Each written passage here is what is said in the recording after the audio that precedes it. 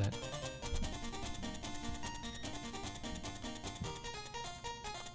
Where'd it go? Oh, it's over here. There it is. Can you turn that down? It's loud. Alright, hi everybody. Okay. Hi everyone. It's your boy Hardcorn here today, and we've got something real different for sure. Today we're playing Spawn Armageddon. It's a game based off of the Spawn comic book series, and it's not very good. This is the sort of game that people tell you about not really to go pick, because it's generally not very good. And it's not. I played this a little bit to experiment to see what's going to happen with it. And for the most part, I just wanted to, you know, just use this and just hang out with it. Because I also want to see it completed at some point. And I figured the best way for me to usually go complete a game these days is like I'll go stream it so I can have someone to talk to at the same time. Because when you play it with like by yourself like this, it's really hard to get through. We'll put it on easy so we can actually get through it in a due amount of time. And we can see the origins of Spawn at the same time as well. So let's see what this yields for us.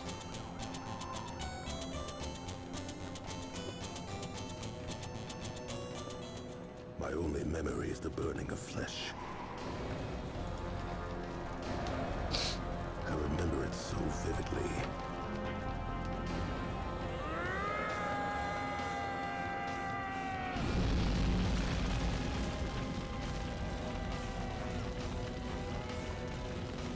Regret and hatred are all I am made of now.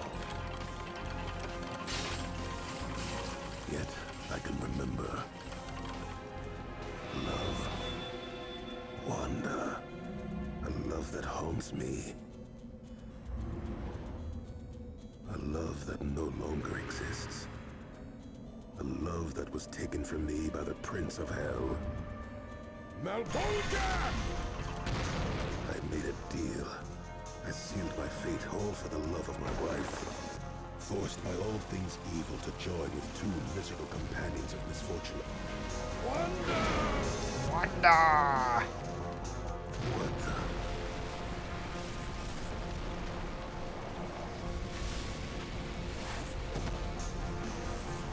What the hell is that?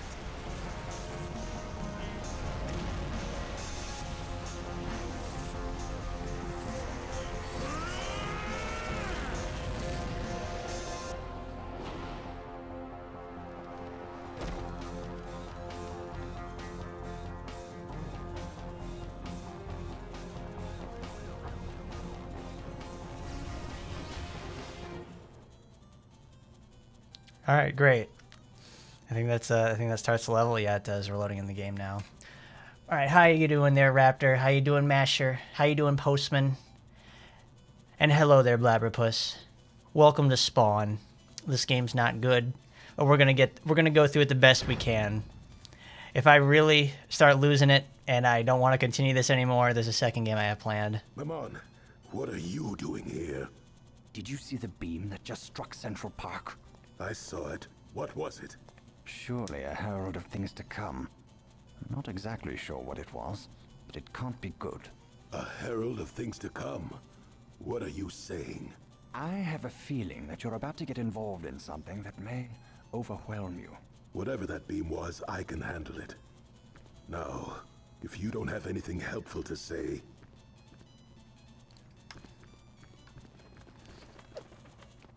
Something I remember seeing like on the what is this thing called?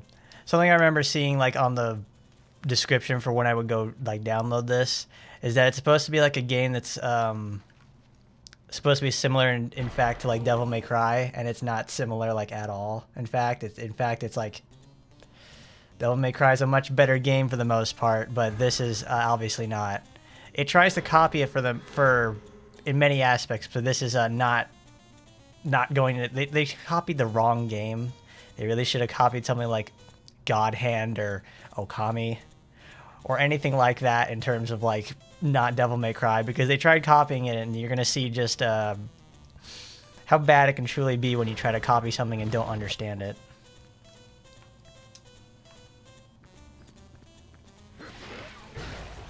The worst thing you can actually do in this game is combo enemies, because when you combo an enemy, it knocks them down, and you don't have enough chasing ability to actually close the gap, and you can't use your chains to do anything like that. Which is very sad because, you know, Spawn over here is like shoots chains all day, every day. I think it's his main thing or something. So all he does is just like, he shoots the chains, he can lock on enemies, and that's about it. He has a very limited moveset, and what he really uses him for is his guns. And even then, the guns suck. But yes, Postman, if this really gets my goat and I don't want to play it anymore, we'll go play Action Timenin'. Because that game plays a whole hell of a lot better than this.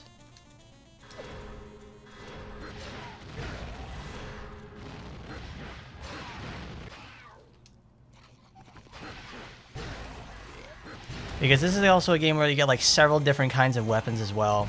But for the most part, you just sit there and like you use the chains and you use the axe pretty much the entire time. Then after a certain point, they start introducing like really, really bulky enemies that are not good to fight.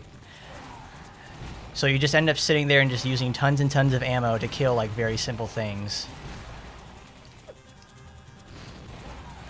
When in fact, the best weapon you can use in like almost all situations is the chains. Because the chains have like really high range. They have like sniper level, they have really fast damage. They're really good in general. There's like no reason not to use the chain over anything else. Besides the rocket launcher and the brimstone cannon. Maybe the SMG if the moment requires it, but for the most part you won't need it.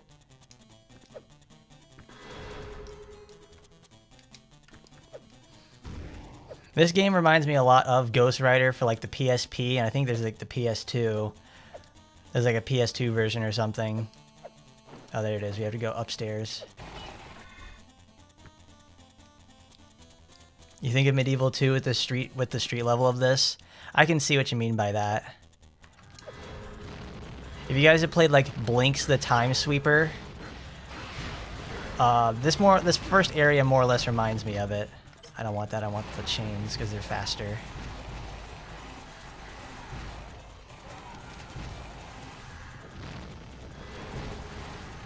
The thing is, you can actually choose to upgrade your the shotgun and all those other guns, but you really only need to upgrade or mess around with the rocket launcher when we actually get it.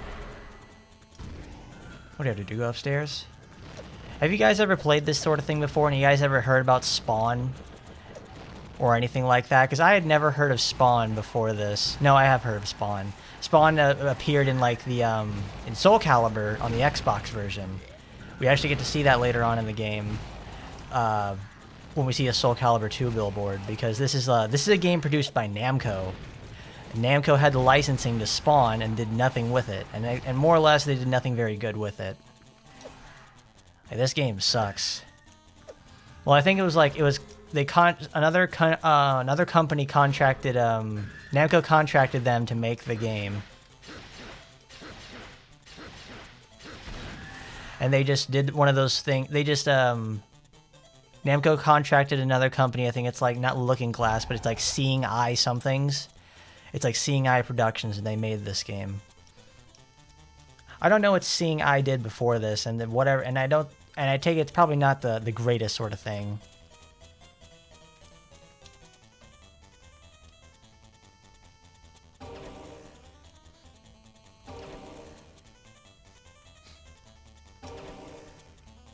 Oh, Spawn was your favorite, one of your favorite superheroes growing up? I guess it works for you, but I think like what? There's the Spawn 1997 movie. There's the there's this, and of course, obviously, there's the whole long-running comic series. I think is Spawn still going to this day? I'm not sure.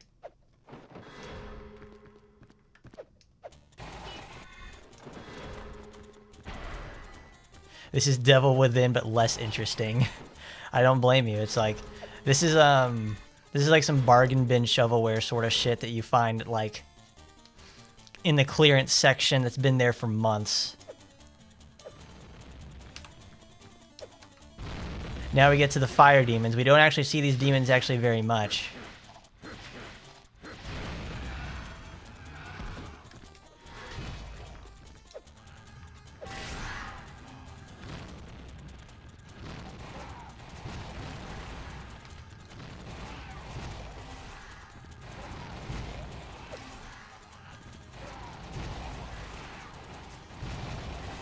You didn't hear Spawn until Mortal Kombat 11. I get that. It's like, that was probably like a more modern iteration of like, of Spawn to an audience.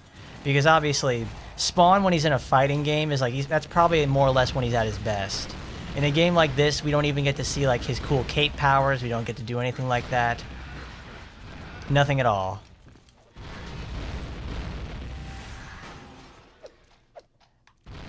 Like, I think what I read, though, is, like, Spawn's big thing is his cape. And his cape's, like, totally nuts. It can transform into stuff. The only time that he uses his cape in this game is, obviously, to turn into his axe, Agony. And that's it. That's what they did. They don't really do a lot with Spawn in here. They do a lot of stuff with, like... I bet if I, like, knew more Spawn lore or something, this would probably be, like, you know, a great game or whatever. It's like, oh my god, it hits all the perfect notes and everything like that, but it doesn't do that. This game sucks. This is a game that I would end up renting as a child and absolutely, like, detesting it.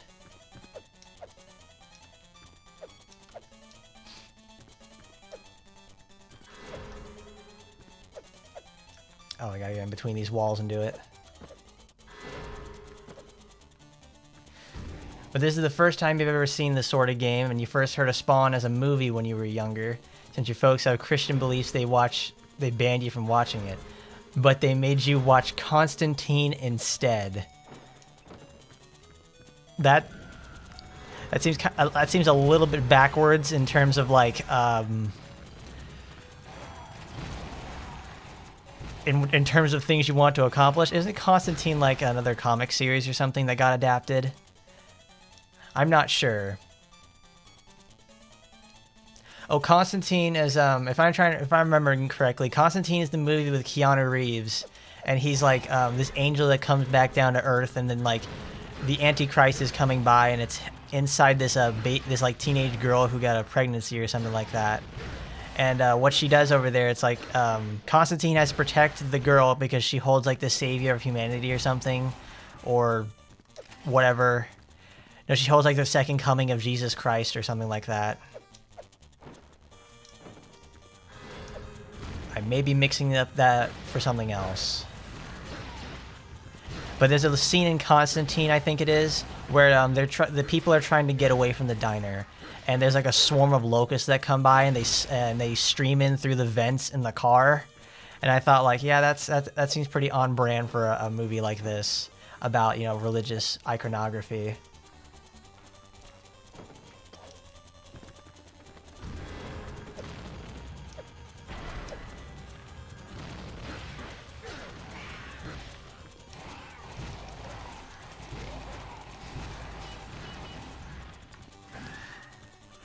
Was this game on the original Xbox? I think it was. This game is on GameCube, PS2, and yeah, GameCube on PS. I know it's on GameCube and PS2.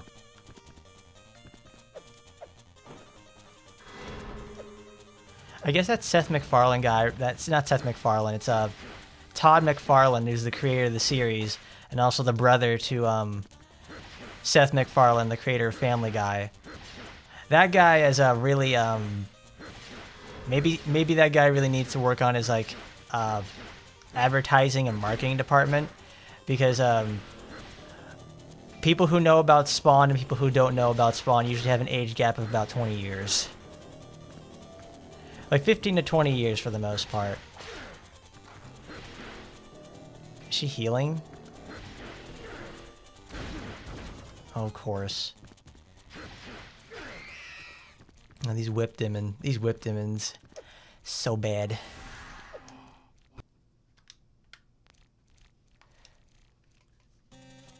I guess they were okay with it because Constantine won with the power of God. It's like, okay. That works. It's like, no, we can't have Spawn because he supports the devil and like all demonic sort of things. But if they support God, it's like, this sort of game also has you like fighting angels as well.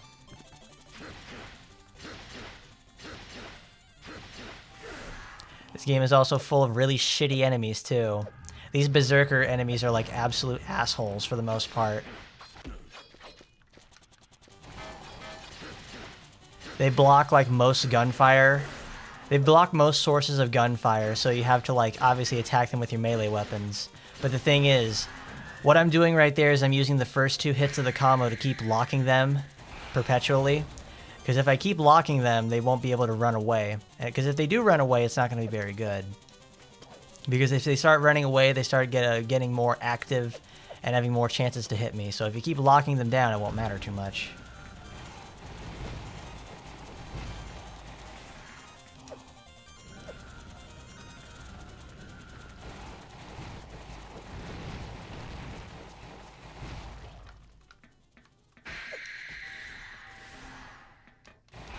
But this game rips off Soul Reaver's gliding. I don't know. I think the guys who made Batman Arkham Asylum or Arkham City, they went back in time and then made the gliding for Spawn and then put it in their game. It's like a Steins Gate sort of moment right there. It's like they sent a D-mail to the past so that they can have Spawn have Arkham Asylum gliding, and then stole it from the Soul Reaver guys, who then also put it in their own game, but then it causes a dimensional shift and all that sort of stuff, and we have to get back to the beta dimension or something. I fucking love Steins Gate so much. It's really, really good. Everybody needs to go watch Steins Gate or read it. It's so fucking good.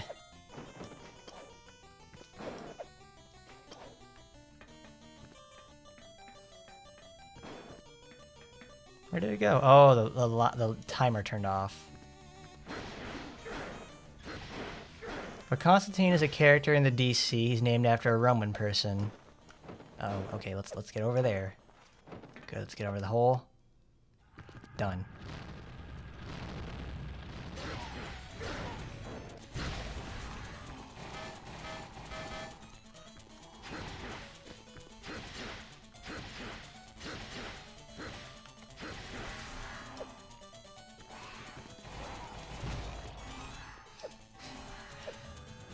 Constantine the Great. Constantine the First. So there's multiple people named Constantine? Well, I would imagine so if he's called, like, the Great or has a Roman numeral preceding their name.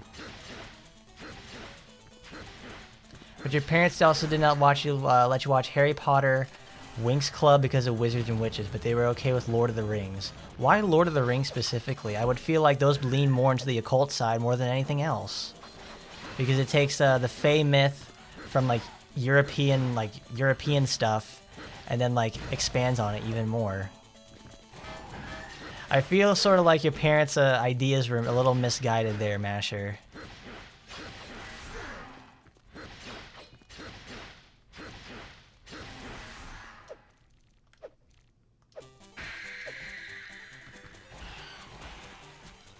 This game's camera is also so goddamn low to the ground. Not only that, I have extreme stick drift on these on this controller, so it's actually really hard for me to see where I'm supposed to go, because it keeps pointing the camera up and into the goddamn ground.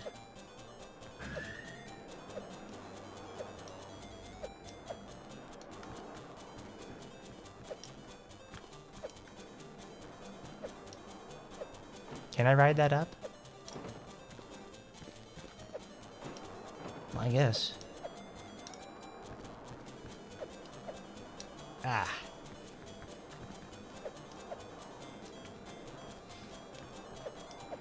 I don't know, could I even call myself a Christian at that sort of point? For the most part, I really feel like I haven't been to church in years. And personally, like, the way that church was portrayed to me when I was a child, I never really could get into it. It's like it's not so much a lack of believing, it's more or less the traditions that you have to follow, and it's like I always felt like whenever I went to church, it felt like a waste of my time.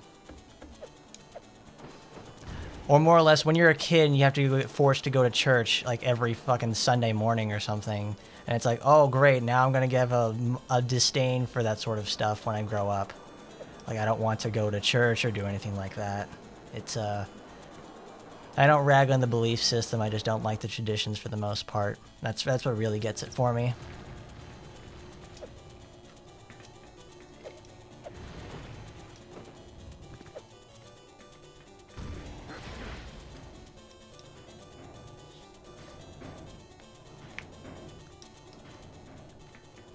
But your parents are the same, that they are okay with you watching a dinosaur documentary that follows the evolution theory.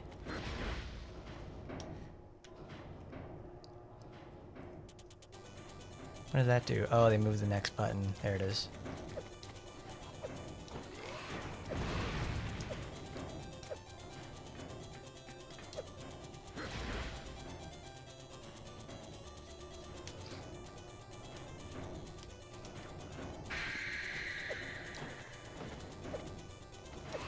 But your parents believe they coexisted, so they were okay with that sort of thing, and that's fine.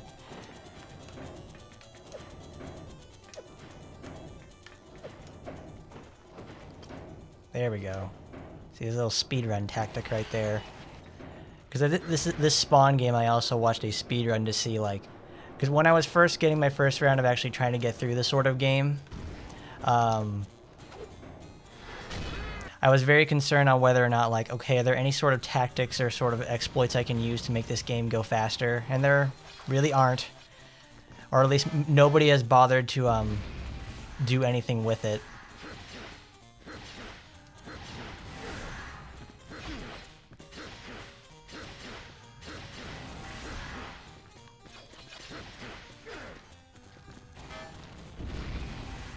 Kaboom! Oh, I love this little grenade throw. It's so good.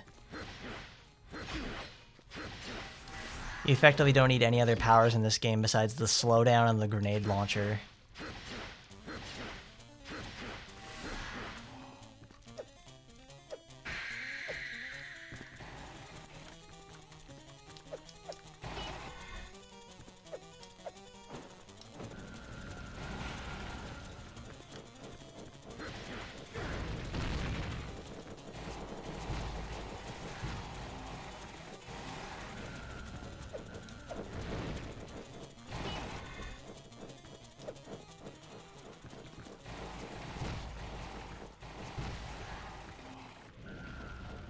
Oh, there's still more alive. Oh no. Oh my god, there's more.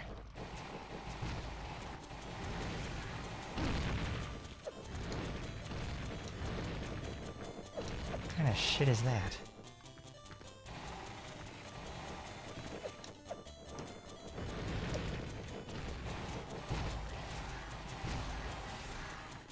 There we go. Come on, Spawn.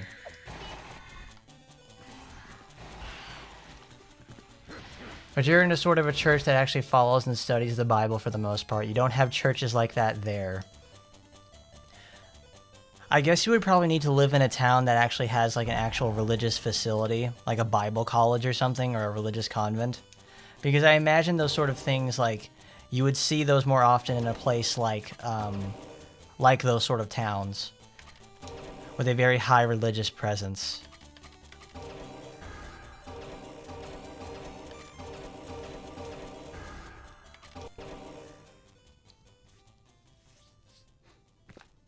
The presence I felt, it's close. I don't know. It seems familiar.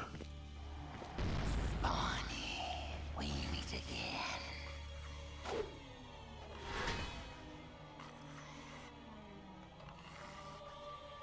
What the hell are you up to, Violator? I thought I'd warn you to keep away from my city. Things change, Bonnie. Our master will have need of his general before long, and I'll be the one to answer his call. Be my guest. I want nothing to do with him anyway.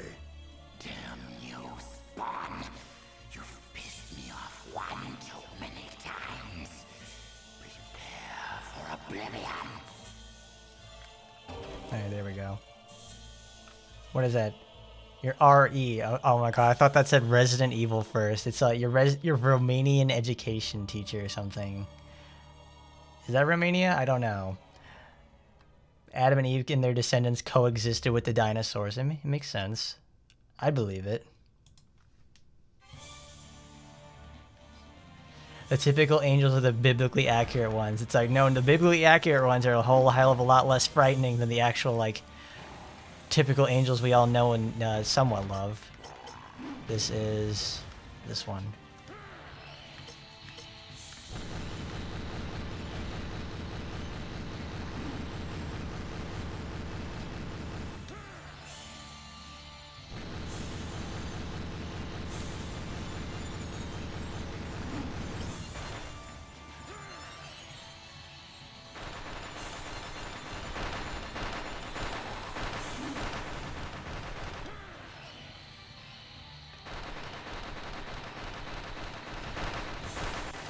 Great.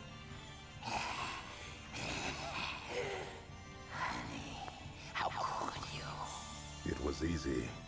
You're my bitch. Oh. You're making jokes now. You're making jokes now. What really is going to happen? The angel kids look. Okay, I bet those like angels look like those sort of I don't like that. Tell me what's going on here. I forget what that company's called, but they always made those little angel dolls that have like the big foreheads and like the soft looking baby eyes. Always in the dark. Well, you meant religious education classes. I had to do those sort of things when I was younger, and I'll probably talk a little bit more about those. Bonnie, those crazy Hello there, Kazuna. How you doing? place. I see you got yourself the new Anne Rose videos up. I gotta watch the third part today.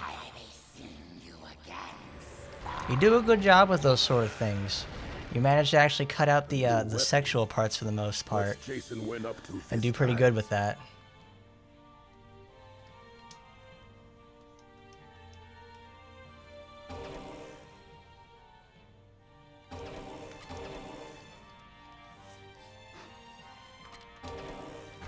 I want, there it is.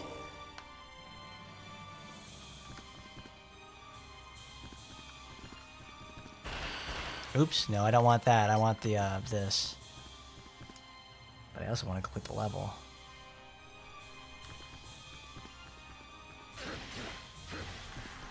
But there were fossil footprints discovered in Texas. Both had human and dinosaur footprints in it. Were they able to do, like, carbon dating to see, like, how old the footprints were? Because that's something I want to see, like, did humans really exist together in a time of dinosaurs? Uh-oh. Meat puppet.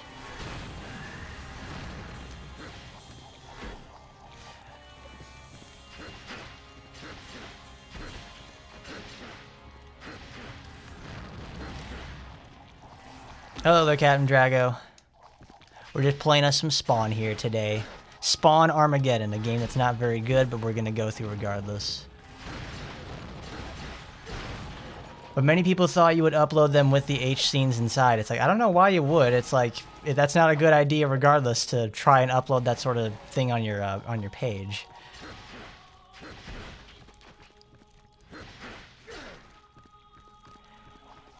How far am I in the game in terms of what, Anne Rose or Spawn? Because Spawn we just started.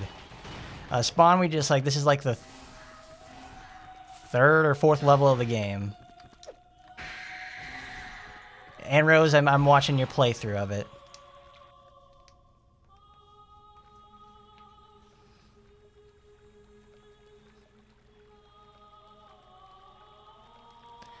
Okay, they want me to go upstairs.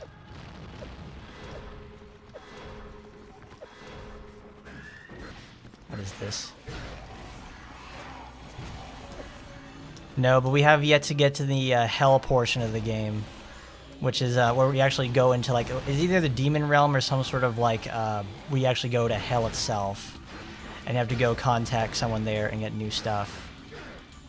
Because I think for the first half of this, for a good portion of this game, you spend I think it's in New York or something. I don't know anything about Spawn. I don't if it takes place in New York or some fictional town or whatever. But we're here in New York. We have to find our way. You know, there's shit happening in Central Park, and there's demon stuff and everything like that. The concept on a conceptual level, though, Captain Drago, it is interesting. Spawn is, but this game not so much.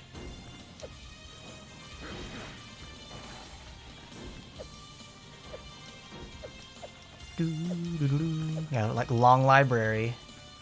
Oh boy, there's an enemy missing, and I can't find them.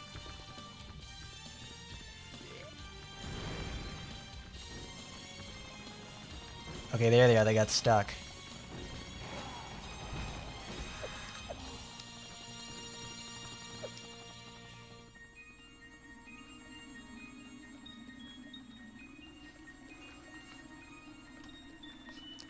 But you don't have the skill and passion to know if religious facts are scientifically accurate. Okay. This one, yes, their postman, it's sort of like Doom in that aspect, where we will spend our time in the human realm, then we're going to go to hell after we've done some stuff here in the human realm. We're going to solve our problems in hell, probably pick up like one more weapon over there, because I think you get 90% of your weapons over here on the overworld, and then you spend the rest of the time in hell. Because I started the hell levels, I think, like this morning to go get some practice in them, and they're really bad. Like, I can tolerate these levels, like these beginning on Earth levels, and then they start getting really, really poor after a certain point. I wish Spawn had more weapons and more moves, because this feels like I'm playing Prince of Persia, but it's like really, really, really bad. Oh yes, we've been listening to the Castlevania OST for the last probably about 40 minutes. I figured this would fit better in Spawn because the in-game music for Spawn is not very good. It's like the same 2 rock tracks for the next 4 hours. I don't want the that, I want the explosives. That's loud.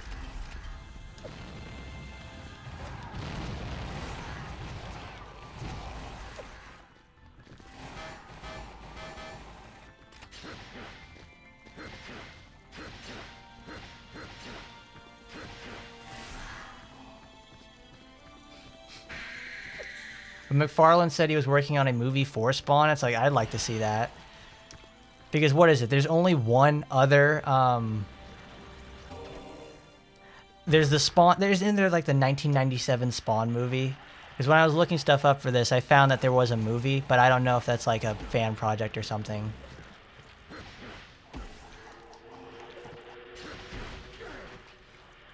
Yeah, Iron Maiden and Judas Priest, though, really like to, copyright strike you because they really want their money for when because those guys are getting ready to get old and retire. Or more or less the licensing companies that hold the rights to Iron Maiden and Judas Priest songs would totally are really good at going after this sort of stuff. But I guess, yeah, I would take recommendations there, Captain Drago. What you got there, buddy?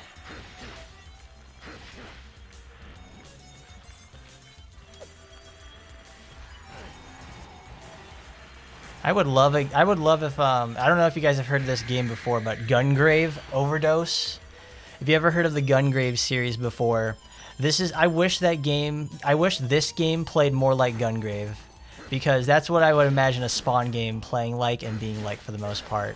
This is not what I want a Spawn game to be.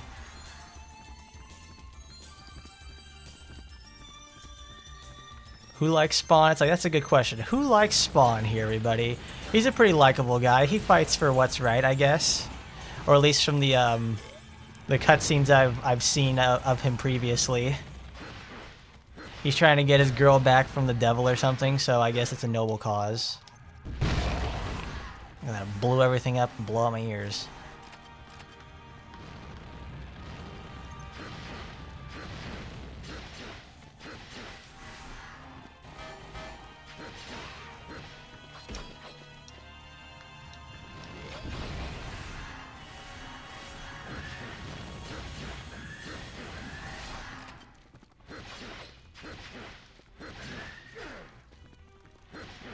Come on.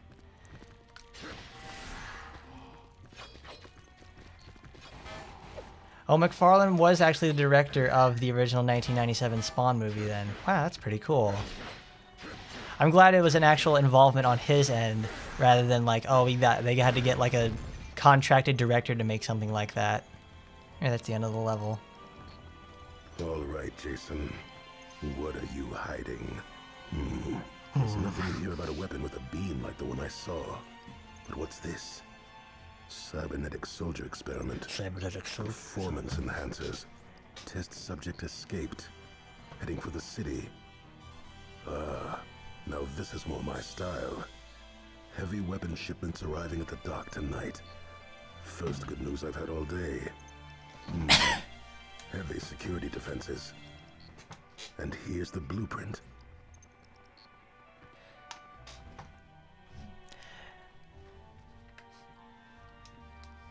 Who's the guy who does the voice for Spawn? I think it's the same guy that does the one for Kratos as well. Oh no, it's not the guy who does for Kratos. It's the guy who does it for like, who's like the Black Commander guy from Halo. He's the one that says, no, it's not. That's actually, I think they're probably the same guy. It's the guy who says, Ramirez, I need you to get over to that burger town over there and take point. And Chief, we got to get over there and get to stop the flood and that sort of stuff. It's that guy. But they get the really gravelly mode. But Sunset Overdrive, that's something I haven't heard of in a very long time. I remember when they released Sunset Overdrive for the Xbox One, and that was interesting for sure. I don't have an Xbox One, so it really didn't suit me very well. But I guess it's on, I guess I can play it on PC now. So I would guess I would get to try that out for the most part. Maybe one day. It would probably play way better than this game. I bet that.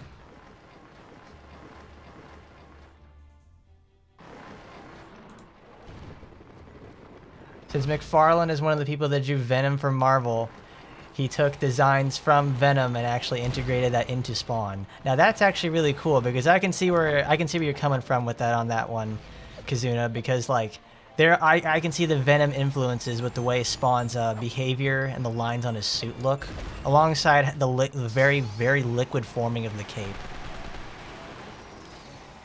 Like that cape Spawn has is like looks like absolutely fantastic and like something like cloth physics. It looks really cool. We don't get to see Spawn's cape in this game very much because, well, that's not happening because they don't. I guess they didn't. I guess Spawn's cape is like way too processor demanding or something. So they made his cape transform into his axe permanently. And the only time we ever get to see his cape is when he transforms and like does the glide jump.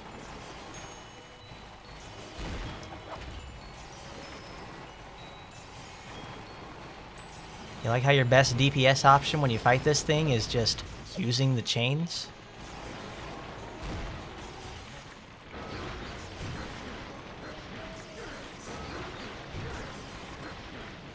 Great.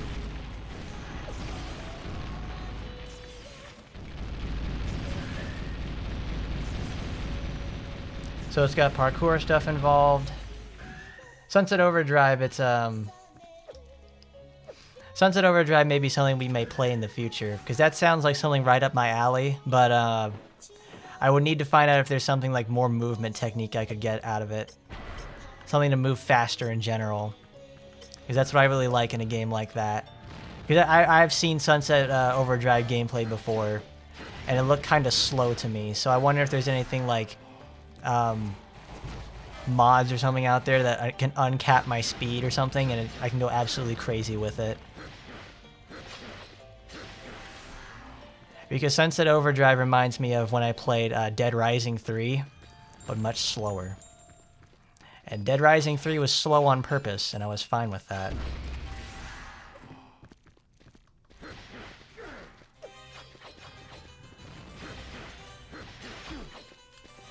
Oh, Jesus. I gotta throw these big green nasty balls.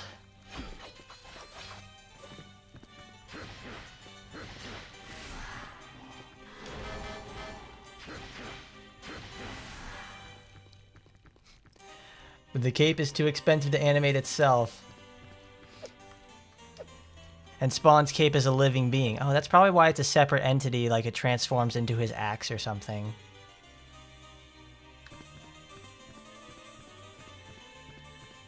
But Keith David is the one that voices Spawn. He also voiced the main gargoyle from the animated series as well. Like the gargoyle from Gargoyles, or like, is there a gargoyle in like Spawn the show? Because if it's from either way, it's like I love the show Gargoyles. That was a really good one. I remember watching that on like Toon Disney when I was a kid. In my area though, like the Toon Disney thing, it got transformed into a like the Big Ten network. It's like, well, the Big Ten network is like the Big Ten schools Like the big 6A schools or something like that for college basketball and football and other sports. So I guess when Disney sold the rights to Toon Disney, they transformed it into something else, which is sad. I really liked the Toon Disney network.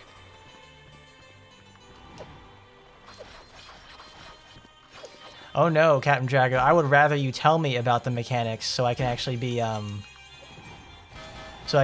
interested in the game.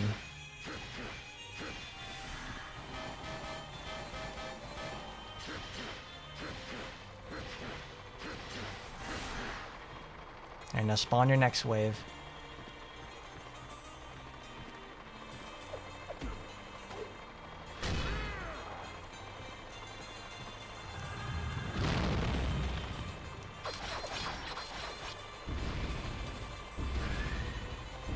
Oh, fuck off. You're one hit away.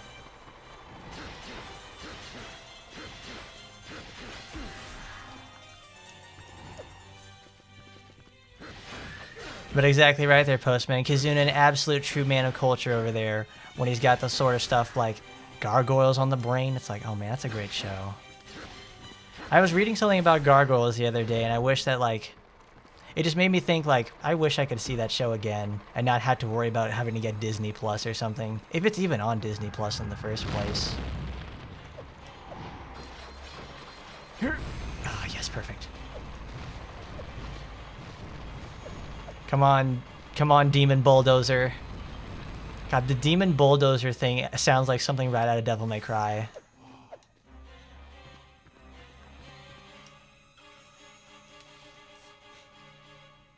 He will always be Childs from The Thing. He was in The Thing? Well, I shouldn't be surprised he's in The Thing, because The Thing is full. It has like this really all-star cast inside. It has Wilford Brimley, the diabetes man. It's like, how can you say no to that? It's got young Wilford Brimley too.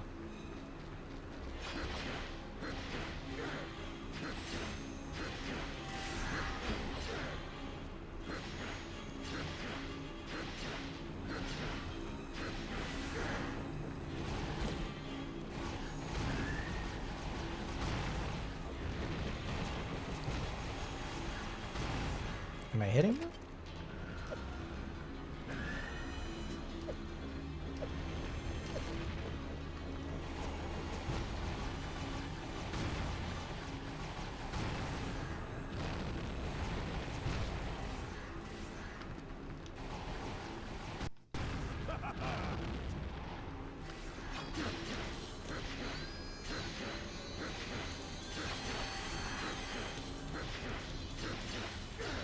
You know, since we've been listening to Castlevania music for the last like 3 or 4 days, I've thought about playing some of the other Castlevania games like Symphony of the Night and some of the other GBA titles.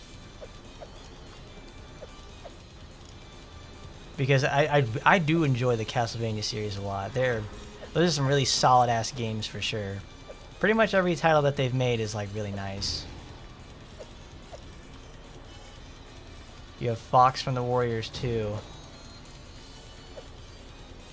Like, do stuff, get rewarded, do nothing to get punished. Okay.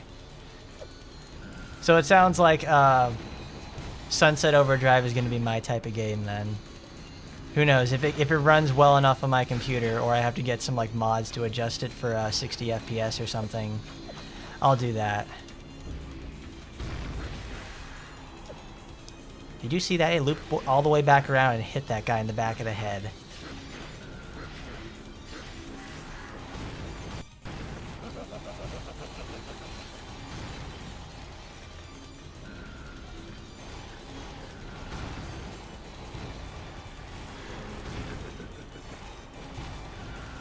Because usually I want to try to save like games like Castlevania and stuff like that for when it's a little bit cooler outside. But I don't know. Spawn doesn't really feel like summer gaming.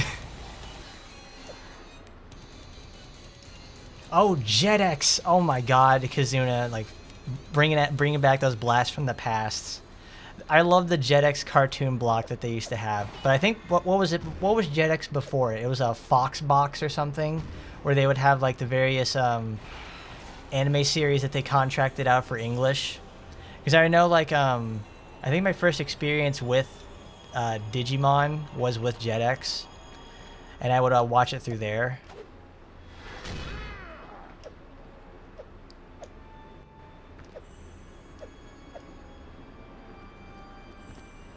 God, Spawn, why do you move so fucking slowly?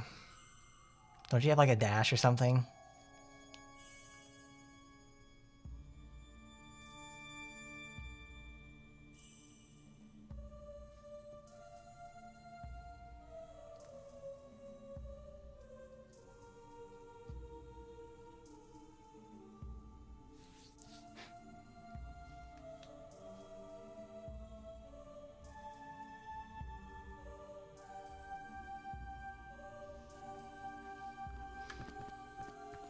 Oh boy, now we're in a sneaking mission now, guys. Spawn has to sneak around like he's fucking Solid Snake.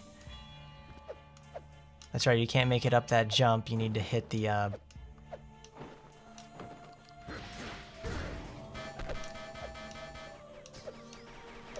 Gotta jump up there.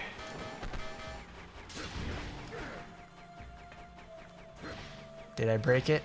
Oh, there's like a shotgun ammo. That's why it's wigging out.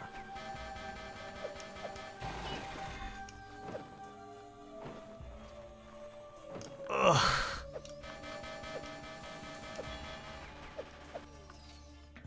God, the jumping in this is so ass sometimes.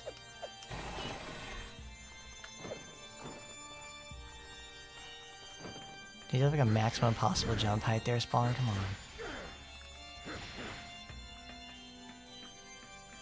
Yeah, I also play the Digimon TCG as well. It's like, oh wow. I didn't even know there was a Digimon TCG at the same time. There's one in that corner back there, but the exits to the levels on the floor.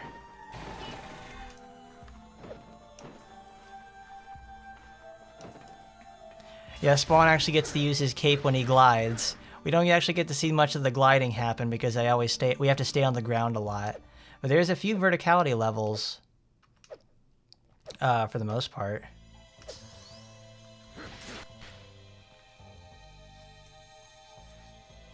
Jetix also released Witch, but I know the comics more than the show. There's comics for Witch? My god, guys, you guys are blowing my mind over here with those sort of things. It's like, there's comics for Witch? Spawn was a series?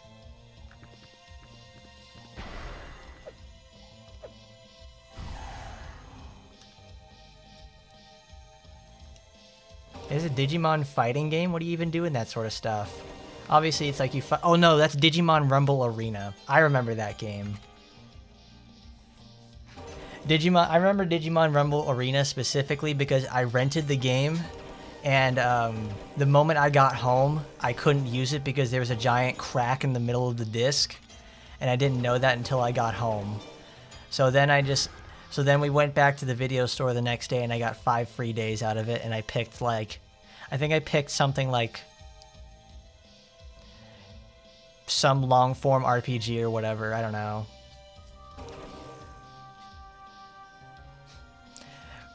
But they was reserved for girls. Alright, now we gotta find 2 generators. We gotta find 2 generator Rexes. Oh my god. Have you guys ever seen Generator Rex before? I think that show only had 1 season, but that show is like fucking awesome. It's made by the same guy who did Ben 10. So if you like the original Ben 10, this is a pretty cool. That was a pretty cool series as well.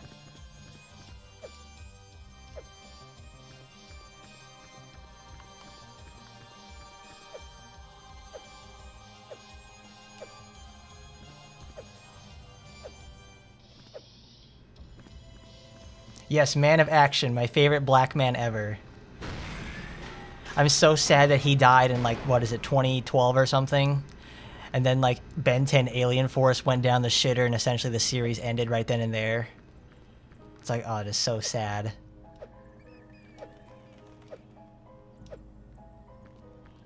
Is this a secret? It probably is. It's colored differently.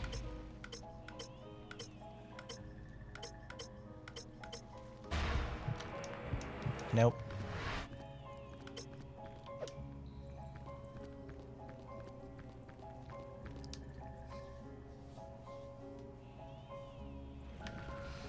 I like Generator Rex because it took the concept of one of my favorite aliens from Ben 10, which was Upgrade.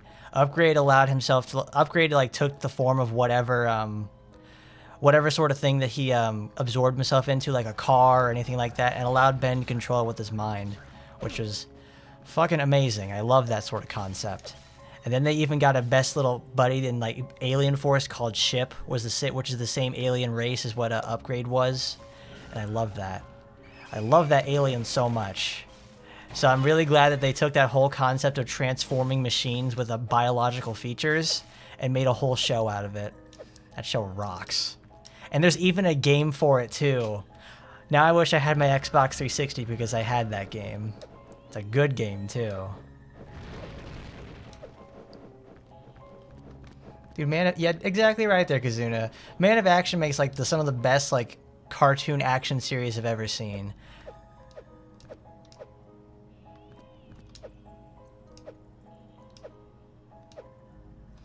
Generator Rex is just so much cool. Rex's world is Rex is cooler than Ben, but his world is not as cool as Ben's. I'll say that much.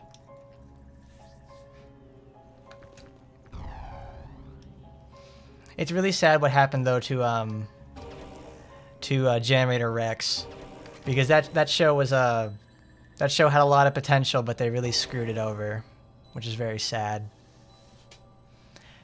Yeah, Ben 10 Omniverse got really bad after a while. I wouldn't doubt it. I wouldn't doubt that it got really bad after a certain amount of time. I remember when when Omniverse started getting like, I'm burping. But when Omniverse started not really fell off the wagon, that's when I said to myself, all right, I'm kind of done with TV for a while. And that was pretty much it. I don't think I watched TV for like 3 or 4 years after that. So Omniverse ended, and I didn't even know it. And honestly, I didn't care because I didn't even bother to see the ending. And then after I came back after 3 years of watching TV, there were so many new shows at the same time. Which will always be a part of my childhood. It awakened the pervert in me. I would say that's more or less Totally Spies for me. Totally Spies is probably one of my favorite shows ever. Not just because it's like fetish fuel content made by like my favorite country ever, France.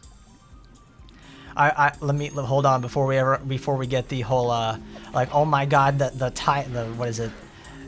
Totally Timanins. That's it. That's the parody everybody tries to make up for it. It's like, yes, I know. I know about it, and I really appreciate that everybody makes the same parallels to the Timanin series as they do with the Totally Spy series.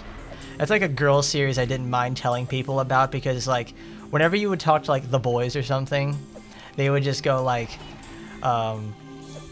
dude, I'm watching Totally Spies out here. It's like, Totally Spies? That's a girls show. It's like, yeah, but they're hot. It's like, yeah, I know. They're hot. They're hot, and that's what makes it great. It's like, yeah. And then we talk about Totally Spies, and we'd love it.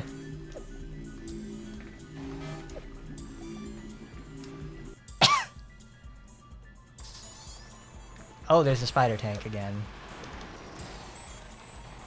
Am I close enough? Yes. Okay, now I am.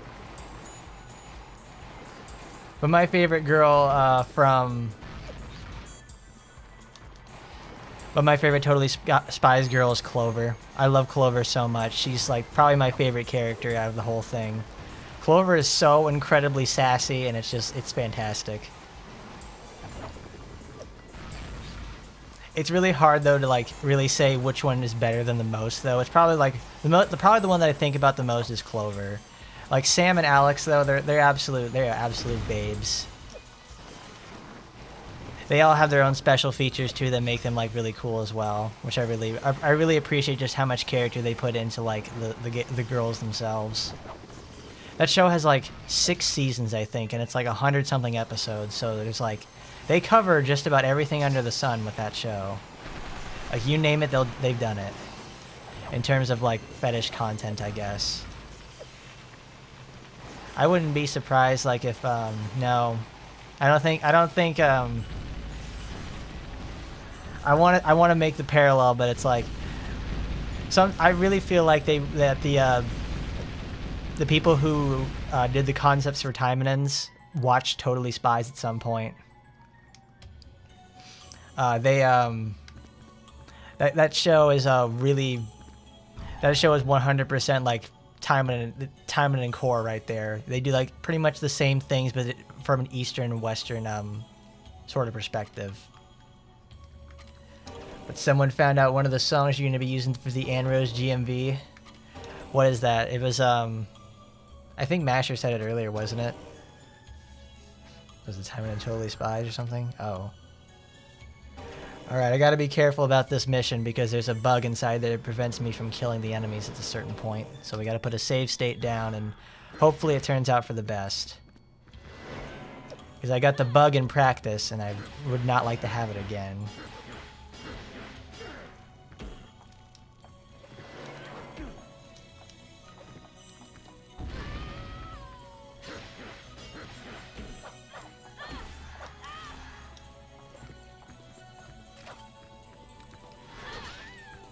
Slapped right in the booty. What about you, Postman? You got any cartoon crushes right there that you really, that really set you off on a journey or something like that?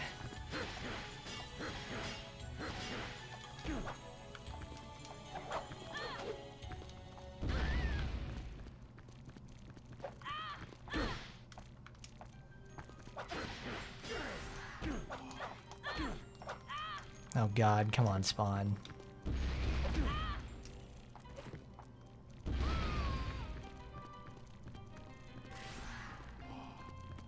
Those combos have like 0 weight to them.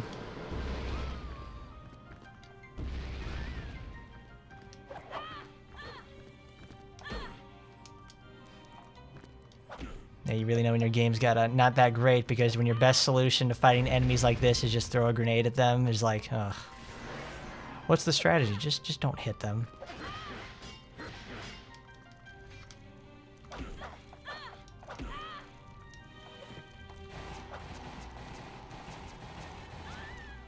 Oh my God, they don't even block that. The Berserkers block that. There you go, that's the end of the level. It's just 7 enemies.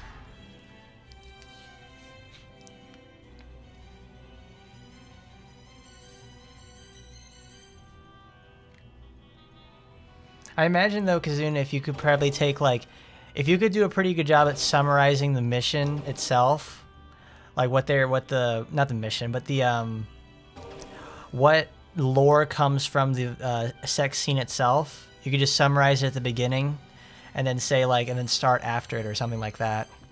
What took you so long? I've been expecting you for quite some time. Did Jason Wynn's guards give you trouble? No trouble. I've been on the scenic tour of the city. Well, I'm glad to see you're concerned about this beam and what it could mean. You're worried about that? I have more immediate problems. Really? Such as? Such as this.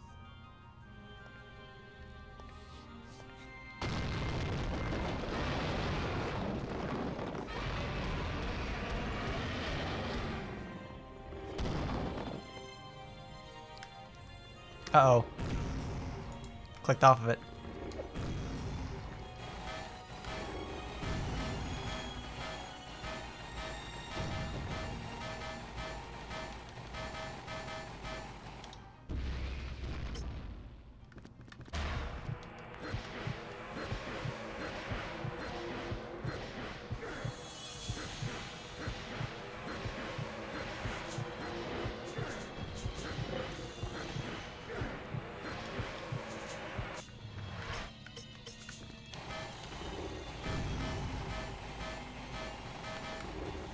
Look at this. We gotta fight a robot gorilla.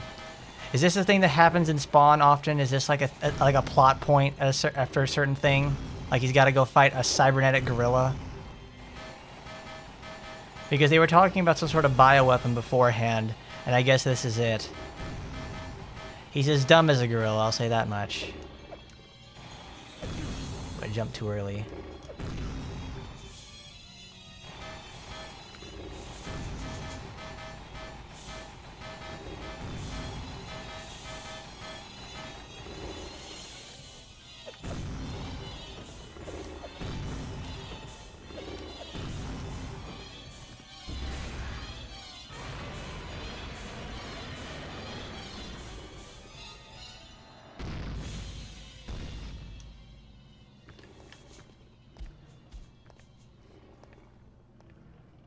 Well, I see you can look after yourself after all.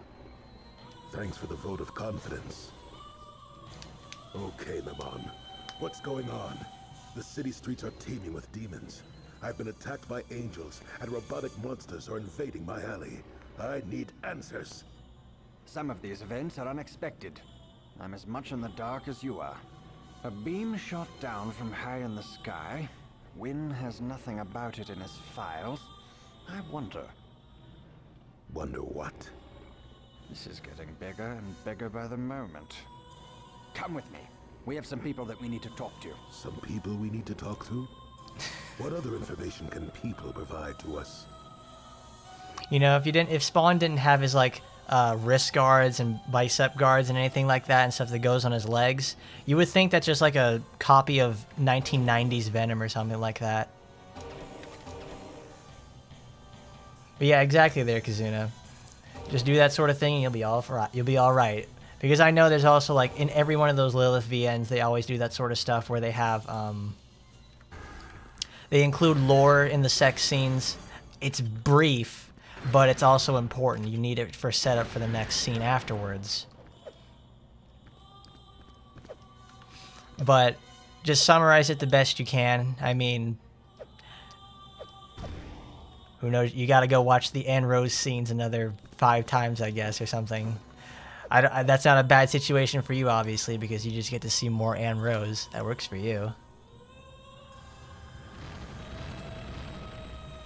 Oh, all Jasers are scaring the hell out of me.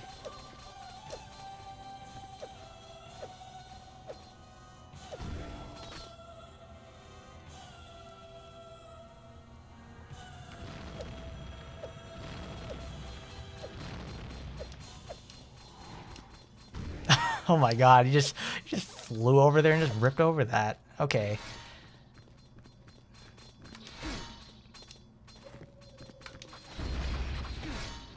Oh my god. Alright. Alright guys, here's the eternal question. In terms of the Teen Titans gals, who was hotter? Raven, Jinx, Starfire, or Blackfire?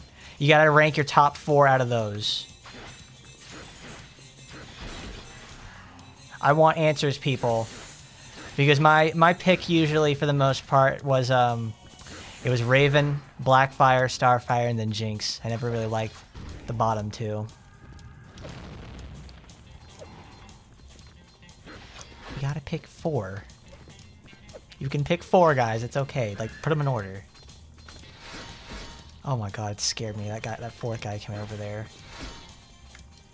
You can't do the flipping maneuver without this.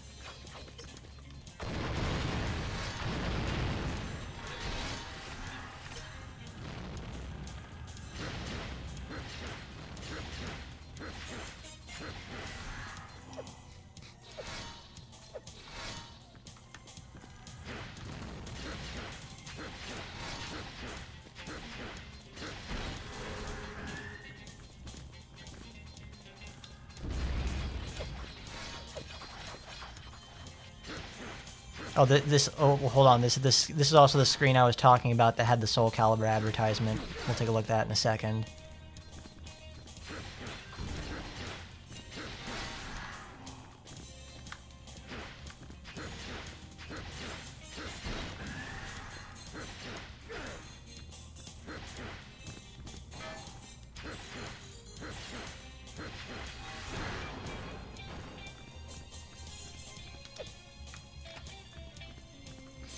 Well, let's see. We're getting some Starfires. We're getting some Ravens. Rate Jinx higher than Raven, though. I see.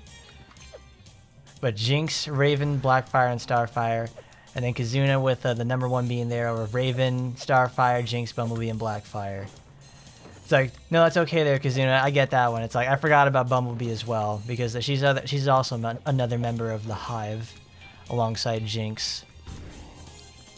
Jinx is just more memorable because of that zone animation from I saw like a long ass time ago.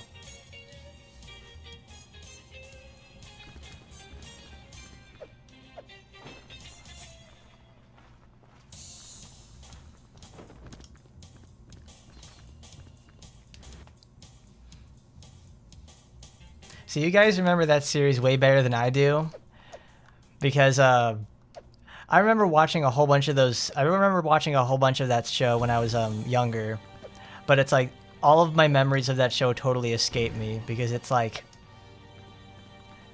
I don't think they ever released it on anything, did they? At least to my knowledge. It's probably like the Cartoon Network app or something, or it was on HBO Max at some point, and I could go watch it. But that's changed. I gotta settle for like a 480p DVD rip at this point, just to actually go watch the show.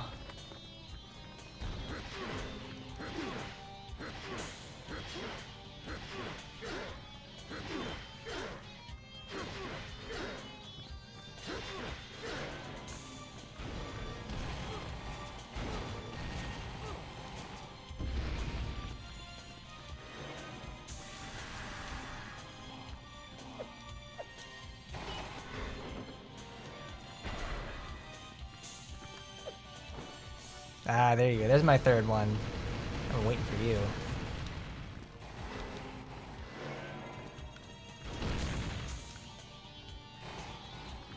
You call yourself an assassin? I could see you coming from a mile away. Oh my god, Toku Duelist, my man over here with the #1 on Blackfire. Goodness gracious, my dude. He's carrying the world on his back. No one ever remembers Cole. Like, I don't remember who Cole is. I know that for sure. That's probably the first time I ever heard that name in probably years. What was your guys' favorite episode for Teen Titans? Or at least the one that I don't know if I could say it's my favorite one, but I'd say the one that I remember the most in Teen Titans was the Mad Mod episode where they had this guy who just traps the Titans in this like weird ass boarding school world, and they have to go through like MC Escher paintings and all that sort of shit. I liked that episode a lot. It's one of those that I think about because it's actually like a really cool concept. They don't use Mad Mod that much anymore. They never use Mad Mod after that because it's probably a very animation heavy episode and super expensive. I wouldn't mind seeing it again though. It's a really fun one for sure. Where did that guy go?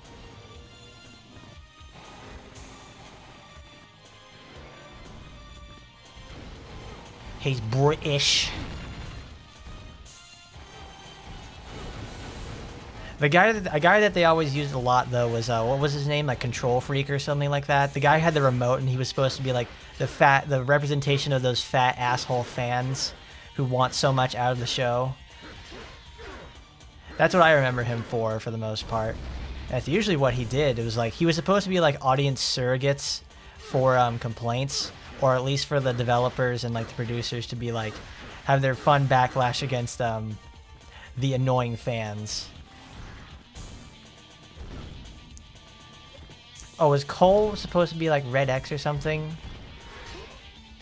I don't know. They always ended up. I missed all the premieres for the episodes of like the Slade arc or something, or like whoever Red X was supposed to be. So I never really figured out who that was and that sort of thing. I don't even know who Slade is. No, I specifically remember they never resolved the Slade arc. So we actually are left wondering for a very long time who Slade is. Or what do I know? I haven't seen this show in years.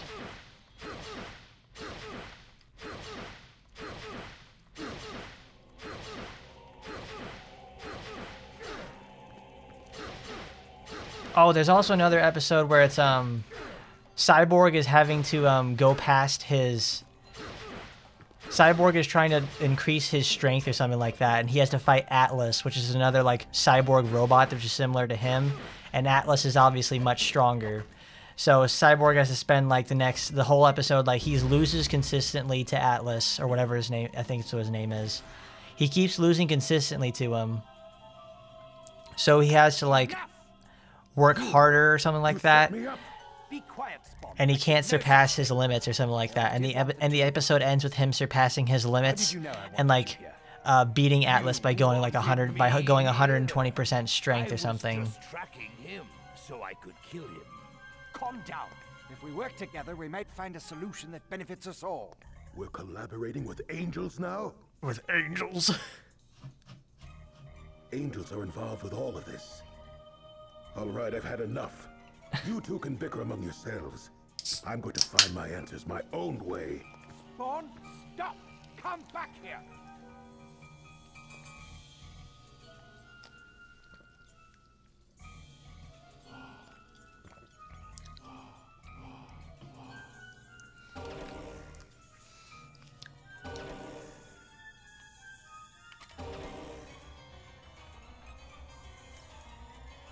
But Red X was a character that never was supposed to be revealed.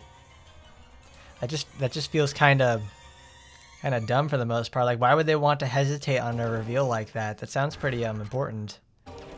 I don't know. That's something that they came up with. I'm not gonna do that sort of thing. But Slade is Deathstroke. Okay. I don't know who Deathstroke is, so that's yeah, it's like, okay, Deathstroke goes by many names, but due to him being a mercenary. Okay. So that's why he takes the name Slade, I guess, when he's in the Titans universe. But I don't really know what Deathstroke does. Wilson Slade is Deathstroke, and Wade Wilson is Deadpool. Did they do that on purpose? It's like, obviously, Oh.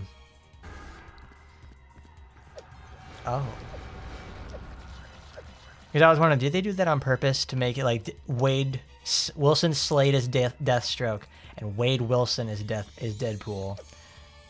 I have a feeling they sort of did that on purpose because what is it, the DC Marvel sort of thing is supposed to be like, obviously is Deadpool supposed to be a parody of like Deathstroke or something? I don't read comics very much, as you guys know, as you guys already tell, so it's enough of a mystery to me, like these sort of storylines and the naming conventions. I play video games like the funny child.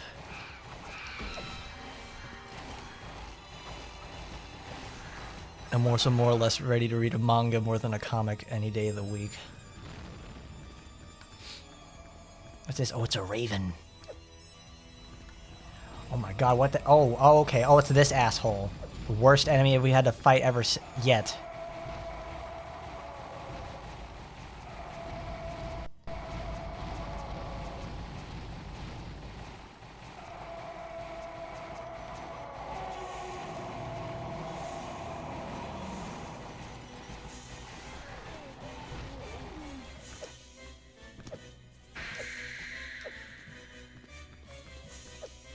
Where's the door?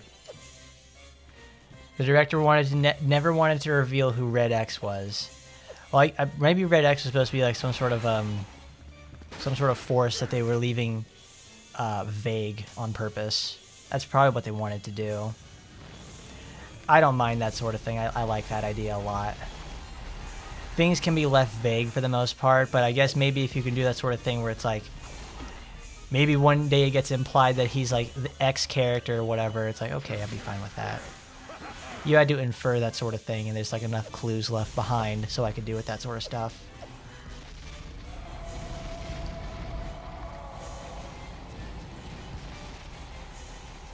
Wait a minute, I have guns.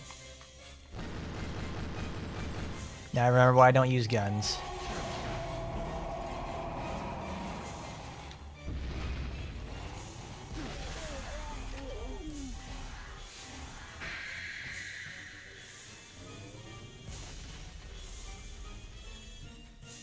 Alright, Kazuno, see you later. Thanks for the more insight on the comic books. I've learned a lot so far, even through this little bit you were here. Time and are also like X-Men if I'm willing to look at the parallels.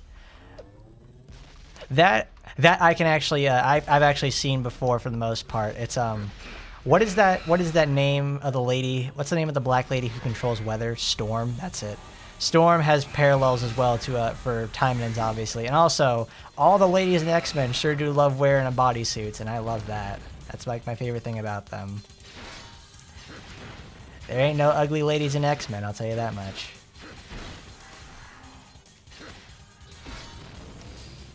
Oh my god, there's so many of these assholes. Oh, that's right. This is what you save the rocket launcher for.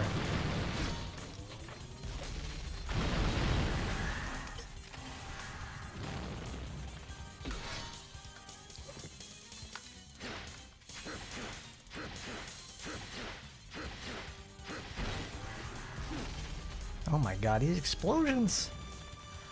Oh my god, not again.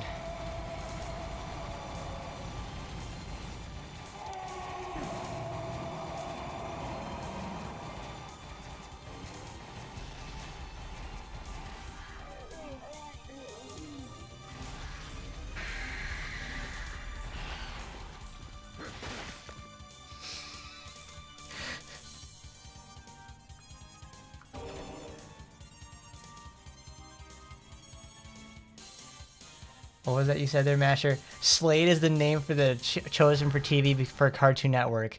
Most commonly, the comic book fans call him Deathstroke the Terminator. Oh, I understand why they chose the name Slade then, because calling him Deathstroke is probably not going to bode well with the kids. I mean, this is also the same Cartoon Network when they made CN Real, and they also had a hit on their hands with Tower Prep. They didn't want to do anything with it and mismanaged it into oblivion. They actually had 2 shows that could have been hits, but they didn't. They mismanaged them and fucked them over and screwed them. So it's not out of the ballpark for good old Cartoon Network to make a bad decision. In fact, sometimes I end up welcoming it.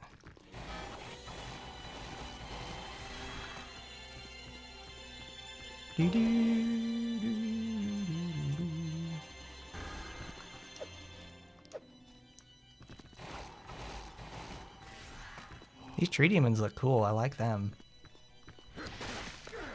Storm or Jean Grey? It's like, Please describe to me Jean Grey, because I've probably seen her before, but I don't know what I don't remember what she looks like.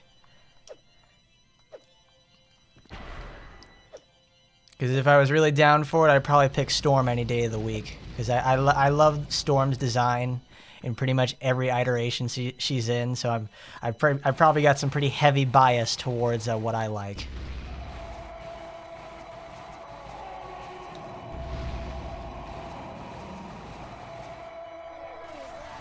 Oh, he's yelling so much.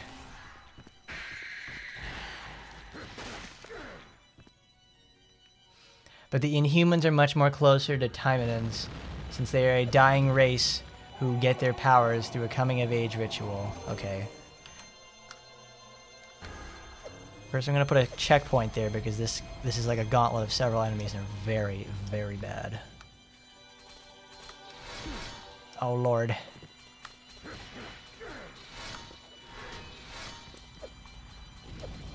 Bro, Spawn, I need you to, like...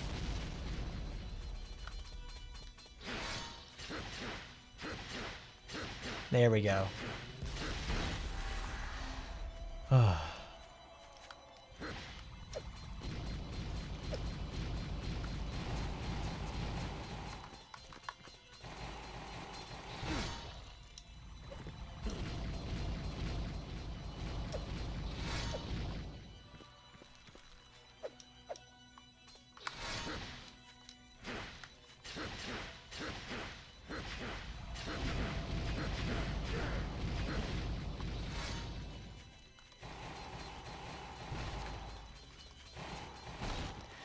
Okay, there we go.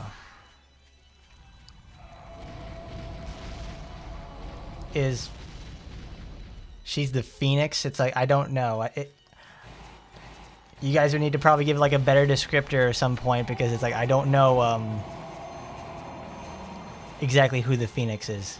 Granted, I barely know anything about X-Men, so like, I need some help here, fellas. I require assistance. Oh my god, there's more.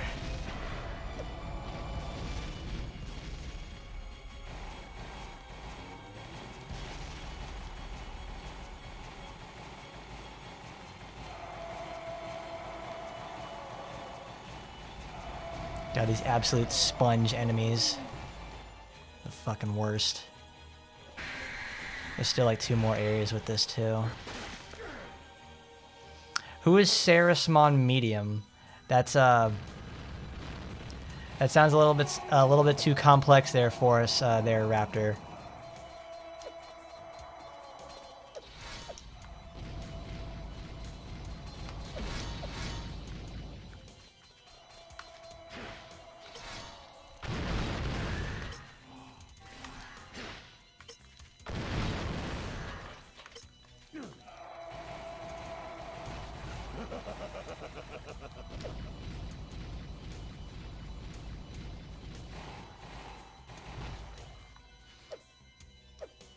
I guess John Gray becoming the Phoenix is a better story than Storm becoming the leader of the X-Men.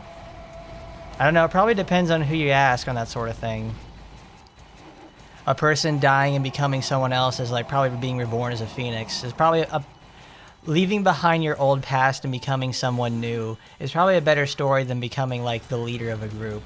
That doesn't sound like a very marketable approach. I don't know, but it does. But I much prefer stories where someone has to like learn about themselves and leave a part of their old self behind to become someone new. So I guess the Phoenix, on a conceptual level, I guess the Phoenix story would probably be more interesting.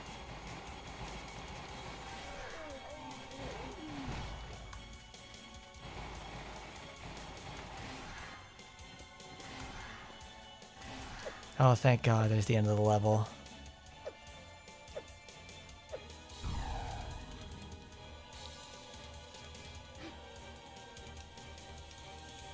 Bonus Souls. Oh my goodness, are we playing Dark Souls? Wow.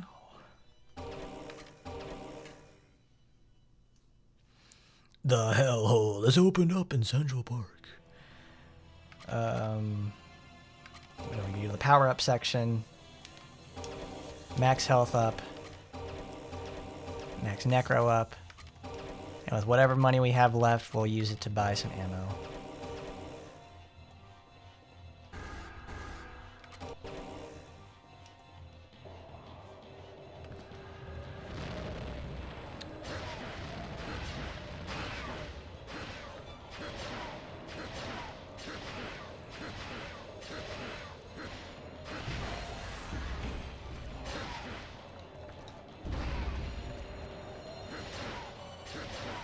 What exciting and action-packed gameplay. We're beating up newborns.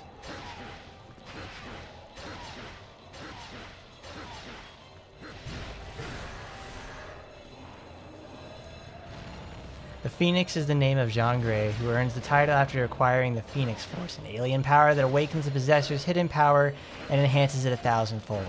So essentially she becomes pretty OP after she gets an upgrade like that.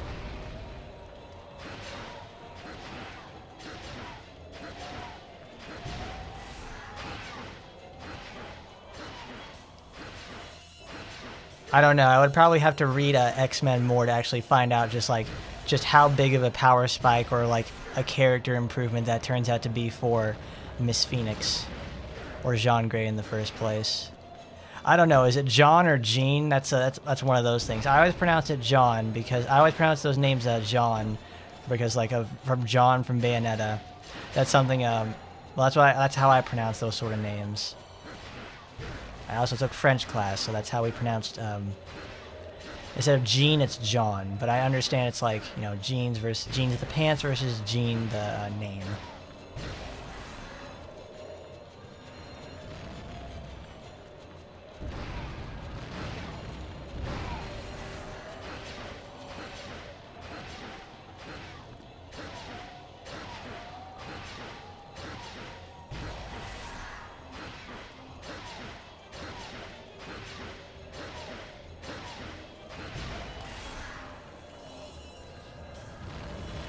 Oh my God.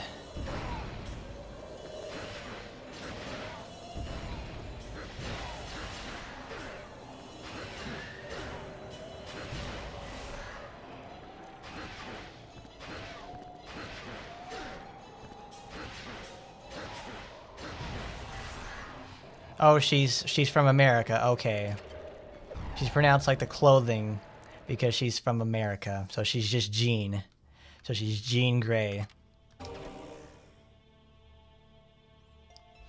But in the Dark Phoenix saga, Jean Grey Destroys an entire planet. She sounds pretty hardcore for the most part, destroying an entire planet. I'd like to go have a dinner with her then, talk about how we destroy each other's lives and people's planets. Cyclops had to stop John and the Phoenix Force at the same time. Oh, it's such a noble cause there, Cyclops. Mr. Guy from Street Fighter versus, Marvel versus Street Fighter Rise of the Imperfects.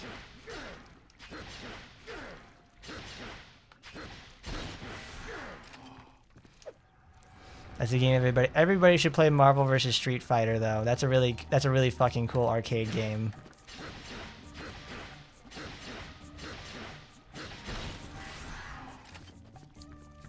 So we are secretly French. Oh no, you're not secretly French. You're outwardly French. We can fix that though. It just takes a little bit of counseling and correction.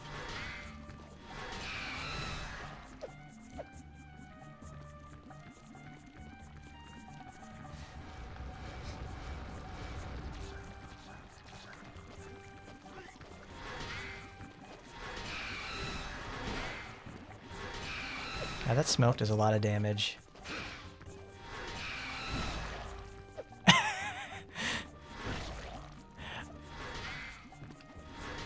I love the sound effects for these worms so much. They're just like squashing and slapping sounds for worms. Like the most stock sound effects you can ever have.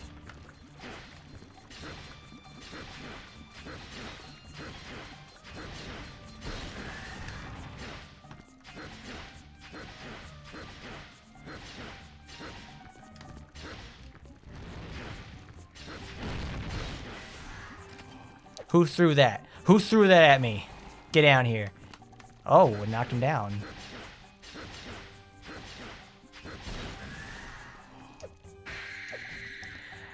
But on terms of X-Men stuff, what if you guys have really like, I don't know, Postman and like Masher, if you really guys have like are well versed in like the X-Men universe, what sort of like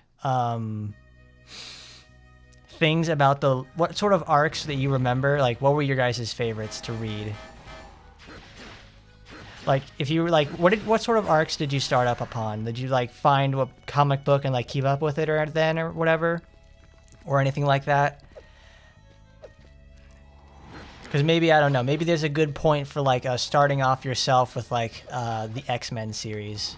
Because obviously I have never read anything like that. I've played the games, but they sure as hell don't do a good job at explaining what's going on in the arc.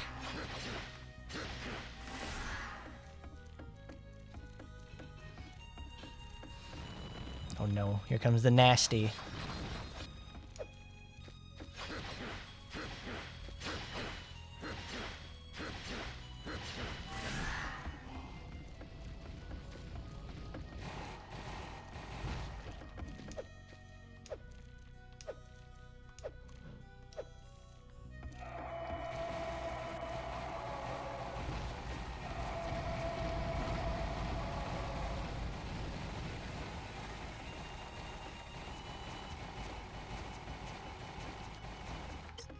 Where's the machine gun? There it is.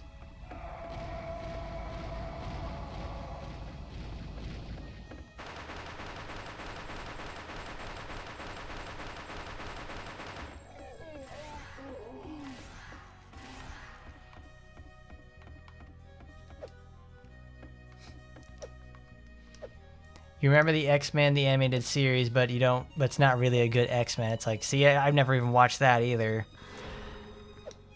So all these like, everybody obviously, I know people fondly remember the animated series, but it's like, when was that running? Because that seems like for people who are watching that sort of stuff are like obviously way older than I am.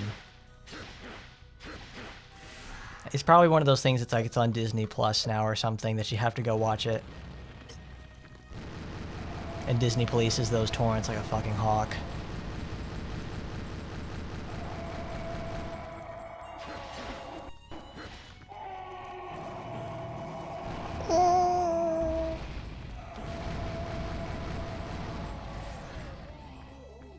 There's the whip lady.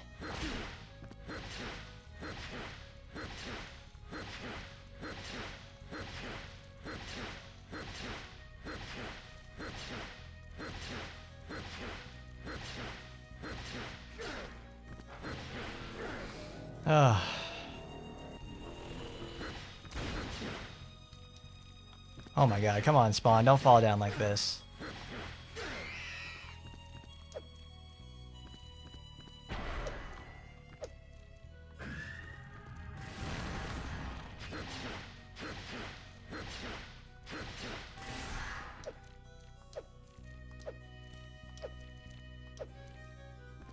You got into X-Men because of the old series and the X-Men vs. Street Fighter game.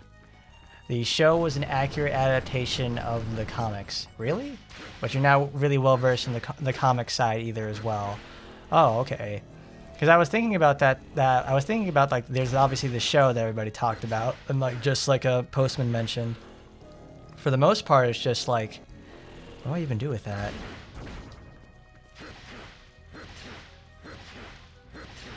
Because I will honestly say, like, besides the hot ladies inside and sometimes a few cool powers, like a few cool characters with cool powers like Gambit and the Juggernaut, I don't really feel like X-Men wows me. I don't know, maybe you had to read it like in the heyday of comics or something. I don't know. Hasn't X-Men been going on for like the last 40 years or something?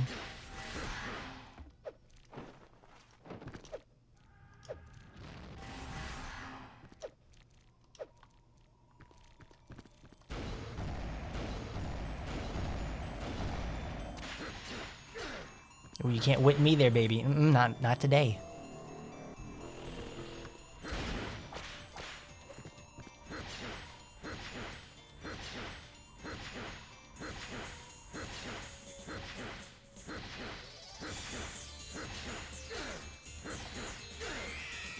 There we go.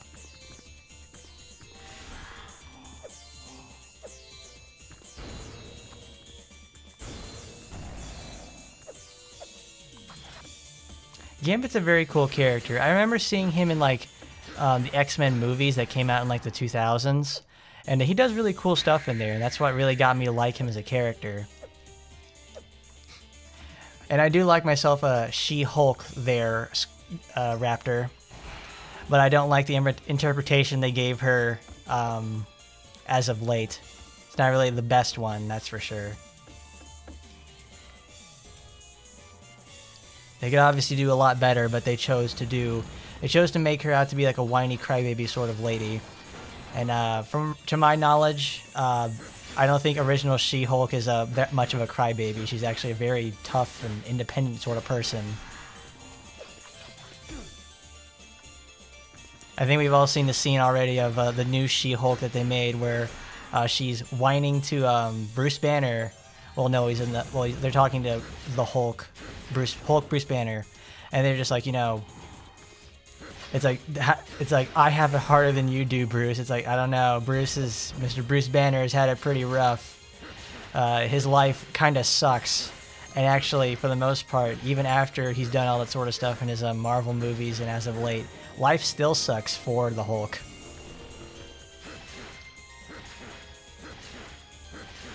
It's only just barely getting better. And then She-Hulk Miss Lawyer Pants over there has to come over and say, it's like, you ain't got shit on me, Hulk. You ain't got nothing. How about rape? You had a rape under your belt there, mister? It's like, no, She-Hulk, I don't have a rape under my belt. To put it in terms like that is obviously very demoralizing to actual victims like that sort of stuff. It's bad. But that's the sort of attitude that the new She-Hulk has towards the audience of that. I sometimes wonder if they really do that sort of stuff on purpose to like hurt the image of the character or try to have a misguided attempt at strength.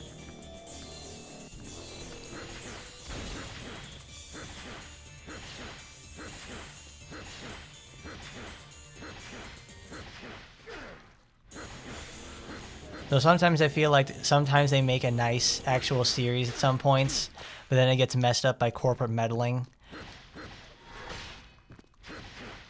And I feel it's a lot more of the latter as time has went on.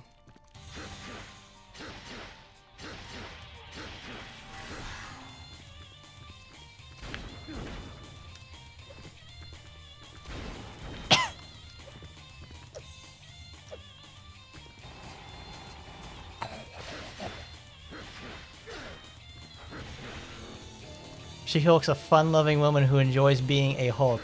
She's not a third-wave feminist. I don't know, the concept of, like...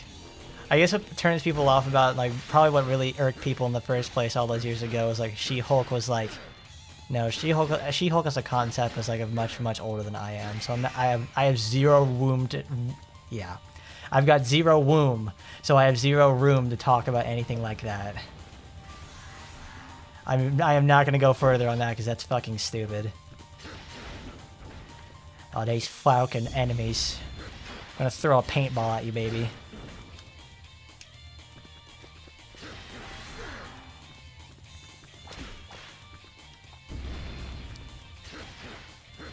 As a pie to the face there, Whip Demon. You like that one? You like my infinite combo? Oh my god, did she actually... She doesn't heal during that. She just grants herself invincibility.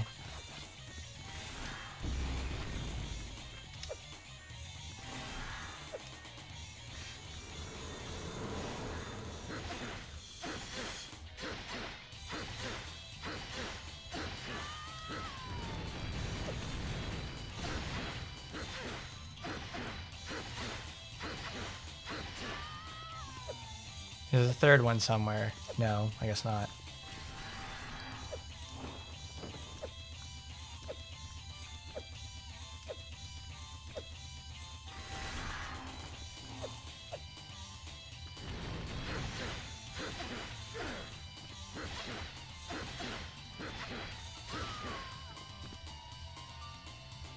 Yeah, look at this. Look at I don't think you got to see it, but like those are the Angel Warriors we just killed right there. They would never give a costume like that in a newer age, like, comic book game. They just never would do it. They would probably never even give Spawn a new game at this point. They would probably just relegate him to fighting game appearances like that. Oh, the Hollywood wokeness destroying the industry.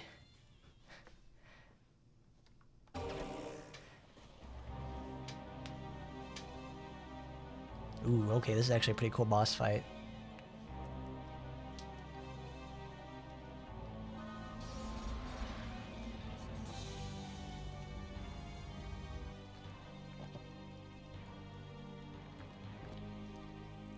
I am the Redeemer.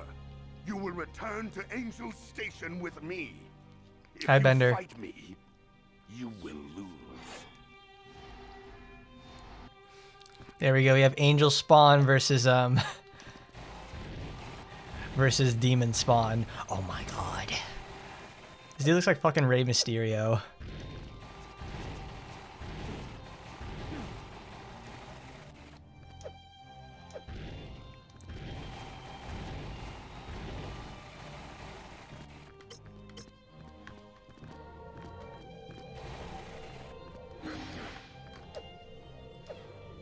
Oh my god, crosses like this in the game. Wow, Master, no wonder your parents would never let you play this sort of game. I have to destroy the cross of Christ.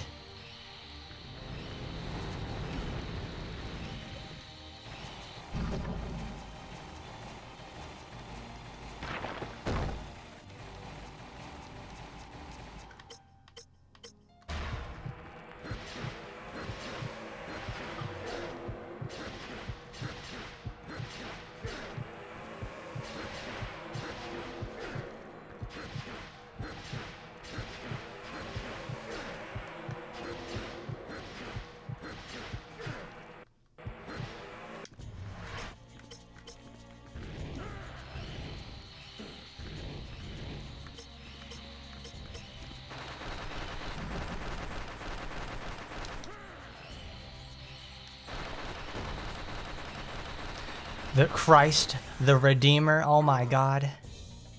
The biggest fucking brains ever. Pick a god and pray. Wokeness will end. It's just not a profitable standard for companies. This isn't good.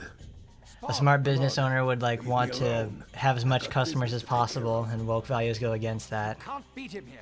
You must go where he can't follow. You can mean... Yes, Spawn. Enter the hellhole. Enter the hellhole. Oh goodness, we have to go in this level now. Well, they still have sort of fundings and cinema interests because obviously there you have people who can fund those sort of things from behind the scenes. They have someone who can like get it to be able to be written off as taxes, or they have like fringe funding from like from one source in general. Finish last.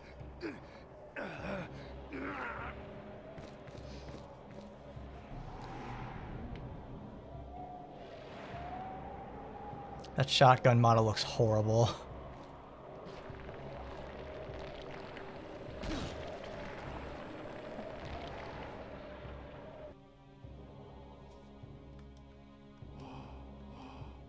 Bonus souls. I have no idea what the rankings in this game mean. Like, they're so all over the place.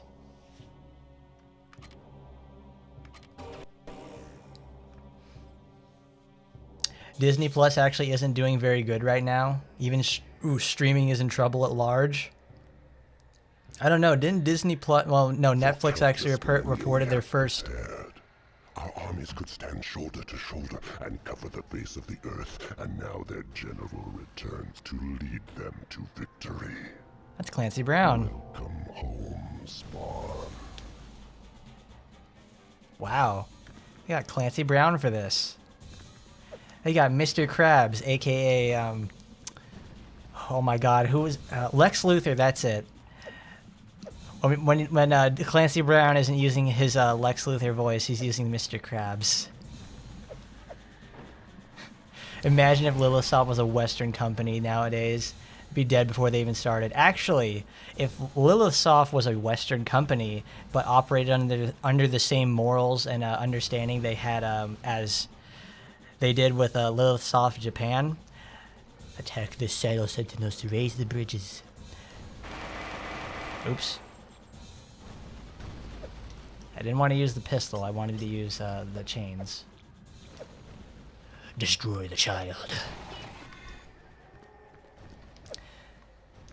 I imagine if Lilithsoft was like a company that did like, obviously the hentai quotient and all that sort of stuff here in the Western world, they would have the ability, they would have to, they would be, go hard into the 3D business for 3D visual novels. They would be doing that sort of stuff.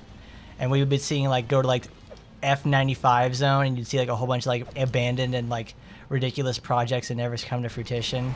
Except Lilithsoft will be like one of the few producers that actually makes it to the very end, and it doesn't look like fucking shit.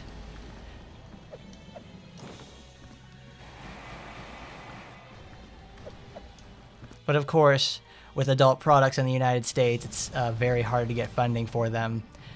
So you got to know someone. And you got to have like Hollywood level connections to get the money to make that actually come to fruition, because of draconic beliefs here in the United States. There are too many streaming services out there. There's like way too many that like we don't really need that many in the first place. We're honestly hitting the critical mass on like the number of streaming services. And it feels always like they have, you know, obviously they have every company wants to have their own streaming service for their own specific content. Oh god, he's getting caught in there. He's getting fucked up. But for the most part, most companies don't have content worth watching. And the ones that do usually end up getting relegated to like one section, and that's it. And you'll barely even hear about it because it's a show that's released on a streaming service.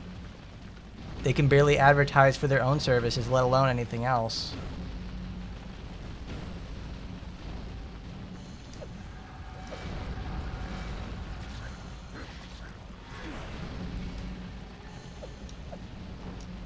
God damn, I need some health. Alright, let's put a save there. You can't actually heal yourself.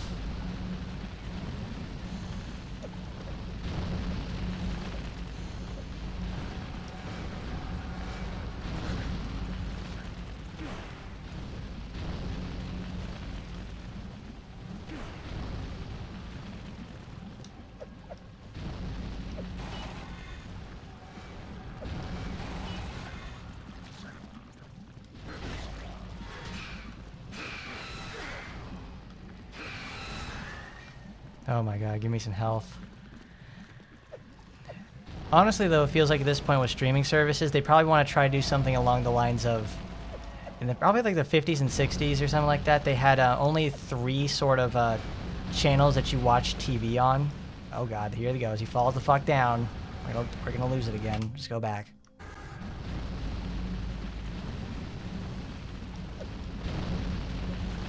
But I would say it's like, just get like 3 fucking streaming services out there. I don't want to have to end up paying like a cable subscription in terms of pricing for like 3 shows. It ain't worth it. I'm doing that.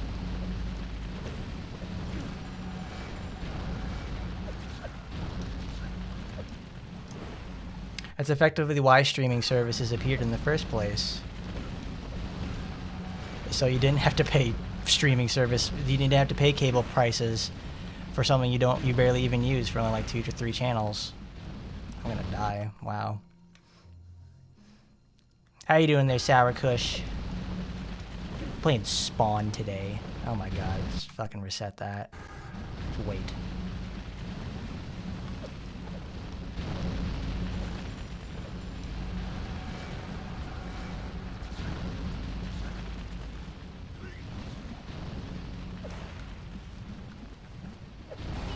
Please get up there. Alright. Where is the button that I have to go off of? Is it over there?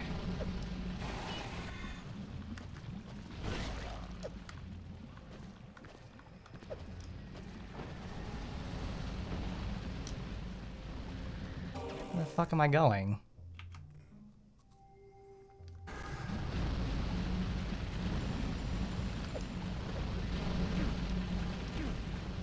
Oh, Jesus. Oh, we're doing alright. We're just playing the Spawn over here. It's a pretty crappy game, but I enjoy the adventure it is. It's one of the only games that Spawn is actually in that's actually playable all by himself. It's not like a fighter, he's a guest appearance. It's his game. So I wanted to play it. This game has seen better days, that's for sure.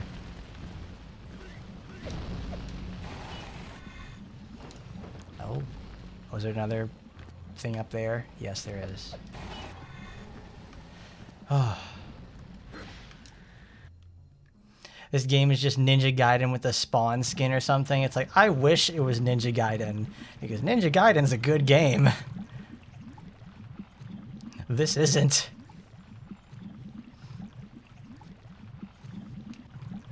Maybe one day we'll play Ninja Gaiden on stream. That's a game I like talking about a lot. Because, let's see, I have the Ninja Gaiden, like, it's the Sigma collection on Steam. That's a really, really good game. That's a really, well, it's the Sigma series, so whatever your opinions are on Sigma, I guess you're going to have to carry those. Because that's the only PC available versions, unless you have to go flat out spend the cash for the, for an Xbox and the original copy of Black.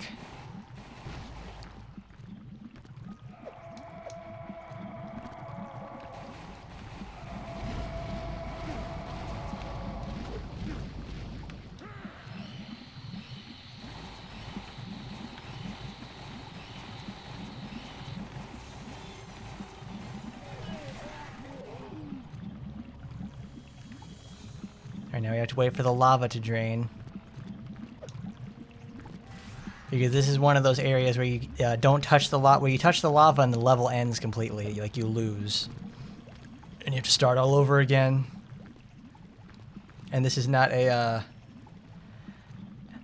good game with good platforming mechanics, so I have to be very careful. But in terms of looking out for the future there, Masher, well, obviously I need to go find some new work. Gotta go find myself a new job. I had an interview the other day, and I think that went out pretty well, so I'm waiting for the results back on that.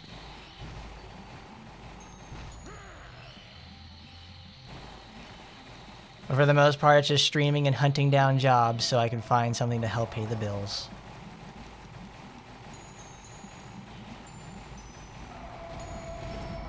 Oh my god. These guys and their nasty explosives.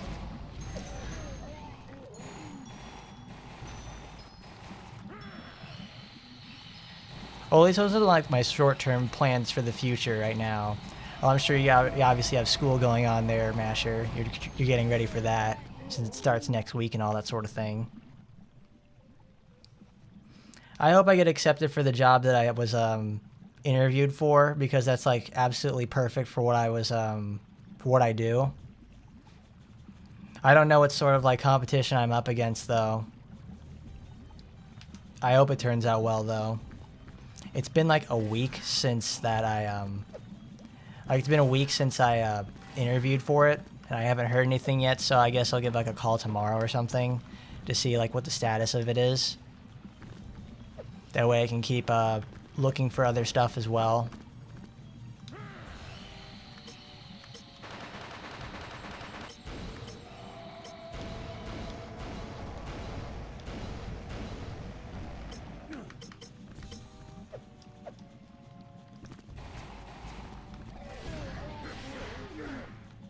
Yeah, but for the most part, Master, just enjoy your time at school.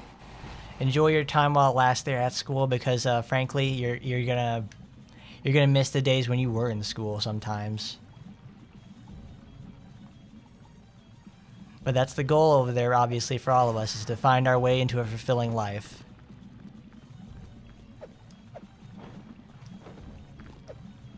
Oh my god, there's the end of the level. I've never been so happy to see you spawn, Icon.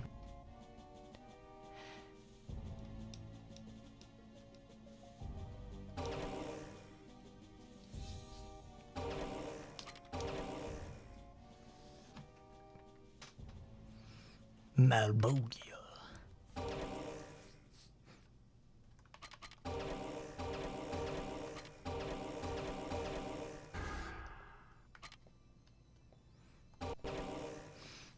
Hi there, Rex Rage. Well, this is a game called Spawn Armageddon. It's a game that most people haven't seen because it's a very forgotten title. So, you return of your own free Was this a boss will, battle? my child. The final battle draws close. I can feel it. Are you ready to take your place at the head of my army? I'm not staying. Oh, yes, you are. You have returned to me willingly, and now I own you, body and soul. If you keep me here, we'll both die. The Angels have developed a weapon that can wipe you out. It has already damaged your domain, and many of your souls have escaped. They are out there, on Earth, even as we speak. They are merely the vanguard. We will take the surface, and then the vault of the heavens will be ours. The Angels will tear into this place piece by piece. The more demons you send up there, the more they will capture and use to power their weapon. You cannot defeat them. I am your only chance. Return me to the surface, and I will destroy the Angel weapon. Without it, the Angels will be far too weak for you. So you are offering to lead my armies. By your hand you will deliver heaven and earth to me. Only if you promise to set me free, so that I may pick my own side in the final battle. Without you, I would need another general.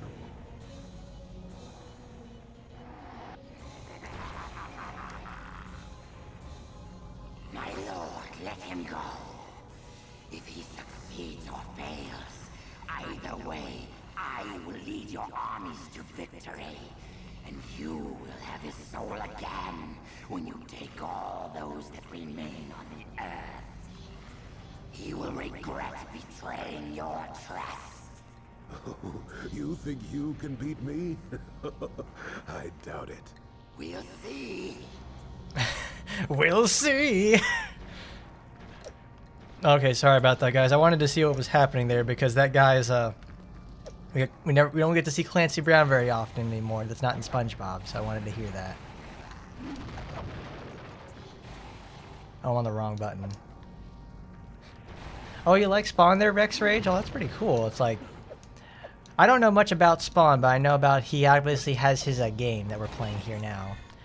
It's not the best game, obviously. It's actually very bad, but it's serviceable for the most part.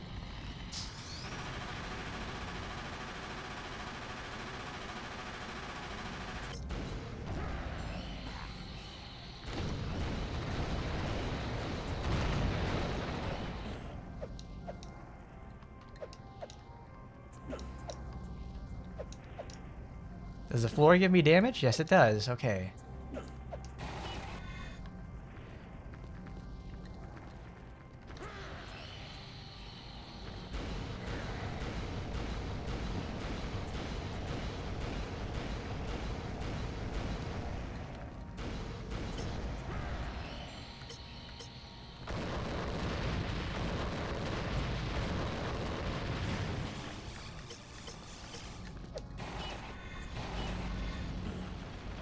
Uh-oh. Uh-oh. Oh, God.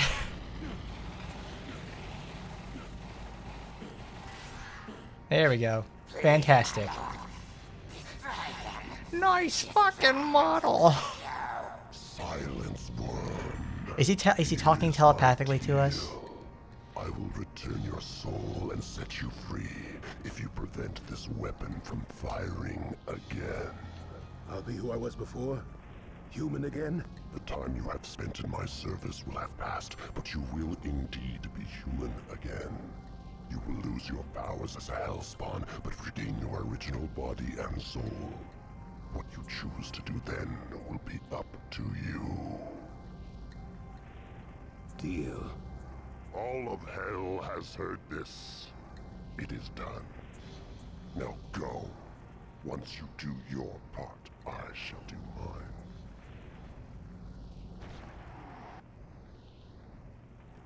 Is that it? Cool. But in terms of the channel, I would like to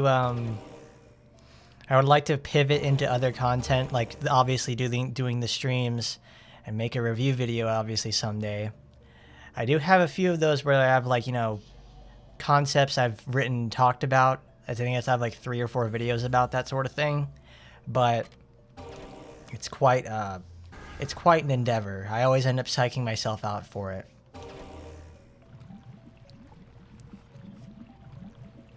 Oh, the lava's rising. We gotta get to high ground. All right.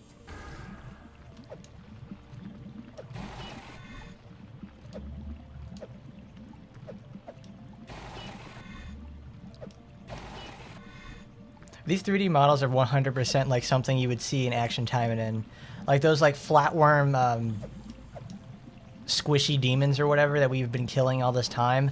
They look like the sort of things like you would find in like the Demon King's spaceship or whatever. Or at least is like his home base area. Like a lot of the monsters would just like fit right at home in there. If you converted the models to something that Unity could read, you could honestly do like a model swap and probably no one would ever notice.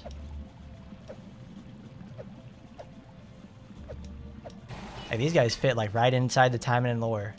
They really do. But Clancy Brown is actually a very, very cool actor. I think he's actually like very involved with the communities of his movies, and obviously he still gets royalties from. I'm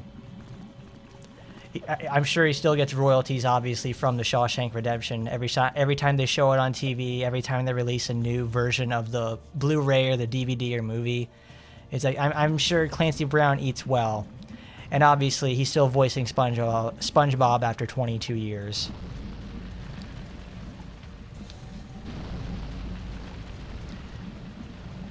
Good Spawn collab for AT. Like, dude, that would be fucking amazing. I would love that. At least from what we see of Spawn over here, I would like that a lot.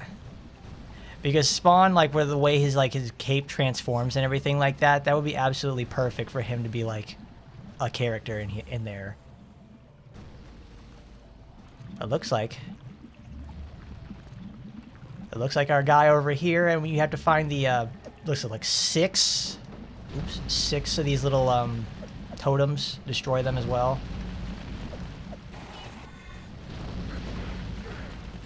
Ooh, gives me cannon ammo. Good.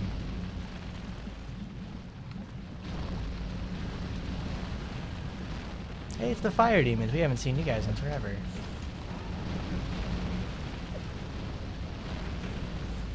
Oh, I had written most of that I've written it for the most part there, Masher. What I just don't like having to do for everything like that is having to sit there and edit it for hours and hours. It's very, very tiresome. I think I got through half of that sort of thing. I recorded most of the lines for it, and I also have a and I need to get. And obviously, I could just rip the footage I used from the other game and do that again.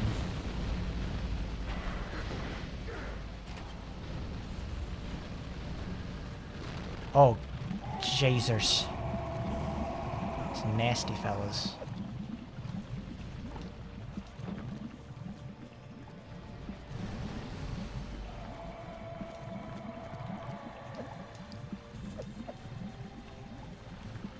Wait a minute. Oh no, am I stuck?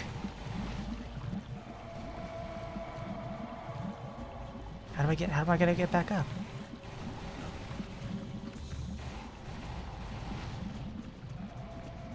Oh, Spawn inspired costume for Asagi, that would be pretty cool. Make it like a variant of her, what's it called? Okay, that's what it means. You just that falling down in there doesn't mean anything. Oh, it takes him right back to the top. So I can just keep going down from there. So you understand the idea there, Rex Rage. It's like, it's one thing to, like, oh, I love writing the script. It's very fun. Then you have to, like, record the footage and do all the proper alignment stuff with it. It's like, oh my god, just kill me now. It's like, it's so much, it is a lot of work. Like, even when I made my Cynthia video, that took, like, 2 days to do, just raw editing and everything like that, and getting it right. Even then, it's like, I still have a lot to learn, obviously, but man, it's quite an endeavor. You should give video editing a try. There's obviously, you know, simple ones. Ooh, jeez. There's obviously simple ones you can do, but I like making things way too complex for myself, and I should probably learn how to do probably learn how to let go and try not to get obsessed over the details, because that's usually what ends up hanging me up and making these things take so long. Because, like, if you guys have ever tried to edit something before, it's like, obviously, you have a goal in your mind when you want to make a video. Obviously, let's talk about that one then. When I was making the Cynthia and Lusamine video, I had a goal in mind. It's to talk about how Lusamine is just an aged up version of Cynthia, since you can't have older characters in Pokemon. So when I have that, I was talking about, and I was like, okay, I have the whole concept written out. It took me 20 minutes. It's like 20 minutes of audio. And then you have the concept. Okay, there's not a lot of footage out there in terms of, like, where Cynthia and Lusamine actually talk. So you have to so I'm using, like, a slideshow of pictures and various select footage. And then it's like, for me, I'm, like, sitting there and, like, having to slowly put everything together. Like, for the most part, if I really wanted to, I could probably just, like, straight up put the details, just, like, put an array of images, like, in a slideshow format, and just put the audio over it and leave it alone. But I get too caught up in the details, like music choice and picture choice and everything like that. That's what really kills it on the video editing side for me.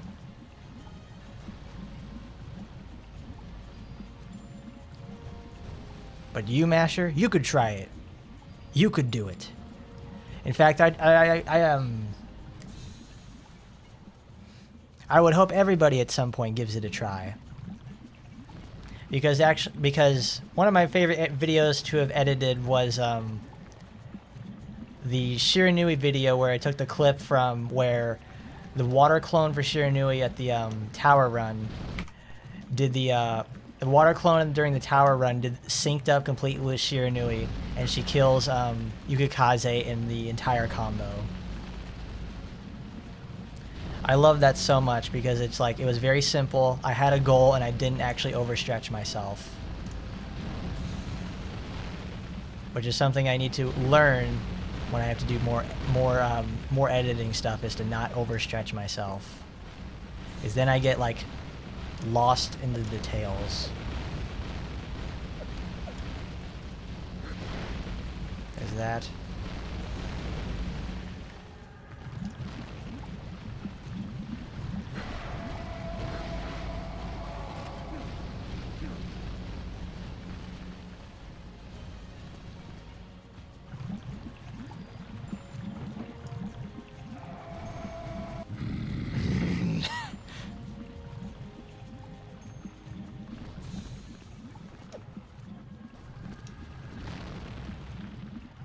Don't tell me I have to hit him again. Oh, Jesus.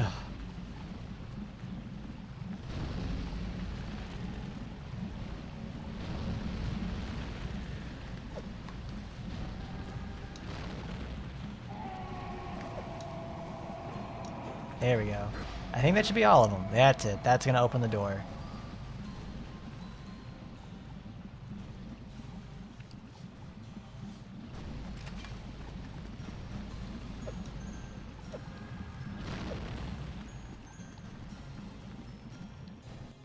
Oh, thank goodness. That whole Spire area is just bad camera city.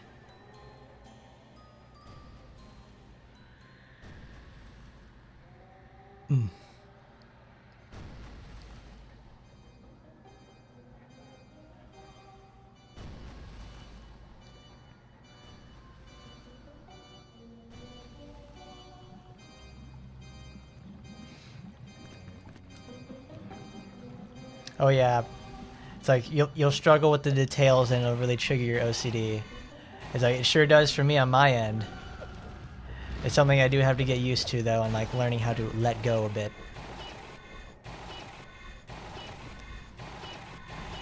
But Postman also says it right there. It's like you got to get a feel for that sort of thing. Really, just like understand like what you want to accomplish and the feeling it wants to evoke. And try to aim for that rather than getting obsessed with whether or not it worked.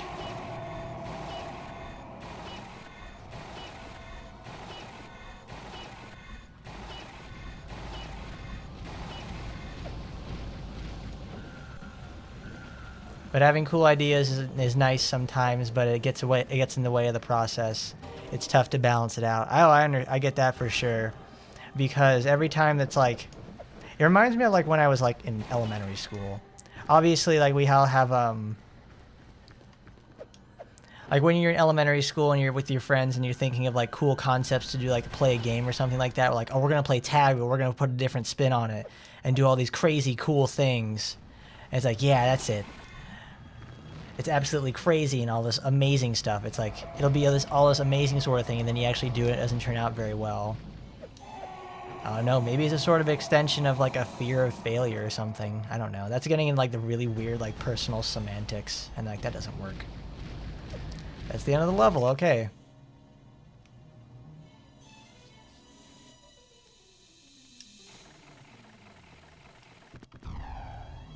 The Inferno Cannon.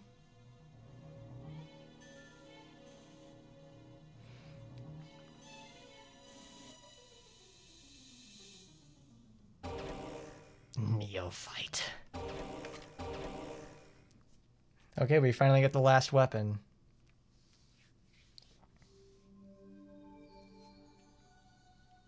Oh no, it's these ladies. Ooh, I feel so clean like a money machine.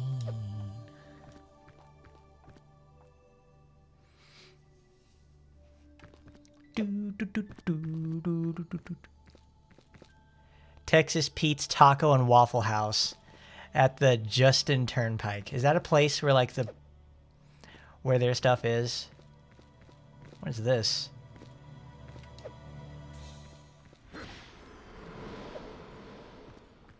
Crazy Ivan.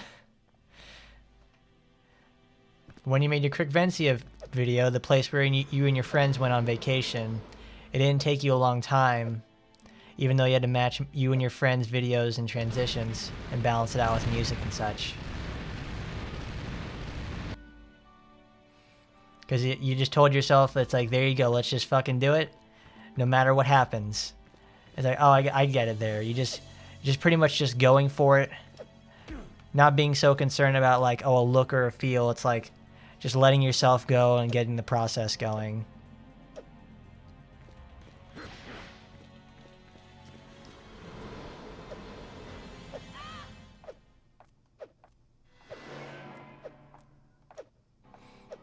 I don't know, maybe I should be more guerrilla in my styling so I can actually learn how to let go on that sort of stuff.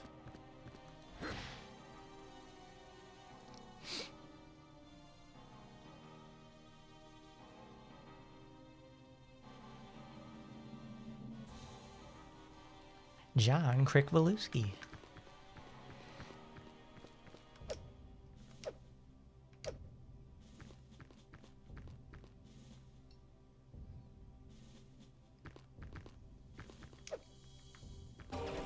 Fuck, where did it go?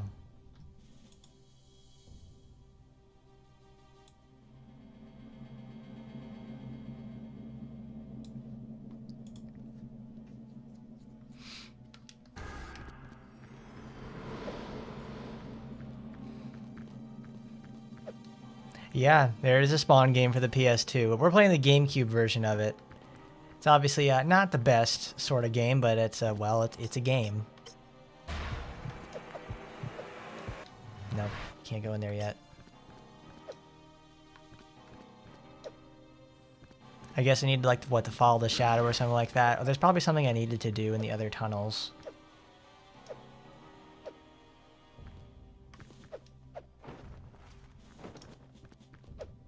Is there a comic book back here? Oh.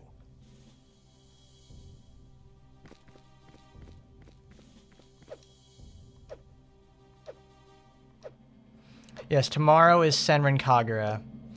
We'll be going through the Gessen story then.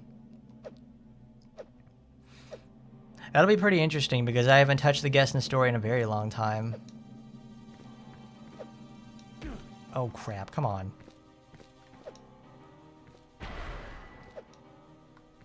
Spawn, you're just chasing ghosts. There's a PS1 Spawn game? What do you do? Is it more or less the same as this then? Because all you're doing in this game is you obviously, like, you have to... You're consorting angels and demons. Angels have created a weapon to destroy hell or whatever. And it's obviously going to stop the angels. And you don't work with the devil anymore or something. It's very... I don't know. There's probably some sort of more intricacies I'm missing.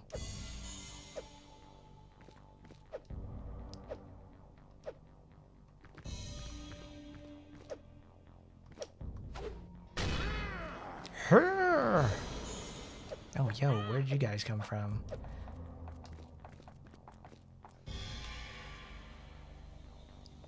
Oh, you've been to the beach before, but you never actually visited one at night? You should there, Master. It's actually a very cool experience to see, like, a beach at nighttime. Because, like, when you look out at the ocean with the... Like, if you look at a beach, like, you're on a beachhead, and you look out to the ocean, it's just pure darkness. If there's something like, you know, a, what is it? If you're looking out there in the darkness and you, like, you see something like, oh, a shiny object or a ship or anything like that, it kind of ruins the whole vibe of it. But when you're over there and, like, just looking stark darkness right there, like the pure blackness of the sea, it makes you wonder, like, wow, this really feels like the end of the world.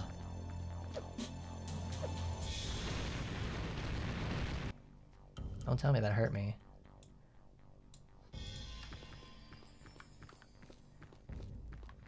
Alright, I opened that.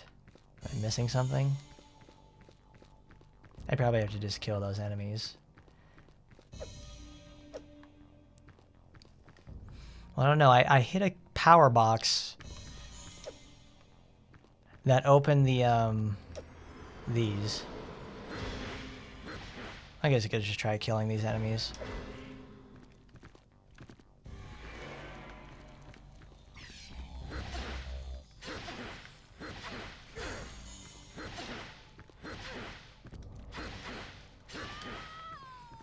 Ah, yes, the Angel Warriors with their stripper heels and, like, bikini armor.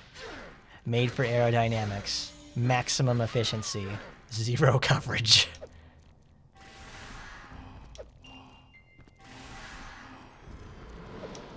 You know, it's a game that I've wanted to play for a long time. Have you guys ever played the game Incredible Hulk Ultimate Destruction? That is a very, very cool game for sure. That's actually really fun too. It's also kind of hard at certain points. Albeit it's a bit samey in certain areas, but it's still really cool. Oh, you're still alive. Wow.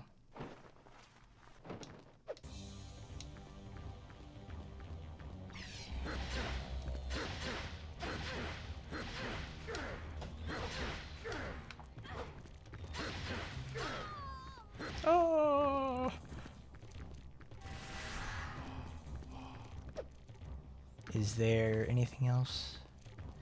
Oh, I haven't seen your vacation video there, Postman.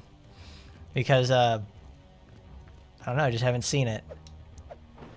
Usually, travel videos aren't my thing. So I may have skipped something like that.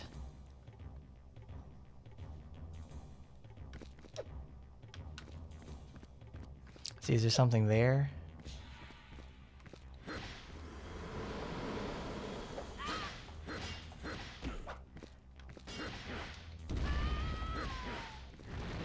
Yeah, the Angel Hunters and the Angel Warriors, they are effectively, terrible. I don't like the helmet they give them, but I do like the armor that they have for the Hunters and the other characters. Yeah, that's a cool, it's a cool look. I wonder if they actually kept that sort of style in the comics as well. See, this leads me to a dead end with all that other stuff. So I've got a feeling I need to head back.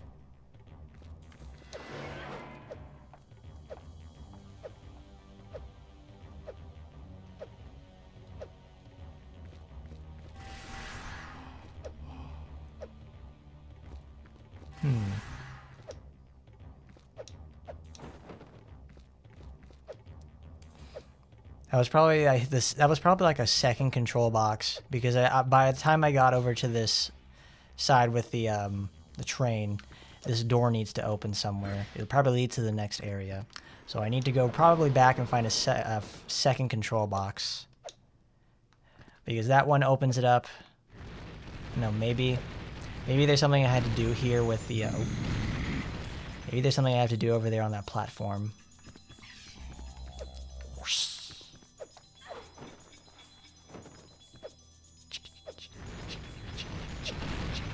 Oh jeez, just one taps me. Alright, I'll go check it out there, Postman, for the most part. And thanks for coming by there, Postman. See you on the next stream then. I guess for tomorrow would be Guessing Academy.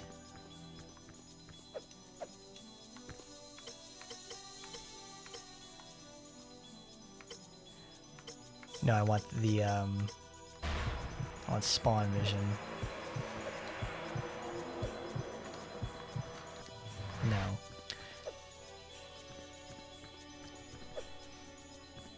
You remember seeing the Incredible Hulk at one time, though? It's like, well, there was a game that came out, I think, like, obviously in the wake of, I think that game came out after Devil May Cry 3 did. But it's a game that essentially has, like, you get to play as the Incredible Hulk, obviously, but it's a departure from the other Hulk game that was supposed to be like a movie tie-in a few years before that, and that wasn't very good.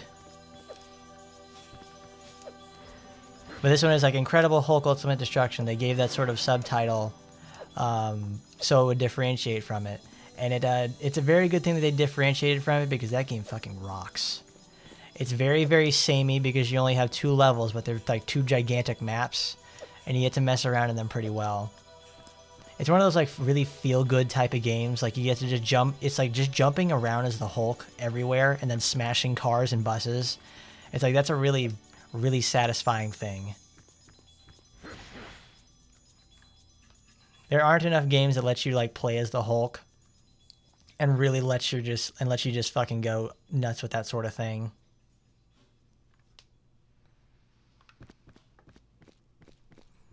That really take advantage of like Hulk's strength.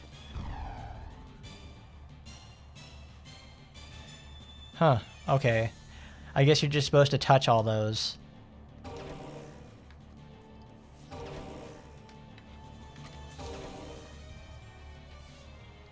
Man, just how many missions are in this game?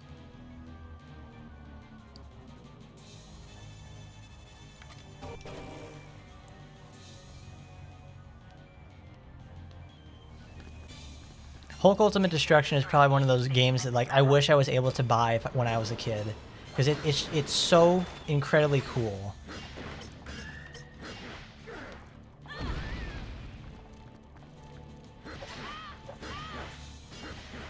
You see, now that I'm thinking about it, it's like I should probably play it again at some point, because it's like I keep talking it up, and the thing is, it's like it's one of those games, obviously, like when you play it as a kid, it's like, oh man, it's so cool, and then you go, it's not one of those you play as a kid and it's good when you're a kid because you have a lot of time, but it gets even better when you're an adult and you actually have the foresight and understanding and how to use some of those moves. Like that game is like fucking amazing. Oh, what did she do? Oh, she just stabs the ground.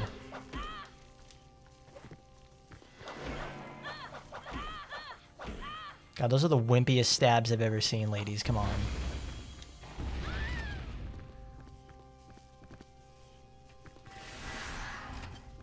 Baby girl, that can't be it. You can't be sending these, like, crappy enemies my way and expect me not to use my explosives.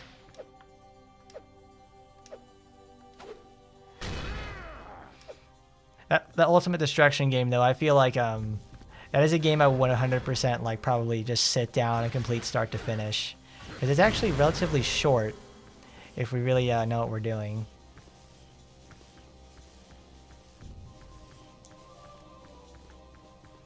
It's a lot more action-packed than this game.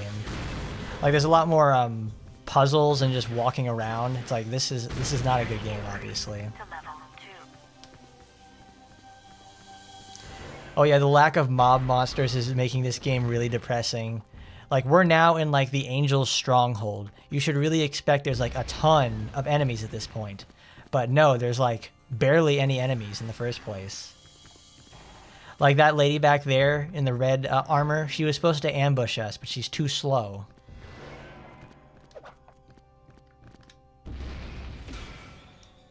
Oh, she gains invincibility from it. That's kind of stupid. In fact, that move should make her so incredibly vulnerable, it should be an active detriment for her to use it.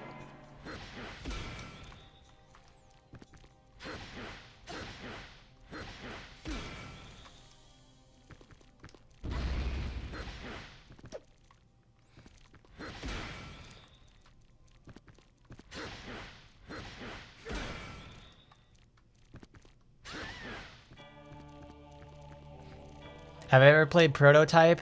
I rented it one time, and that's about it. I've never played it to completion, and I probably really should, because when I did play Prototype, it reminded me of Incredible Hulk Ultimate Destruction, but with like a fully realized concept. It looks really cool. I remember it's like it looked really cool. I know there's a sequel too. And yes, all of the angels are on strike there, Rex. That's why it's so empty. They all left. They all left their computers on. They left everything on their desks in here. Like, the only people that are left are just like the security detail. I guess the people who they negotiated with like the security union, and they just like they left them alone. But the angels went on strike. They didn't like what they were doing here.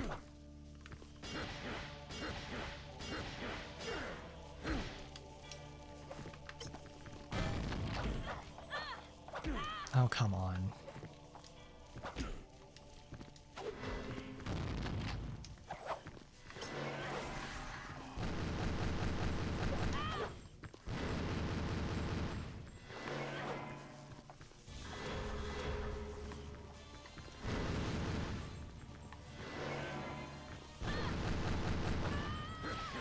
Like, these enemies teleport way too slowly for them to be an actual threat.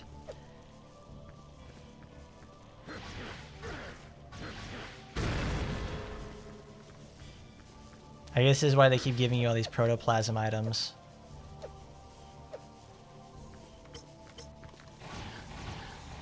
Security breach in Section 3. Dispatch security. Did you ever play Prototype there, Masher? Well, I mean, you would probably ask me since, oh god, there we go, we got camera problems now.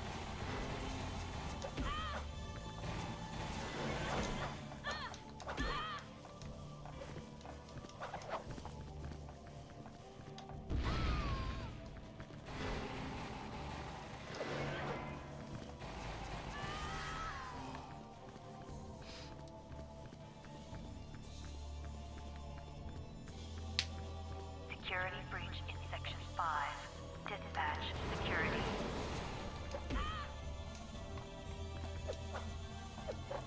Noah reminds you though of Alex Mercer. It would be a good both brother and sister. I understand where you're coming from on that one, Masher, because the whole thing with Alex is that he has those transforming arms and blades and stuff like that. I think he actually has claws too. So that would be like, there needs to be art of that actually. That sounds like a really good crossover art to have, is just like Noah Brown and Alex Mercer. I want them to high five using the claw feature, or like having blades clash or something like that. Because Noah, especially with her new outfit, is just like 100% just girl Alex Mercer.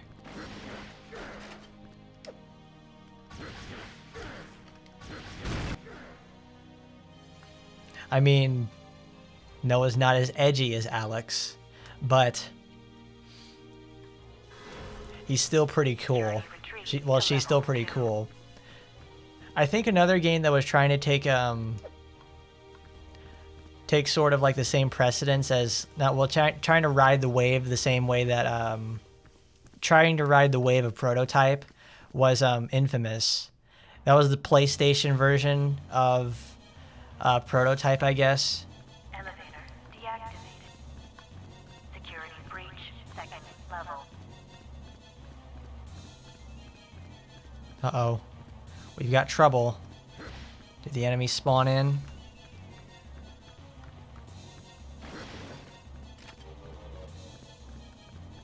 Security increased to level 3.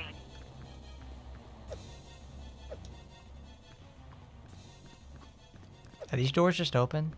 No, this one's open. That one's not open. Really, you finished the entire game in one sitting. Is it that short?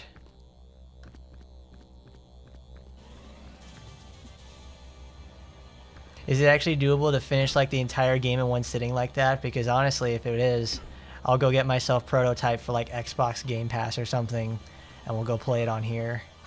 If it's actually on something like Xbox Game Pass or anything like that, because I would love to play Prototype, to fully enjoy Prototype without a time limit.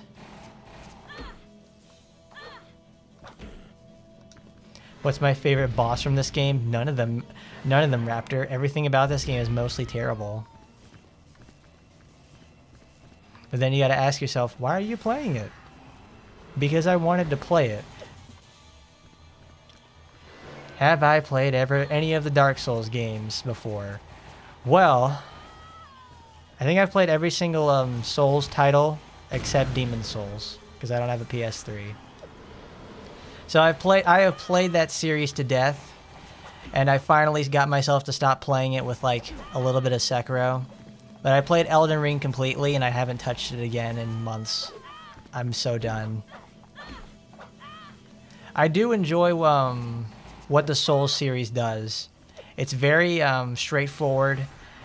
It's very straightforward content that asks a lot of you as a player, which I really appreciate.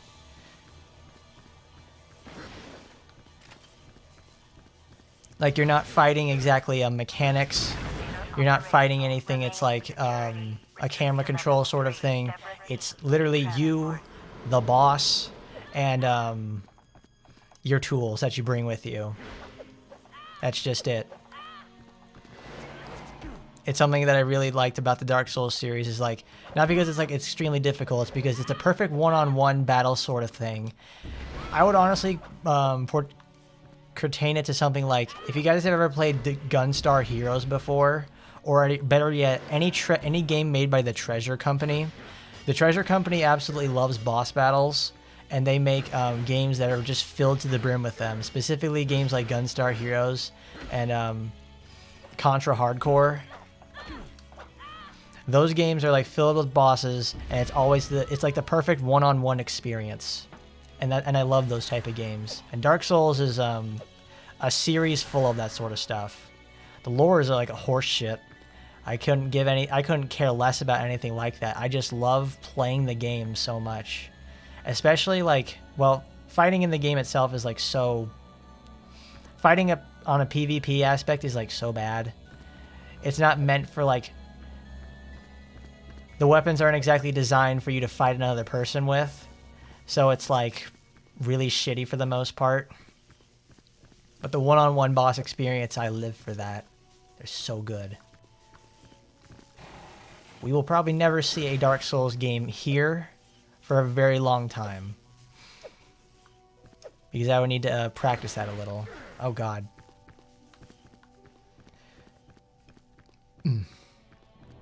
Because right now, as of late, I've gotten some serious Souls fatigue. I don't want to see it for a long time.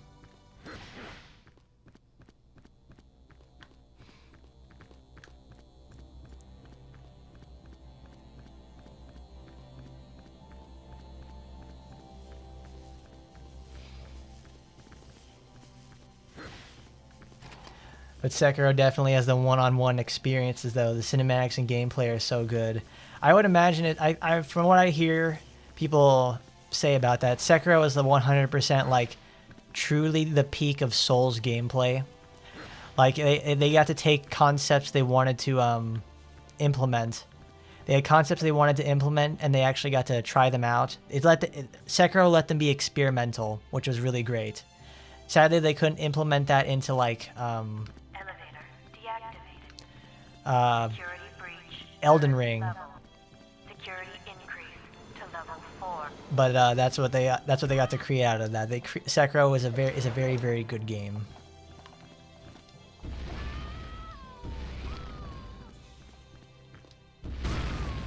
One game that I really enjoy though is it's Nioh. Nioh is obviously supposed to be a is like another Japanese answer to Dark Souls, but Nioh takes the idea of a Koshibusawa simulation game with level of historical detail and accuracy, and then it puts it in with a Diablo-like loot system and fast Sekiro style level of combat, like a combination of Bloodborne. I love that game so much. The fact that that game series exists absolutely beats the shit out of Bloodborne and any other Souls game. Like I think I got 100% completion on Nioh 1, but I've yet to finish Nioh 2. That game is like really really good. But I can understand why people have their problems with Nioh compared to something like Dark Souls. Dark Souls is a much more slower, methodical game, but I like Bloodborne. I liked Bloodborne and Sekiro a lot.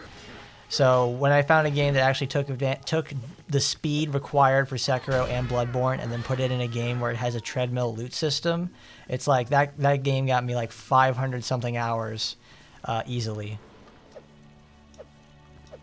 It's really really good.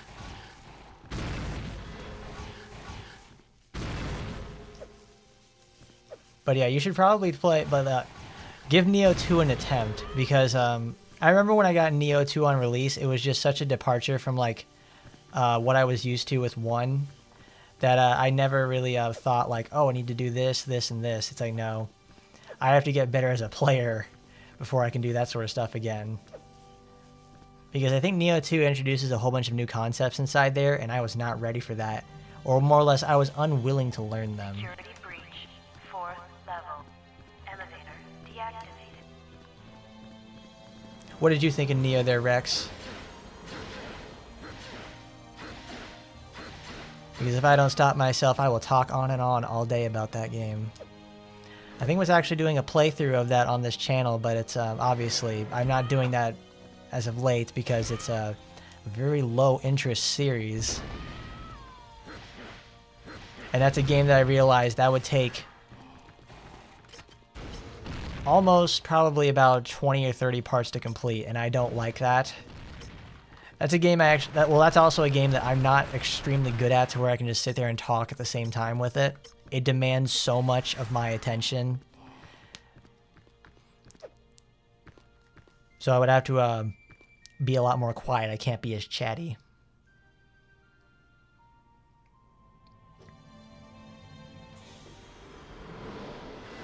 As if you didn't notice, I love talking a lot.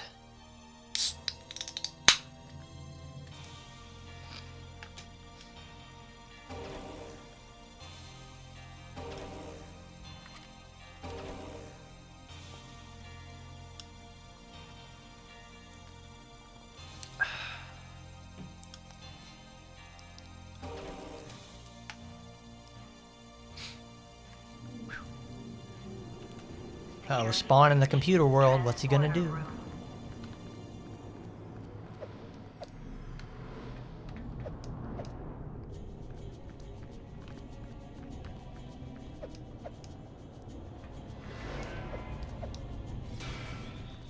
Oh, it just goes through the hole then? Is that it? Oh, okay. I guess I gotta go through like bosses. This is like a boss rush mission or something. Oh, we're in space now. Okay.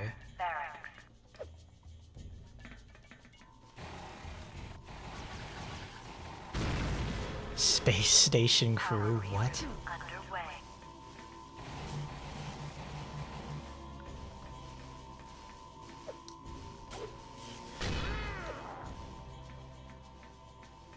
What is this?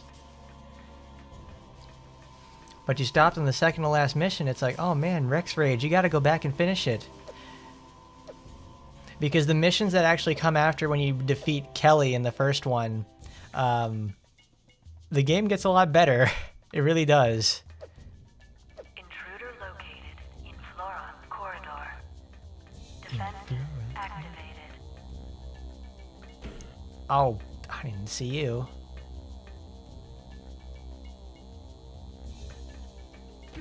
Damn it.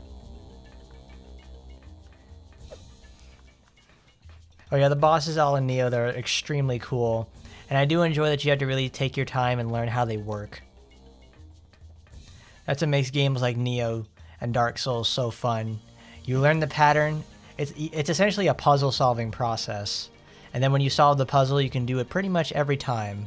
As long as you don't get totally fucked over by something that was unexpected or getting too greedy.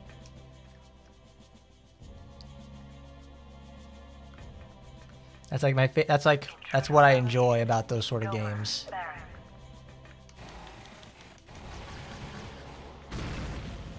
Angel Warriors.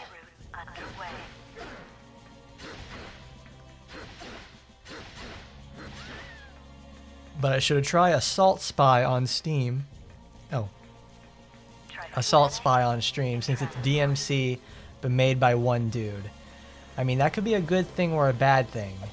Because I've played some fan games before, and sometimes they don't turn out very well because it's either the person doesn't really know how, isn't very good on their programming skill, and you get to really feel it in terms of like, it's kind of buggy or missing some features.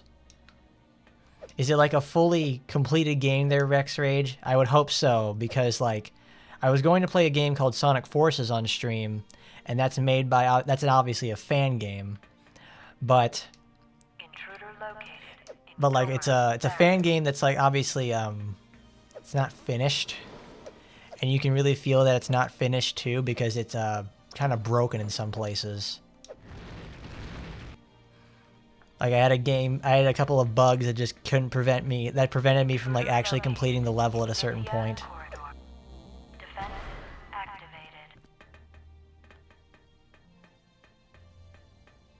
Oh, knocked me downstairs.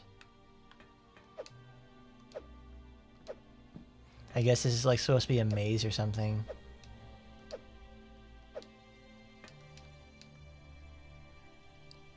But you're having bitter gourd covered in omelet filled with ground pork. That sounds pretty delicious stuff. That sounds pretty delicious there, Masher. I'd like to have me something like that. I have a lot of ground pork in my freezer, so I should probably do something with it like that. My parents have a lot of bitter melon they're growing too, so I figure that's probably a good thing to have. That's probably a good thing to use the bitter melon for. But was it Spy Hunter? No, Spy Hunter is a different game. I think that's a shooter actually. But Assault Spy is fully finished, fully realized, and I should probably try it at some point. I would probably need to give it a go at least on my own time first. One, to see if it works, and two, if I'm actually going to like it.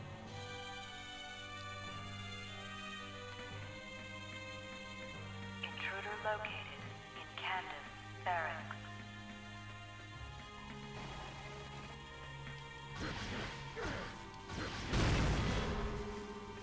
Power reroute underway.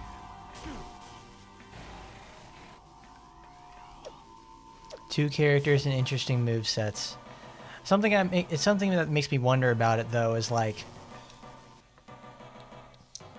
when I hear 2 characters with interesting move sets, it makes me think of like Devil May Cry 2. Transporter room.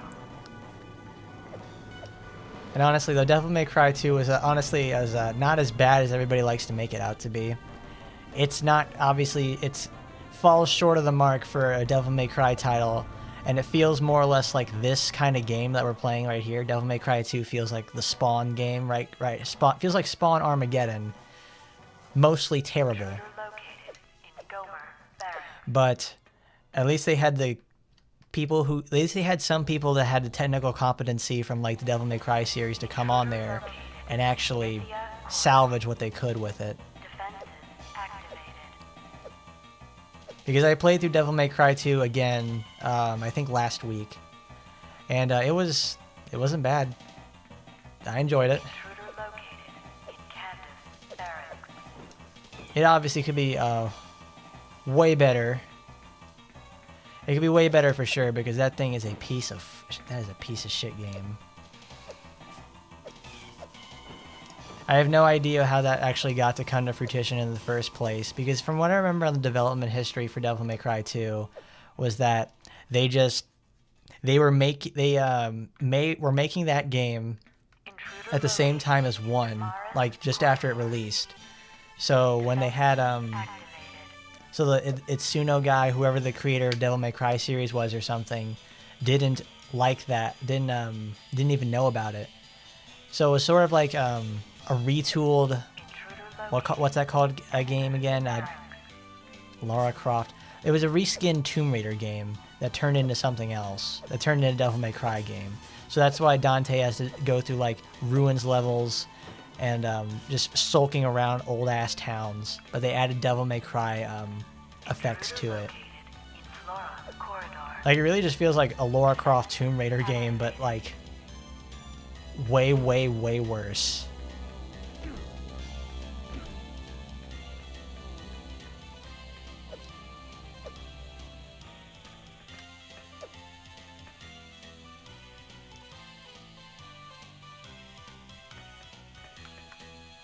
Intruder located in Esther Barracks.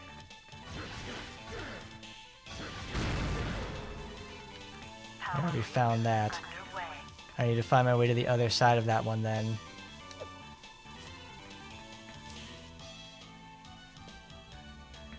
Man. Intruder located in Flora corridor.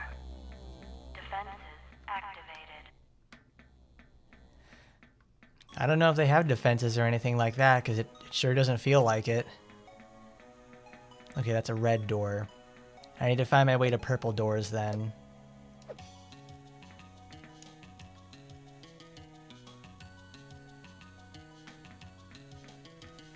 Intruder located in Gomer Barracks. Power reroute underway.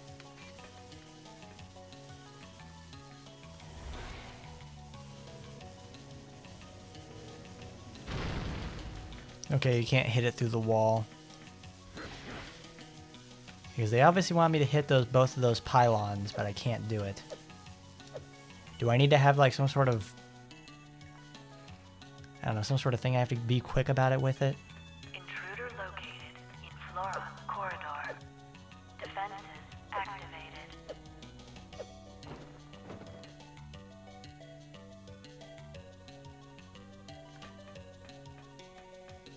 No, those are two different ones. So now I need to go find the other side of that. Oh boy, it's a fantastic, it's a maze level. Corridor. Defenses activated.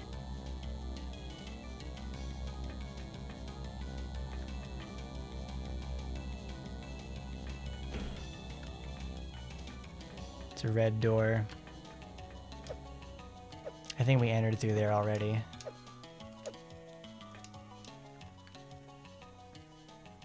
And it's not so much you have to like walk up to the door, you have to press Intruder located. up and A in order to do it.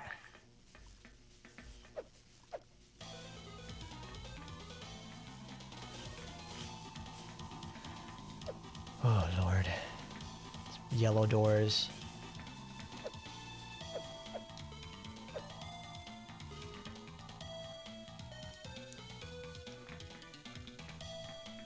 Intruder located in Damaris corridor. Defenses activated.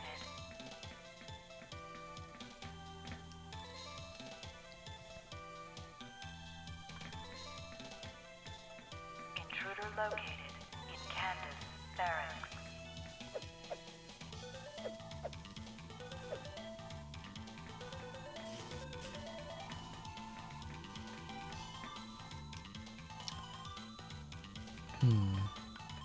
Can I go downstairs at any point?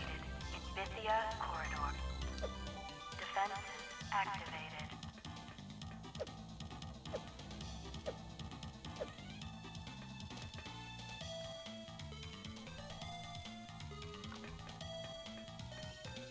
Okay, that's what I thought. In Candace barracks.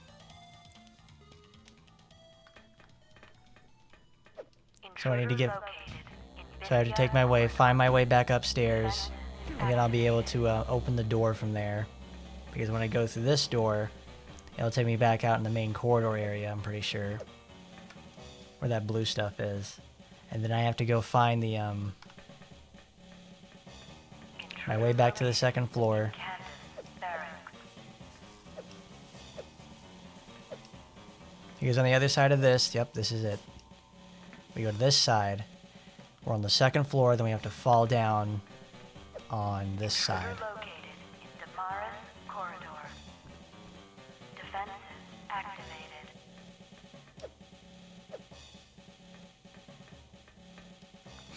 Alright, I think I'm getting it now. But there's still those blue doors I have to get to. Intruder located in Candace barracks. Awesome. Power reroute underway. There you go, we're getting it now. We're solving puzzles. We're solving puzzles in your shit game. Intruder located in Damaris corridor. Defenses activated. This should lead me to the other side of that one then.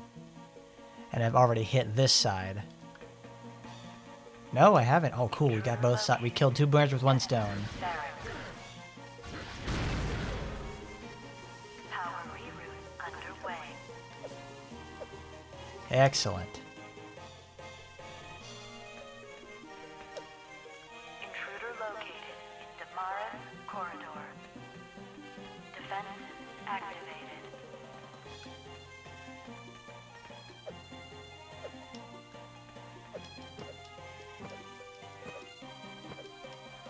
Oh, you can climb up those. Good. Look at that. We're solving problems. Awesome. I love this.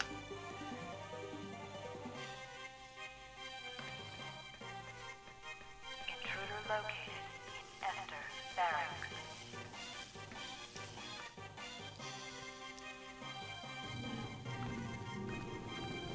Security breach. Transporter room.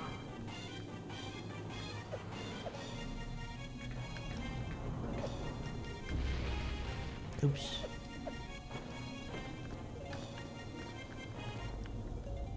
They don't really tell you what these sort of doors go to. Because I guess right here we have to, like, that was the blue room we just came out of, and now this one's going to, what is this? No, this is the blue room. Intruder located in Gomer barracks. There's our downstairs section, there's, so what does this do now? Because we've obviously turned on the power and rerouted it somewhere, and now there's like what? There's obviously something else I have to do here. In Bithia corridor. Defenses activated.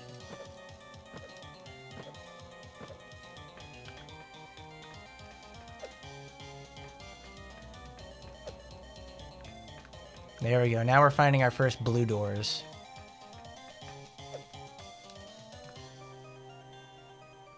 Because I know on those blue doors they have like a certain gap area you have to get used to.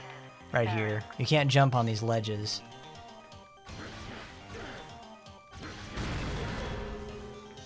Power reroute underway. Nice. That's done. Now we've solved the mystery of that. Because I also had just remembered about the ability to jump between walls. If that's something I'll give Ninja Gaiden, it's that they really give you the Ninja Gaiden will actually pan the camera like slightly upwards to tell you like make you think what's up there, which is a fantastic way of doing things. Here the camera gets really caught on a whole lot of stuff, so you have to worry about it all the time, messing up.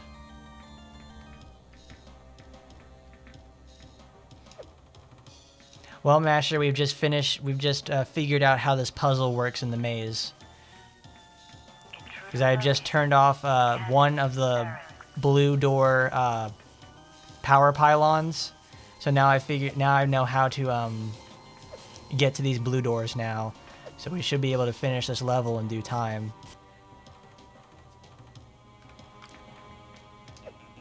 Intruder located in Damara's corridor. Defenses activated. There you go. There's 2 blue doors right here. So that means we get to 2 birds with 1 stone on this. But this game so far is obviously not the best.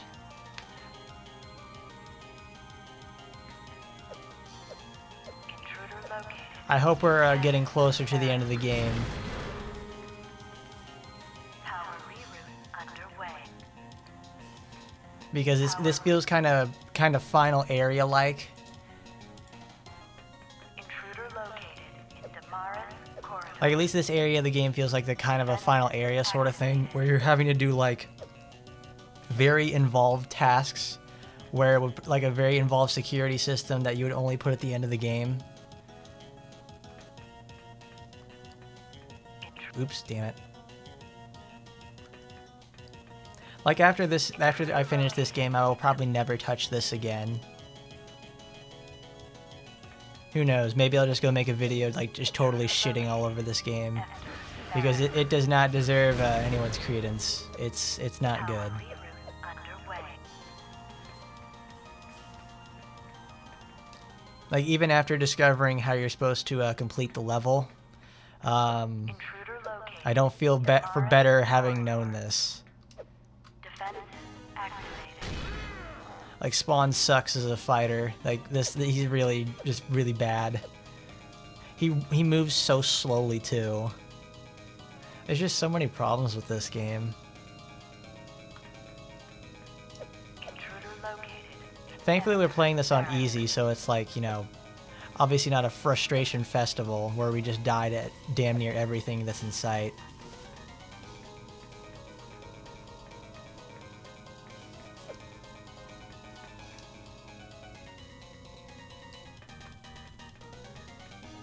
Alright, we are in the next one, so there should be some sort of thing I can wall kick somewhere. Activated.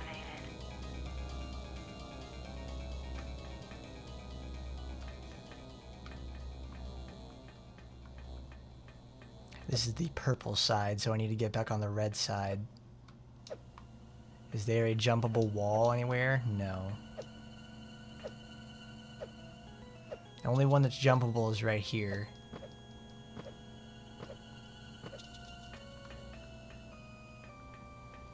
And there it is. This leads to the other side.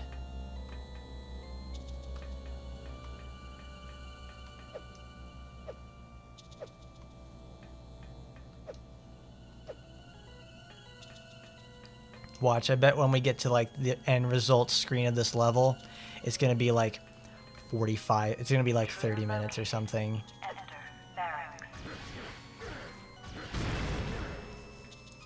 Power reroute. Like this really just feels like, this whole level just feels like an entire sort of fetch quest. You don't have to really fight any enemies, and they made the enemies just like really hard to kill, so you just skip them in the first place. And you just spend walking around this entire space station looking for power pylons to break. And God forbid if I miss one, oh man, it's gonna be a pain in the ass to find. Intruder located in Gomer barracks.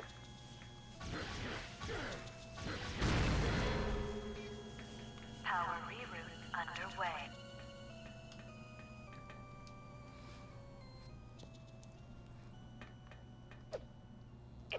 located in Flora Corridor. Defenses activated. It's weird to see Spawn do backflips when you can know he can easily fly. It's like, I don't know, maybe he doesn't need, well, maybe he doesn't just need to fly in that situation. He's okay with just walking around.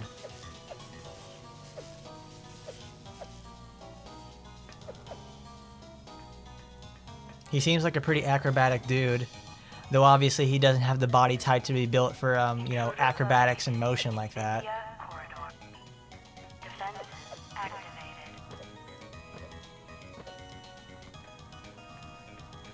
You know, after playing Spawn like this, all this makes me want to play is it makes me want to play Spider-Man for the PS2, like the one made by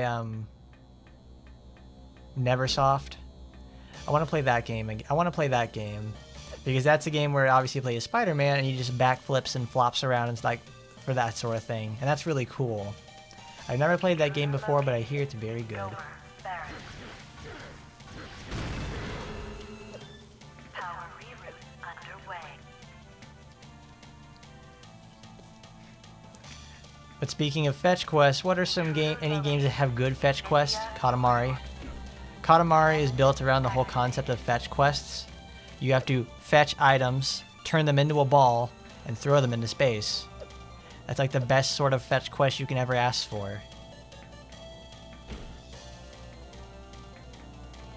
They make collecting items fun.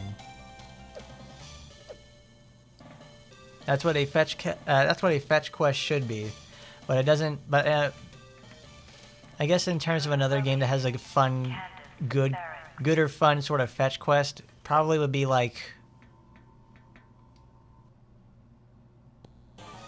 I honestly can't think of a very good fetch quest game besides Katamari, because they all usually fall in the same problems as like. They have a very long-winded quest that is just full of stuff you have to find. It's like, and it takes it a shitload of time to do. And more or less, they're not fun. Like this game right here, like this level, this isn't fun. It's very tedious, and I don't know if I've actually made any progress. Barracks.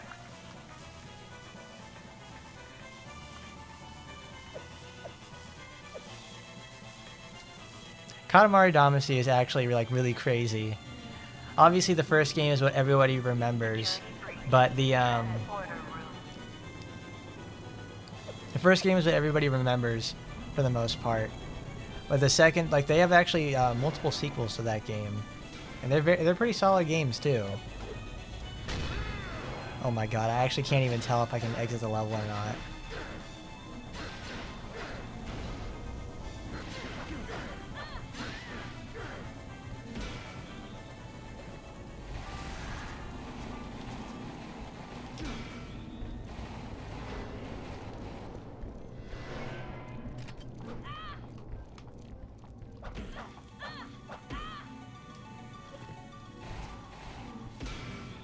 Maybe one day we could play Katamari Damacy, but I have yet to have finished that game myself. I think there's actually a PC version called it's Katamari Damacy Rerolled.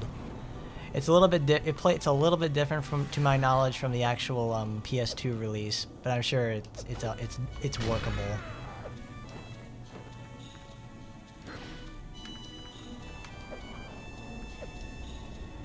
So did I hit all the buttons? Did I do the right thing? I honestly don't know. Okay, I gotta look for this shit now.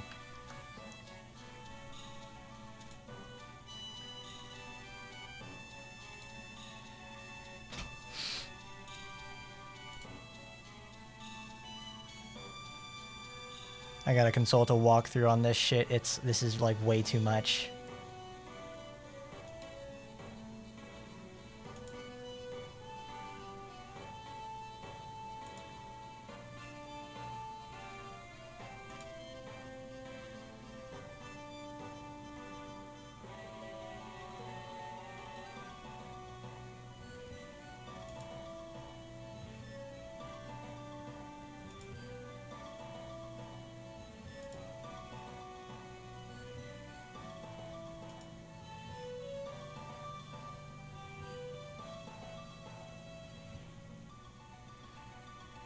Oh my god! Like I'm trying to look like a little video of this, like to see where all the locations are at.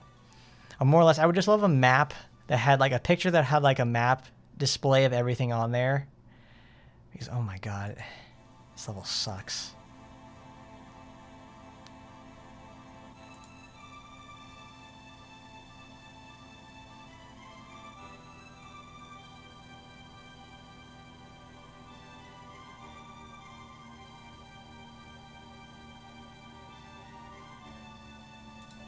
Okay, there should be like a portal that we see in the like a portal we should see in this room that's opened. If I can find it. So which one of these isn't on? Usually fest quests are done to gain entry to a door. I wonder what makes it dull. It's usually stuff that's like very monotonous and slow. Or something that's like easily repeated very often. That you don't want to do again. Like obviously we have to kill like what? That's four doors. That's 3 doors with 4 pylons apiece. So we have to kill 12 pylons.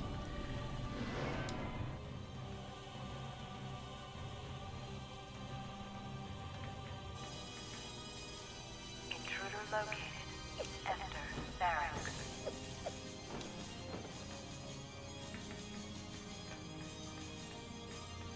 I can't even check like if I've gotten all of them done.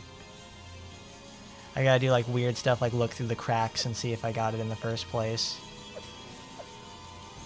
There should be something that's like in this middle corridor area that I'm missing out on. Is there another path that opens from the center? Because like we're trying to open a door that goes to like the next level of the area, to the next area. Oh my god, there's a whole downstairs section, really?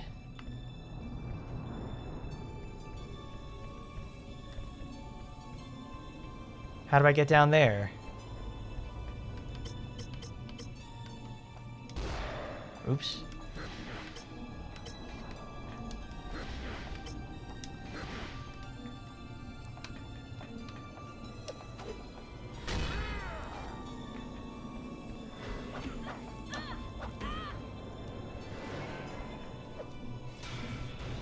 I didn't even realize that. There's a whole downstairs section as well. And that has 3 individual paths I have to go to as well. I don't even know how to get down to those.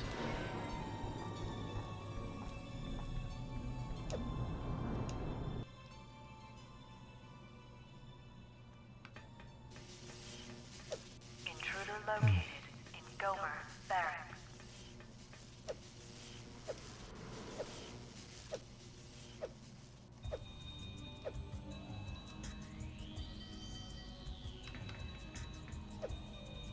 Intruder located. I don't know, Masher, do you know what to do here? Can you go look up a walkthrough or something to like help me with this sort of stuff? Because I honestly don't know. Oh my god, there's one that I was missing. Okay, there we go. It's on the other side. Intruder located in Flora corridor. Defenses activated. Defenses activated.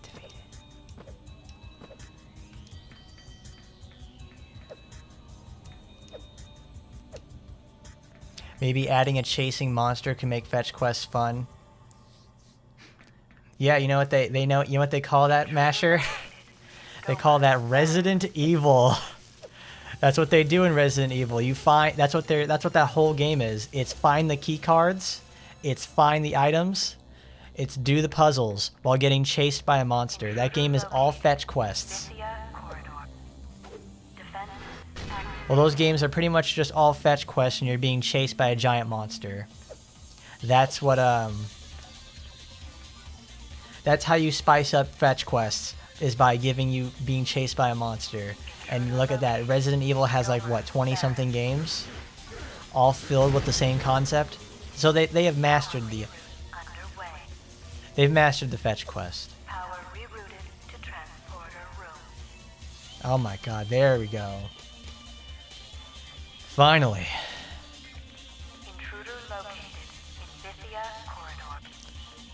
What an awful level.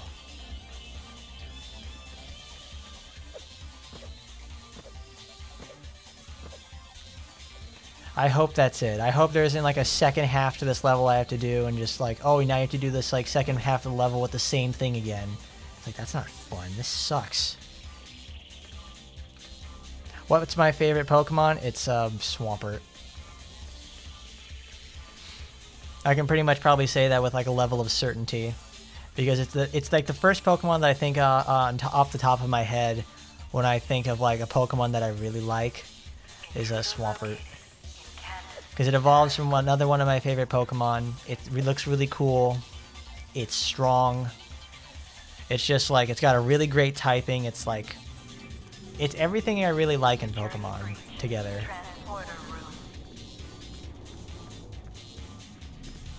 Oh, thank God.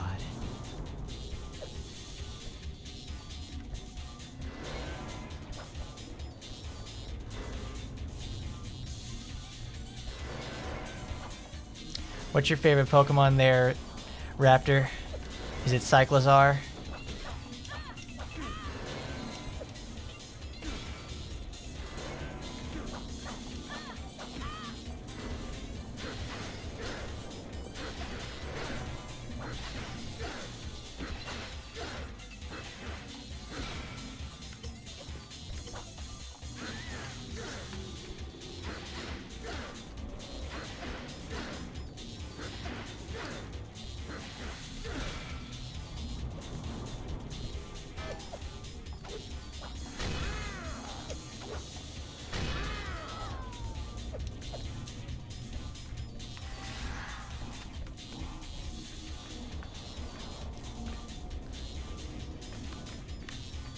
Well, now my question is, how am I supposed to get down there now?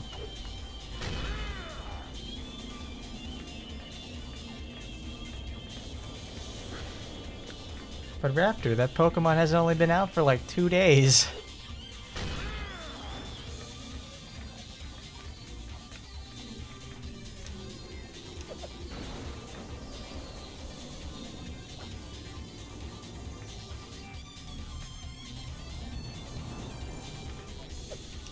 Ah, there we go. I've never been so happy to see you. Oh, is this it? Oh my God, please don't tell me there's more. Intruder located in Ishka lab.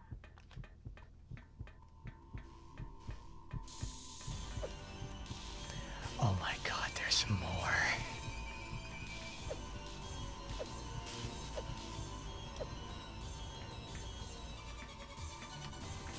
Oh my God. This better be like the last level of the fucking game. Oh my God, it's just more of this. Are you serious? Defenses activated. Why? What the fuck does this level exist for? This is terrible.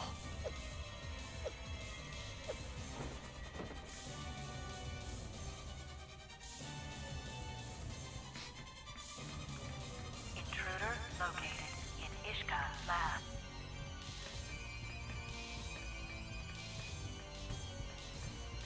God, this is awful. I thought that was...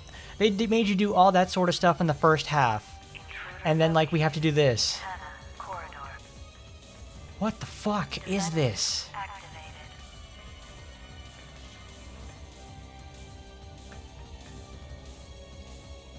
We're playing this on, like, the GameCube version, too, which has, like, actually faster loading times than the PS2. Because the video that I was looking at to, like, see what's going on in the walkthrough is, like, they played on the PS2, and this game loads in, like, half the time that the PS2 does. I'm like, oh my God, look at this. It's, like, 2 seconds to load, but it's, like, every single time. Located in Judith lab. What is this? I can't believe there's fucking more. You got these nasty broads coming over here and just like smacking me in the ass.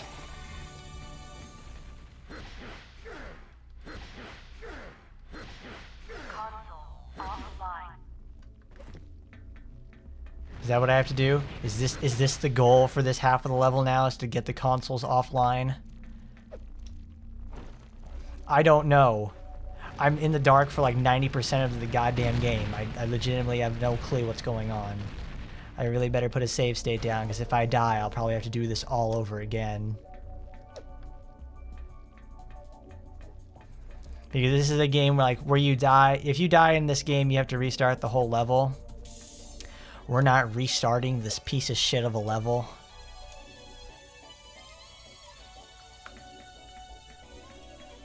Intruder located in Hannah Corridor. In Hannah Corridor. Defenses activated. I don't know, guys. Ask me more Pokemon questions so I can take my mind off of this piece of shit. Like anything to get my mind off of like how boring and awful this game is. Like, give me your weirdest and wildest questions you want to ask me. Ishka Lab.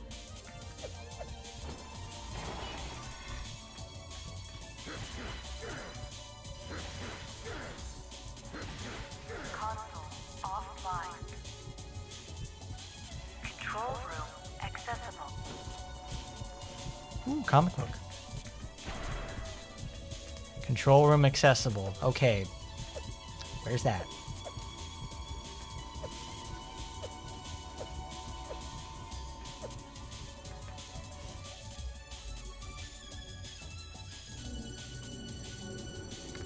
Security breach. Transporter room.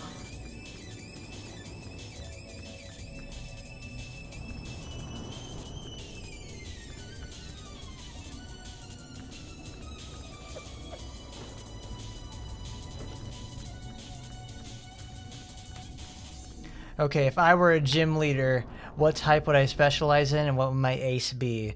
Well, it's obviously I'm going to pick water. I'm going to pick water types, and my ace is going to be Swampert. My favorite quadruple weakness to grass Pokemon. I would have 5 Pokemon.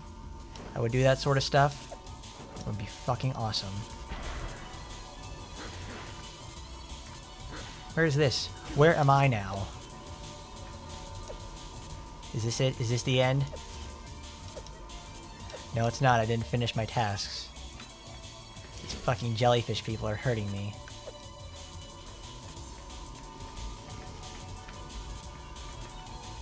I guess I only got 2/3 of the cores done because my UNATCO building thing is out of there.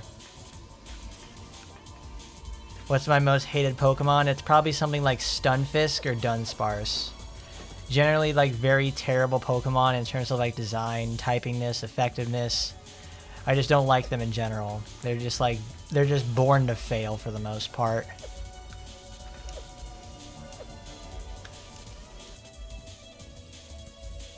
But Gardevoir or Lopunny, oh man. My goodness there, Masher, you've posed an impossible question there for the both of us. It's like, Gardevoir or Lopunny? It's like,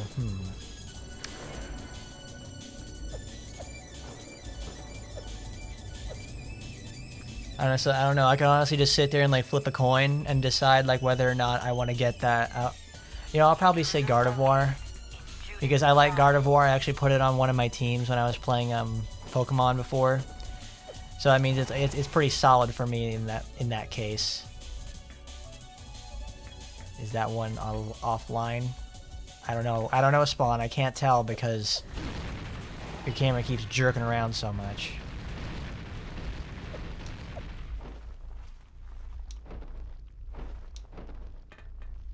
I've never felt so, like, lost in a game before.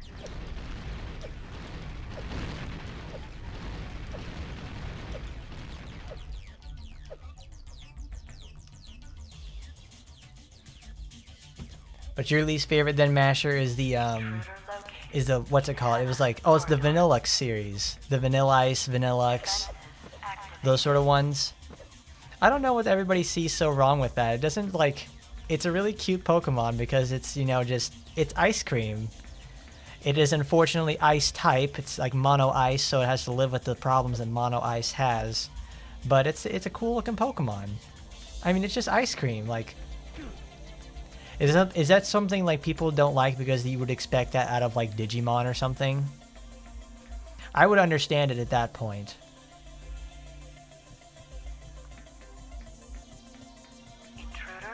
Intruder alert. Ishka Lab.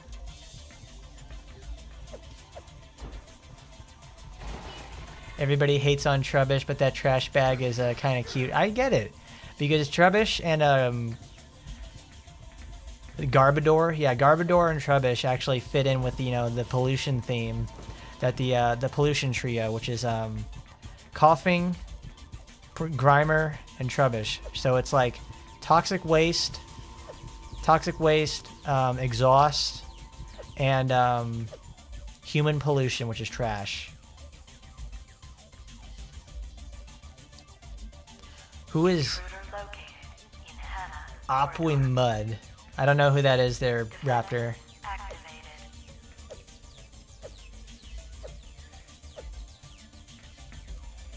Gardevoir is kind of sus for the most part. She do be out there flaunting her stuff, and she does it a real good job. Lab.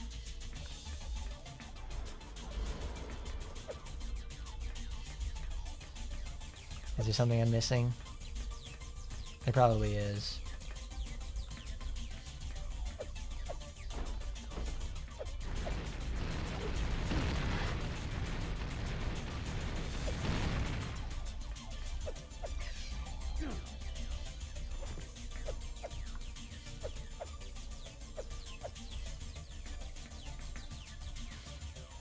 Alright, so where is this? Security breach. Transporter room.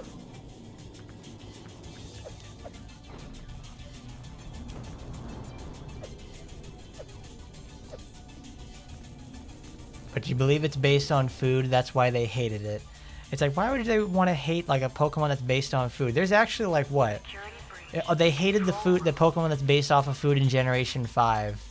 But when we get to like, what is it, Generation 8, they have several Pokemon that's based off of food already, so it's like, why? It's like, I thought people liked that sort of stuff.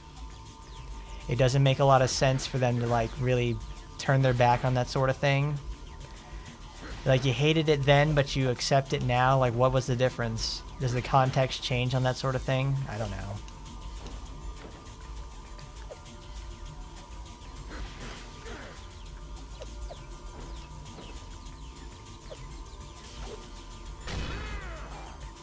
Oh my god, I gotta look for the fucking walkthrough on this.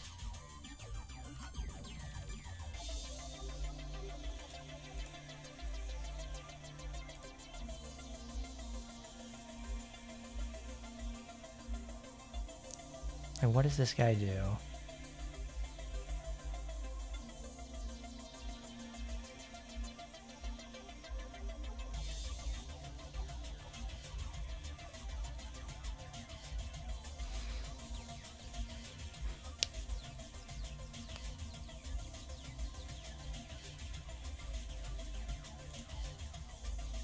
Yeah, 37 minutes on this level is like actual pain. Like, I have no idea where to go or what I'm missing. It really just feels like I legitimately feel lost. Okay, this is the final level of the game, because I'm looking at like the walkthrough for this game to see like what I'm missing, and it's like the walkthrough for this game, like the video walkthrough for this game is actually like, you know, it splits it into levels. The last level for like the last playable level of this game is like 1/3 of the entire thing, because they spend so much time here.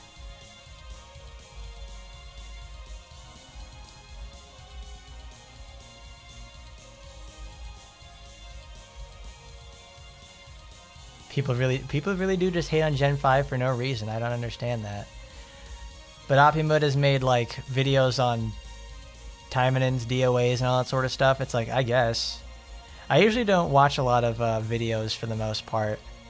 What I usually do when I go watch YouTube is like I'll go listen to music, or I listen to vlogs. Usually when I watch something about a game, it's probably trying to find something out like an extremely high level speedrun to find out like if I'm missing anything or doing anything wrong, or how to better myself as a player. Because really, anytime that I usually have ended up spending on YouTube, I try to make it productive, or at least use it for something that I want to listen to when I better myself at a game.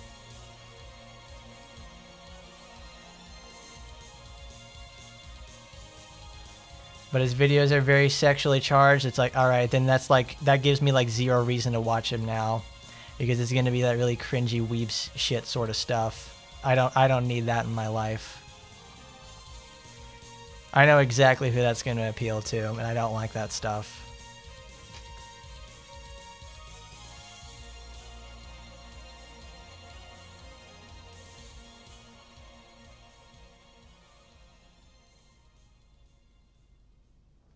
Is that it? He just kills both of those, and he finally gets to that area. Let me make sure no, he's still in the spaceship section. He's upstairs.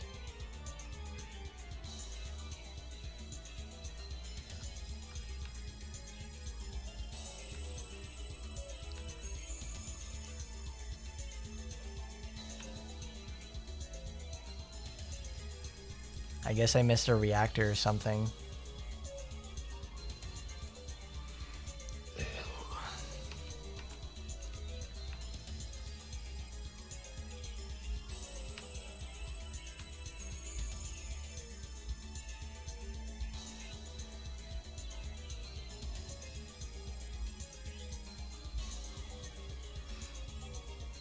Oh, now I remember who Opimut is. I thought it was some sort of like YouTube series or something. No, I think I had one video of his downloaded, and I don't like the way that he does his lighting in his videos, and because it looks really, it's like really poor lighting, so it gives it that really gross, shitty look. That it's like it just turned me off from his videos forever. He pops up on like some of the results on Nya for when you're looking for timing and content. And it always has like really high seeds for some reason. I guess people like that sort of stuff. But it reminds me of sort of like the Maiden Masher series.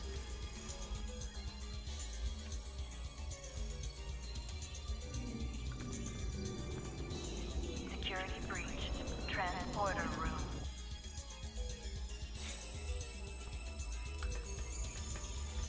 Security breach. Control room.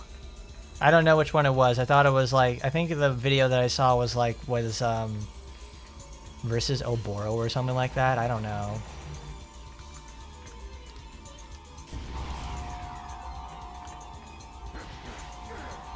It was like in some Oboro movie or whatever, like whatever was happening in there.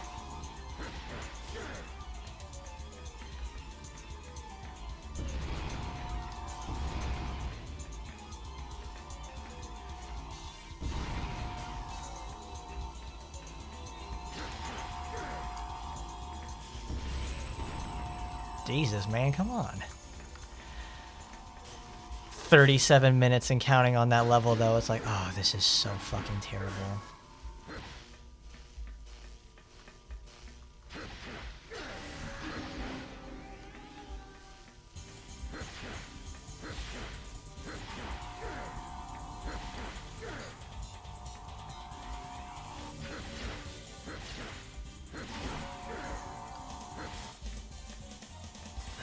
Dr. Harkness.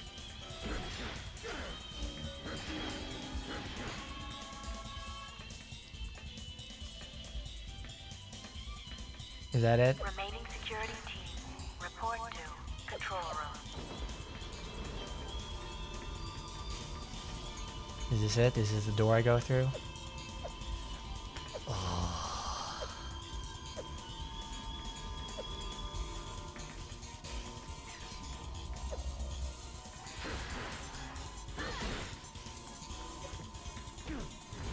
Oh my god, stop.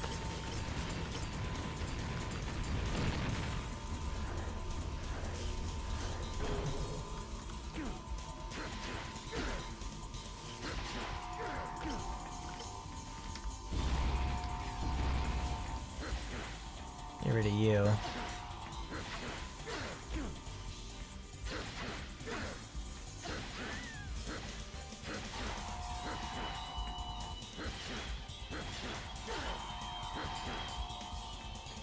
Which one is select your partner? It's like, wait a minute. Am I thinking of the same video where it's like, it's not like a Speedo sausage video, or is it? And it's like the Dr. Harkness where he talks about like, oh, you need to choose your partner. This is what you can look like. You got all these hot Pokemon ladies over here. You can have that sort of thing. I think I saw that video and I thought, oh, that was nice. That was funny. That was pretty good. I guess I probably only liked it because I could get the sensibilities where they were going with the idea.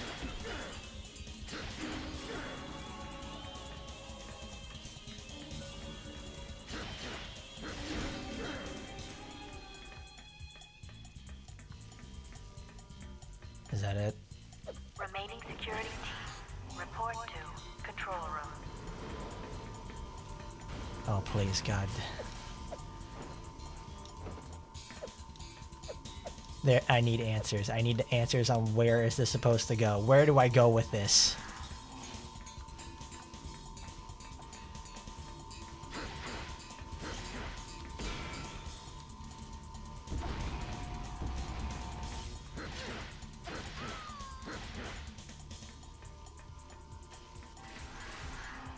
Did they make this game to make sure that Spawn will never ever get content for his series ever again? Is this so Namco can protect the brand so they can keep it for a few years? Because this feels like it. They fucking wrote it off real hard. But no, they got the actual Mr. Professional voice man for this. So they're doing something. They could afford him, but they probably spent all their money trying to afford him. But they couldn't afford the brain cells to like get through this game, to make like for the team to get through this game. I've never felt so lost.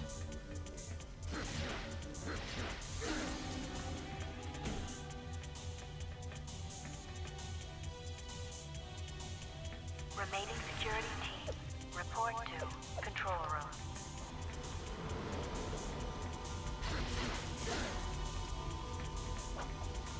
Oh great, now the camera's stuck.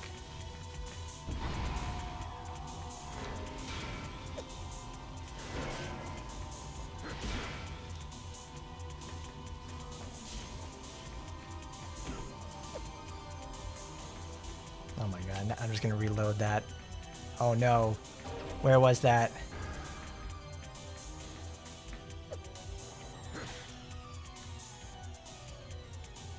You're reading the guide and it's making your head ache. It's like, I can understand that. In Ishka's lab.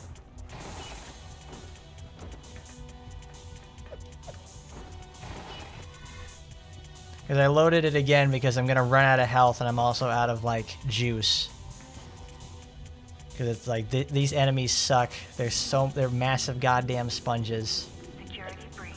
Transporter room. Like, how do you make something like this bad? That's it. Plague of Gripes. Speedo Sausage did Sexy Seth, and the Clussy from Ace Attorney. Ace Attorney's a pretty good VN series, at least from what I've heard. I don't get to read too many VNs, but usually when I read a VN, I enjoy it a lot. Because there's something I'd love to talk about, it's fucking Steins Gate. I watched the anime adaptation for Steins Gate. Then I tried playing Steins Gate on my computer, only to learn that I have an incompatibility error because of my graphics card, and it's absolutely killed any drive I've had to play the rest of Steins Gate on my computer.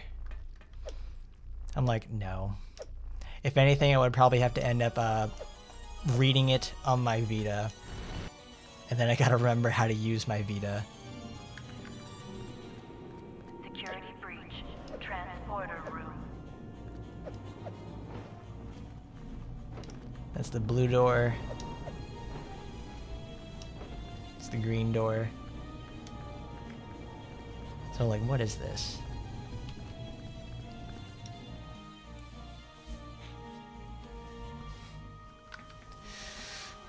Security breach. Control room.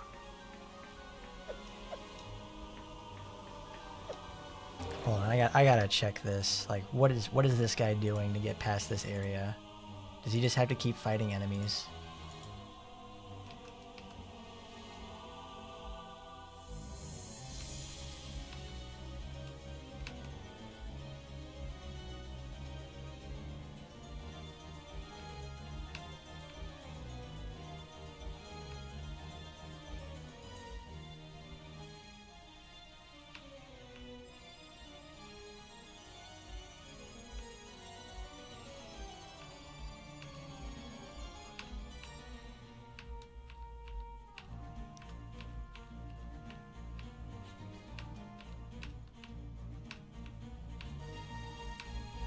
my god, that is just it then. You just have to sit there in this room and keep killing tons and tons of enemies until the portal appears. Great.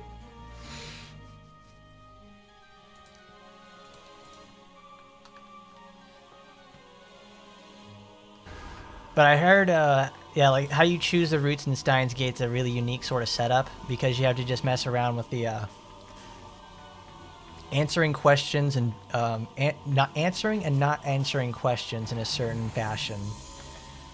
And I think that's a pretty cool way to do it.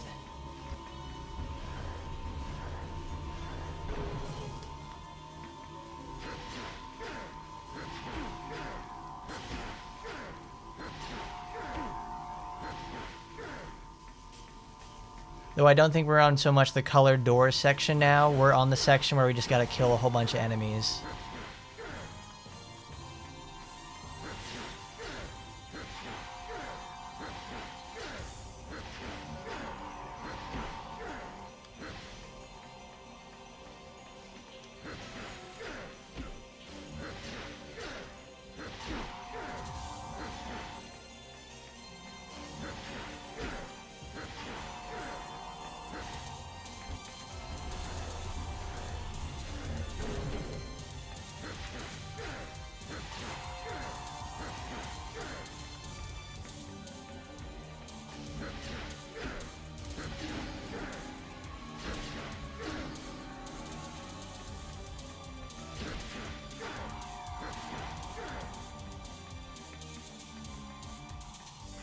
Oh, please. Please drop me some health.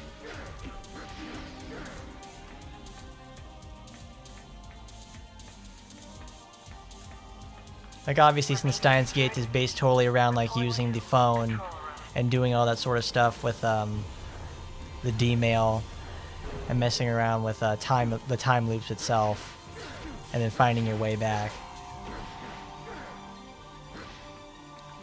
I like that about Steins Gate. I didn't know it was supposed to be about time travel until I started watching it.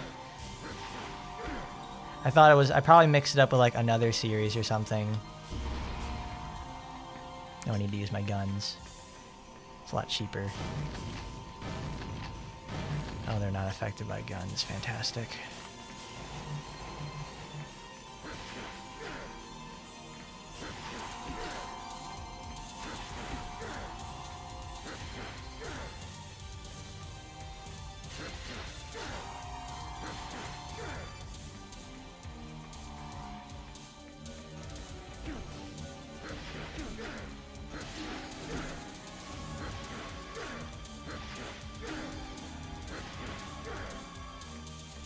I might tap some D-males, but I'm still into the females, if you catch my drift. Is there one stuck up there? Probably. Yes.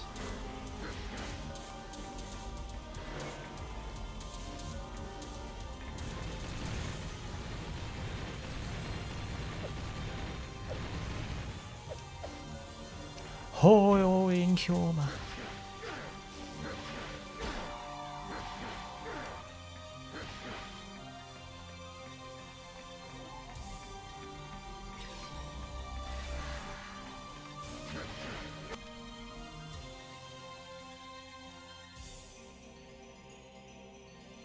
What's happening?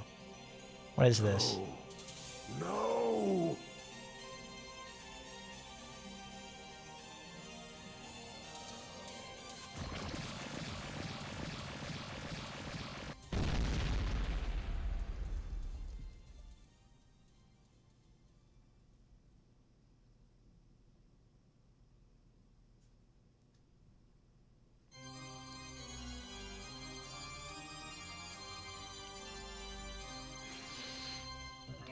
Where does this send me if I try it again? Security breach.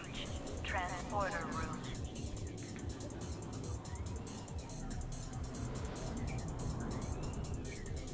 Do I have to do all this shit again? The whole Earth blows up. It kills us all. That's what happens when you die on this. Hold on, let me go to this one section. If that pylon in the middle of the room comes back, that means it starts the whole level over again.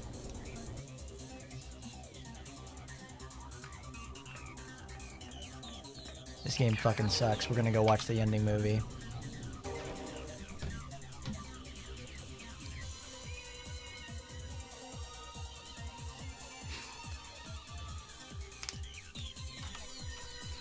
What is that thing called? Spawn, Armageddon. Final. We're gonna watch the final boss movie, guys. This game sucks.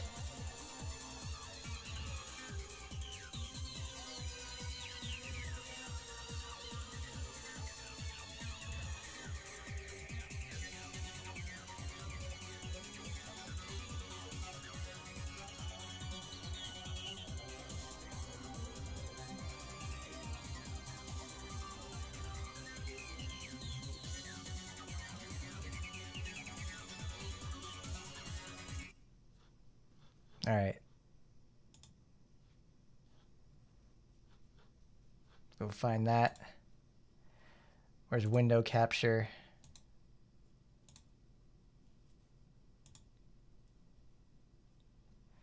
Do do do do do do do do do do do do do do do. There we go.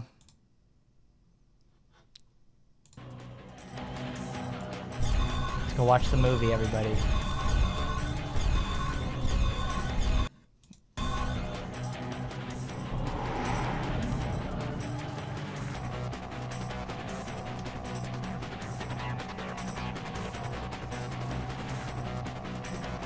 This fucking sucks.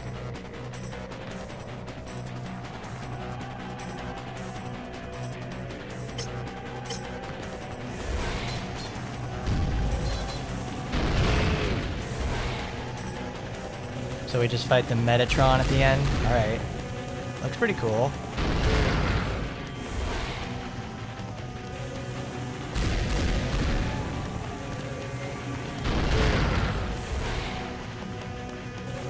Because I'm not about to give myself a headache over a game like that. We spent, what, that's 45 minutes on one level?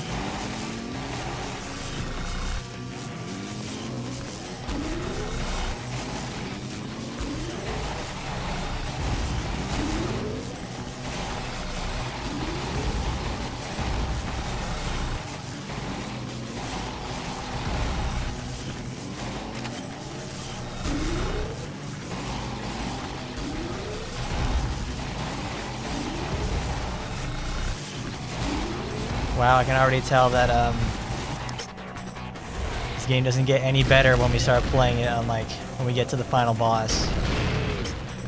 This is easily the longest and most annoying level in the game by game facts. That's the fucking truth right there.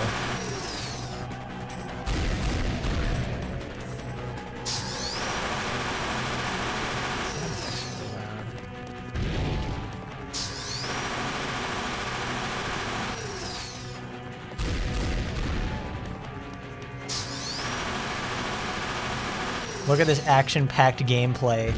This guy takes no damage during the entire fight.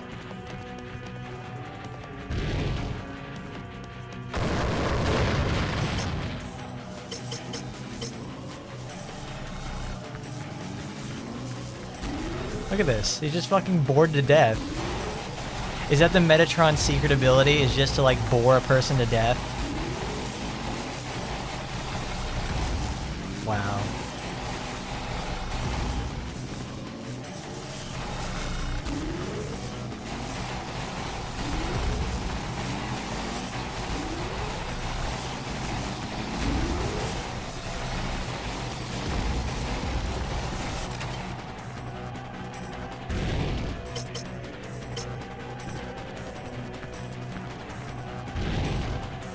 Yeah, this is exactly what everybody expected when they wanted to play a Spawn game, right? You get to stand here, holding high caliber weaponry, shooting at demons and everything like that. No, you get your wimpy little axe. You get two miniguns that, like, do no damage. Oh boy, look at this action-packed stuff. This is.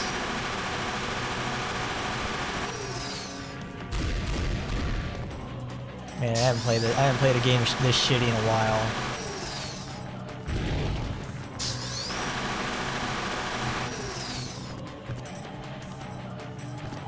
There we go, he's entered phase 2, everybody. It's Dark Souls time.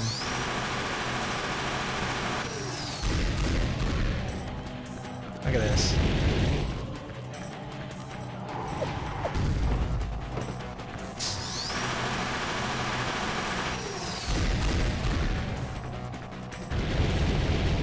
Spawn should be out here just like totally just raining death and destruction. Like you could shoot your guns in the air, do all kinds of crazy shit. No. Spawn doesn't get anything like that. He just gets like these... Why do they gotta do Spawn dirty like this, man? This is terrible. This is like the worst... This is a terrible boss fight.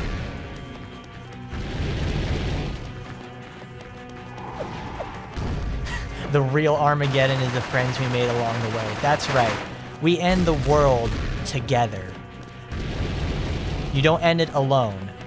Because ending it alone just leaves you sad. But together, with friends, that's what it's all about. Masher, are there cheat codes for this game? Because this comes from an era where cheat codes existed.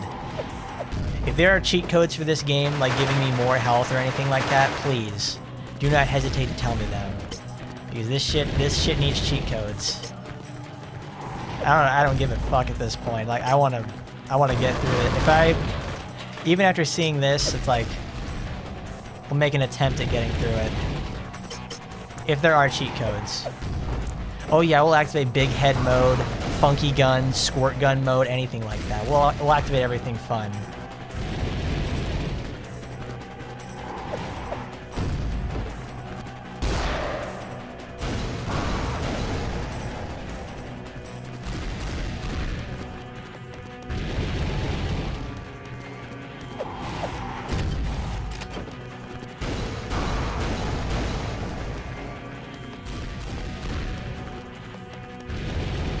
Alright then, Mash, we're playing on the GameCube version. So I guess if there's the GameCube version cheats, then go at it.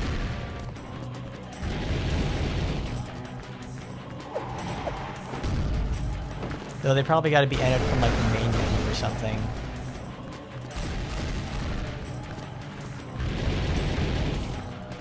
Damn, this is really intense stuff. On a boss fight like this, I know I would end up taking much more damage than necessary because I want to keep sneaking in hits because the fight is so slow. Good job there, guy. You did like the smash slam. That's good. I'm glad you ended the game that way.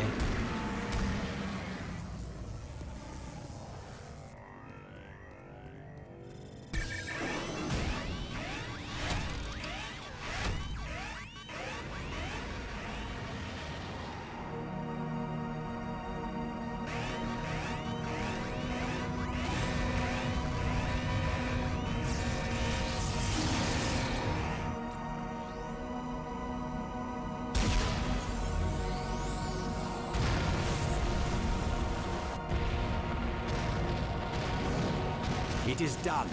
The hellhole is closed. Now it's time for Malbosia to fulfill his side of the bargain.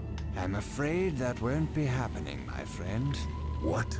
You were promised your humanity if the weapon was never fired again. But, indeed, it was. Shit. Wanda.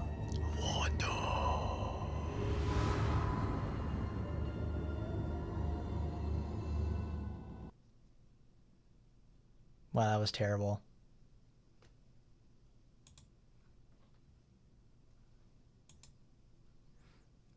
Final fight, Streetwise. Oh, fuck yeah, that sounds cool.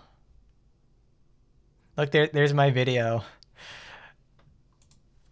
There's our live stream right there. That comes up in the Spawn Armageddon research. That's great. That's us, guys. That's us. But I just realized it rips off Sonic Adventure 2, and that was the arc. Yeah, I would believe it 100% if they ripped off the arc just straight away like that. This game does not feel original in the slightest. I mean, it's supposed to be like, what, an adaptation at some point? 36 minutes on the level, and I've had to reload state, I think, 5 times. So it's press start to pause the game and press... What does that cheat do there, Masher? Unlimited necroplasm. I guess that's worth a try. The up, down. Try up, down, left, right. Down, left, up, right. Even the story ending sucked. Exactly. That was fucking terrible. Nope.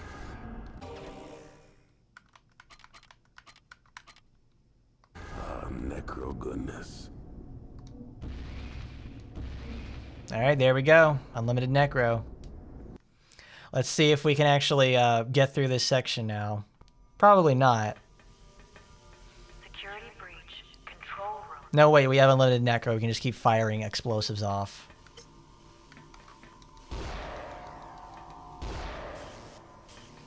God, even the explosives are slow. How do you make this? How do you make a spawn game bad?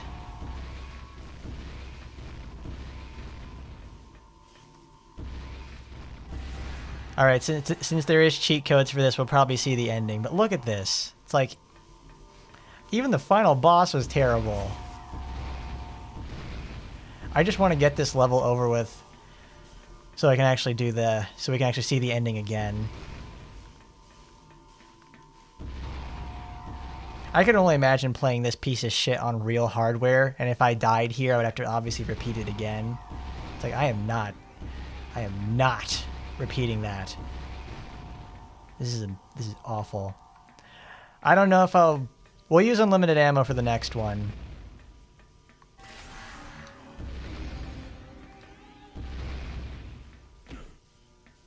What hit me? Is his corpse still damaging me? What? Report to control room.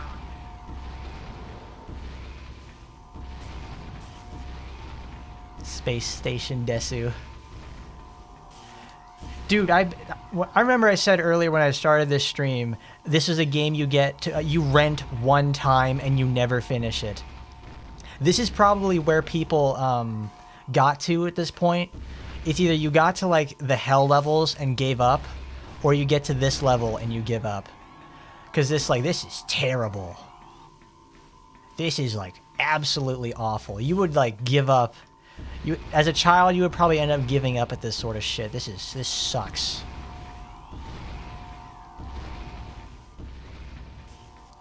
Like, I felt smart because I thought, oh, I solved the puzzle. It's like, oh yeah, that's the electrical pylon thing. That's how the doors work. You need to wall jump and all that shit. No, there's a second half of the level where you gotta do it again. And then you have to go fight a ton of health sponge enemies. It's terrible. Terrible.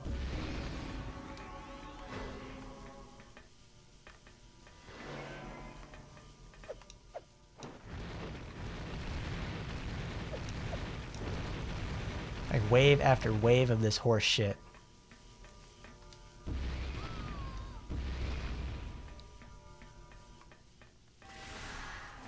Remaining security team. Report to control room. Like, I don't feel like I actually became a better player at this game. I felt like I just tolerated its bullshit enough to actually persevere through the awfulness. And even knowing what comes after this with the final boss and all that sort of stuff, it's like, it doesn't feel good.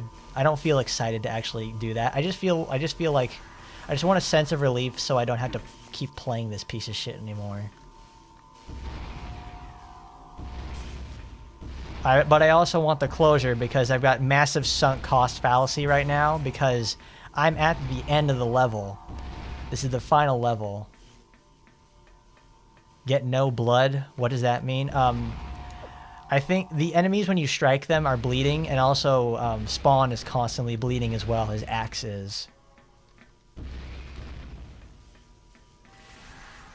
Remaining security. Is there invincibility anywhere, Masher? Is there like a health refill cheat or something?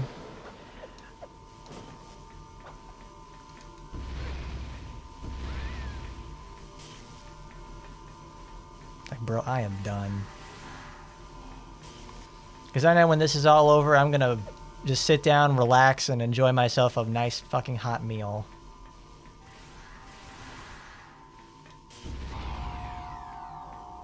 I'm going to have a fucking pizza after this. I just felt like I ran a marathon. It's all in my head.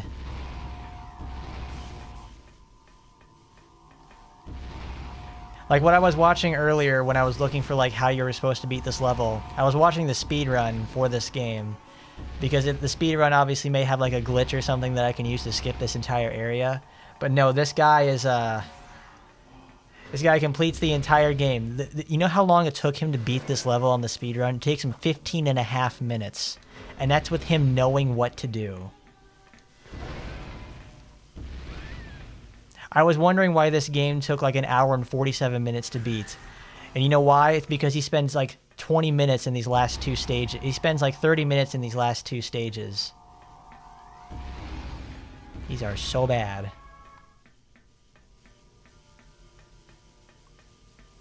Remaining security team, report to control room.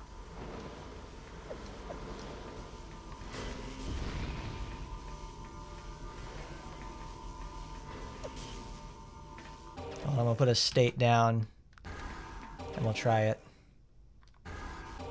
Up, down, left, right, up, up, up, up, up.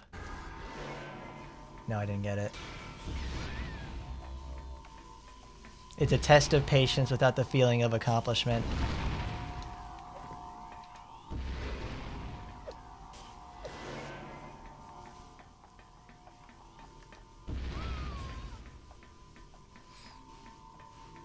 You know, when people say like they always hate games like giving you waypoint markers and like notifications like you did this part of the mission, it's like, you know, it could always be a lot worse when the game doesn't actually tell you what you're supposed to be doing in the level in the first place. Like I didn't guess. I had to guess on what I was supposed to do in this level after the first like probably 8 minutes. Was when you had to. I figured out I had to start hitting the pylons and getting through them. Like this is not. I didn't, and then I realized like, oh, there's a second part of the level that's even worse. And you have to keep doing this. It's like there's. Oh my God! I've never been so happy to see you. There you go. So incredibly tedious. How am I supposed to shut this down?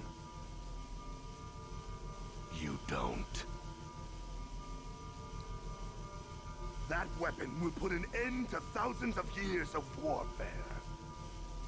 Since when has it been the duty of angels to completely obliterate anybody who might rebel against them? You fool! That has been our purpose from the dawn of time. Sodom, Gomorrah, Jericho, the list is endless.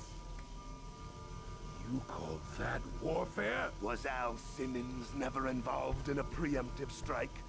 He would understand our purpose. I am Al Simmons, damn you! Not for long.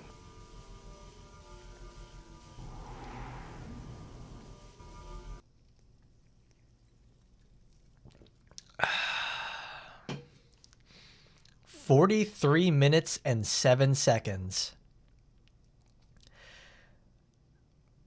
Oh. Let's save this. Let's go fight the Metatron.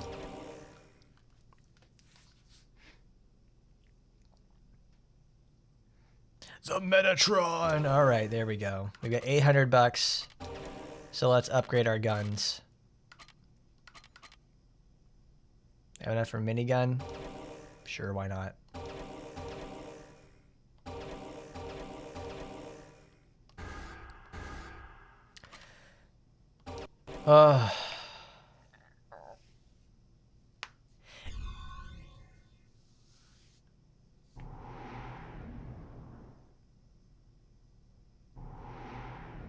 There we go. Now we're going to face off against the Megatron.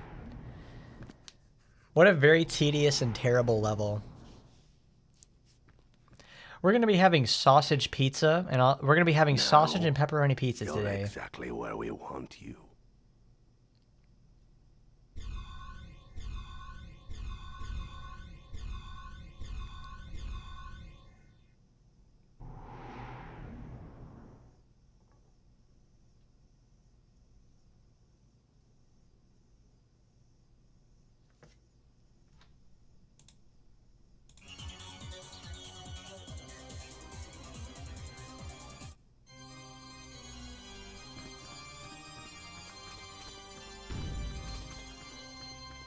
That's right, he digivolved everybody.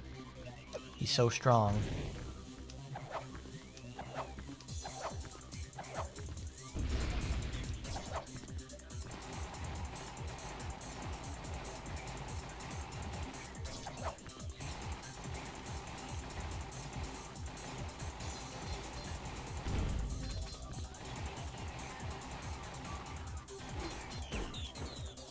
What an odd choice to make the Metatron like have be a scorpion. I'm sure as hell isn't what I would have picked for it.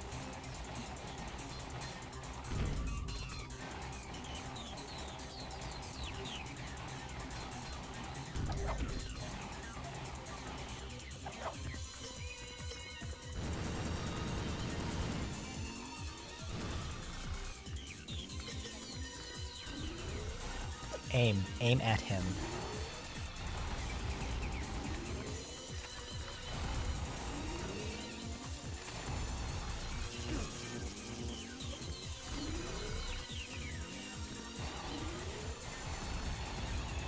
Yeah, they could have given him some sort of like a Magical Girl Senran Kagura transformation, but they didn't want to bother with that.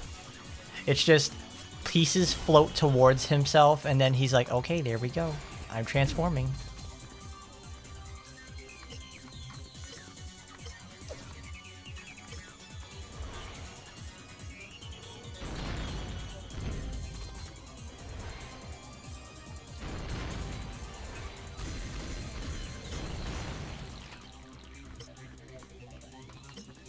Wait a minute, he recovered health. What?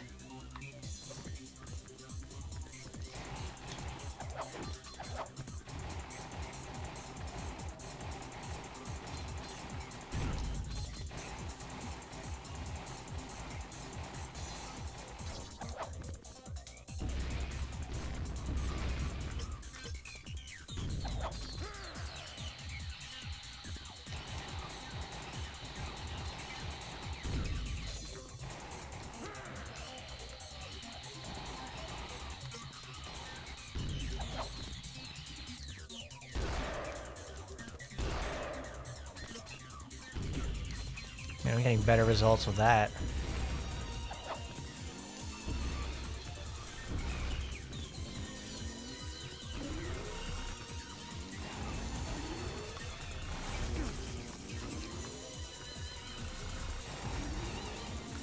Oh, he's gradually recovering health in this phase. Okay.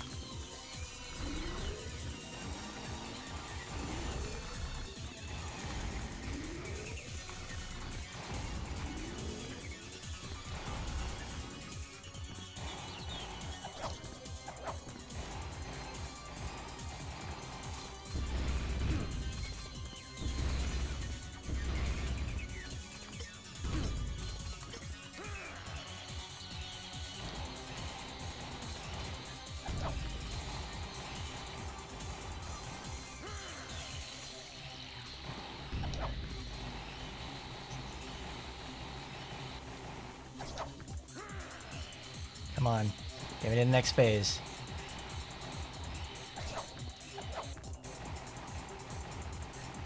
There we go. Now he's on the next one.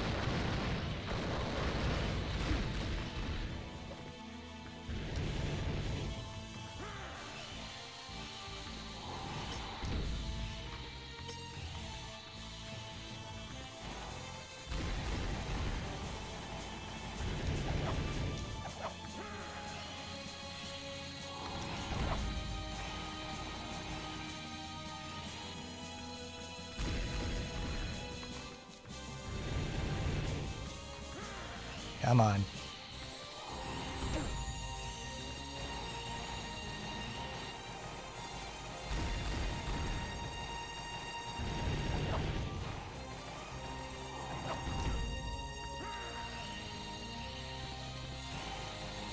I should probably jump backwards when he does that sort of attack.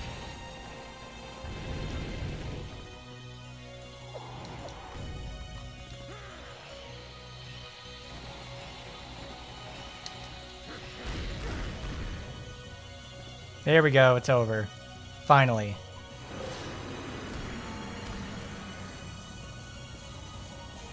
Now we get to see it for ourselves.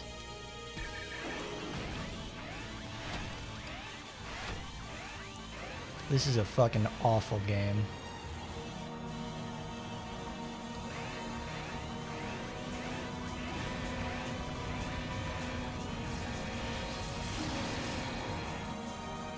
Like, whoever did the CG for this game, though, they did a pretty good job. I like the way that Spawn looks and the way everything looks in this game. The Space Colony arc right there with the Eclipse cannon, that's nice. Done. The hellhole is closed. Now it's time for Malbosia to fulfill his side of the bargain. I'm afraid that won't be happening, my friend. What? You were promised your humanity if the weapon was never fired again. But, indeed, it was. Shit.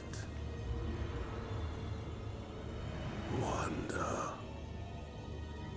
Well, goodbye, Wanda. I guess we're never going to see you again.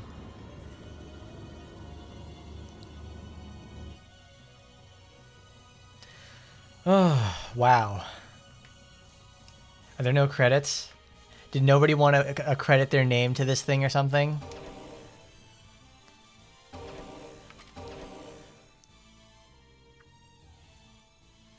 There's the credits. Usually they'll put the save after that sort of stuff. But we did it, guys. We made it. That was a show.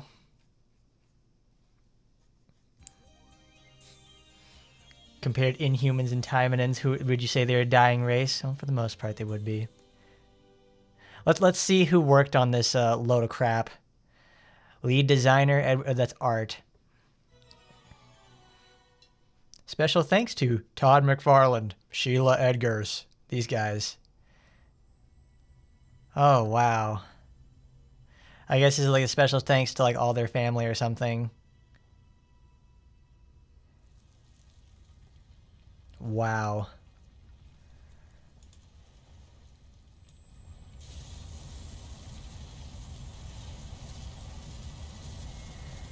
Motion capture provided by Motion City Studios.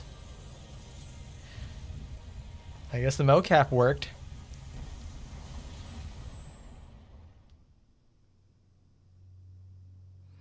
Directed by Womb Music. I think they did also Kevin Richardson. There he is. John DiMaggio. Mr. Bender. Stephen J. Blum. Wow. That wasn't him then.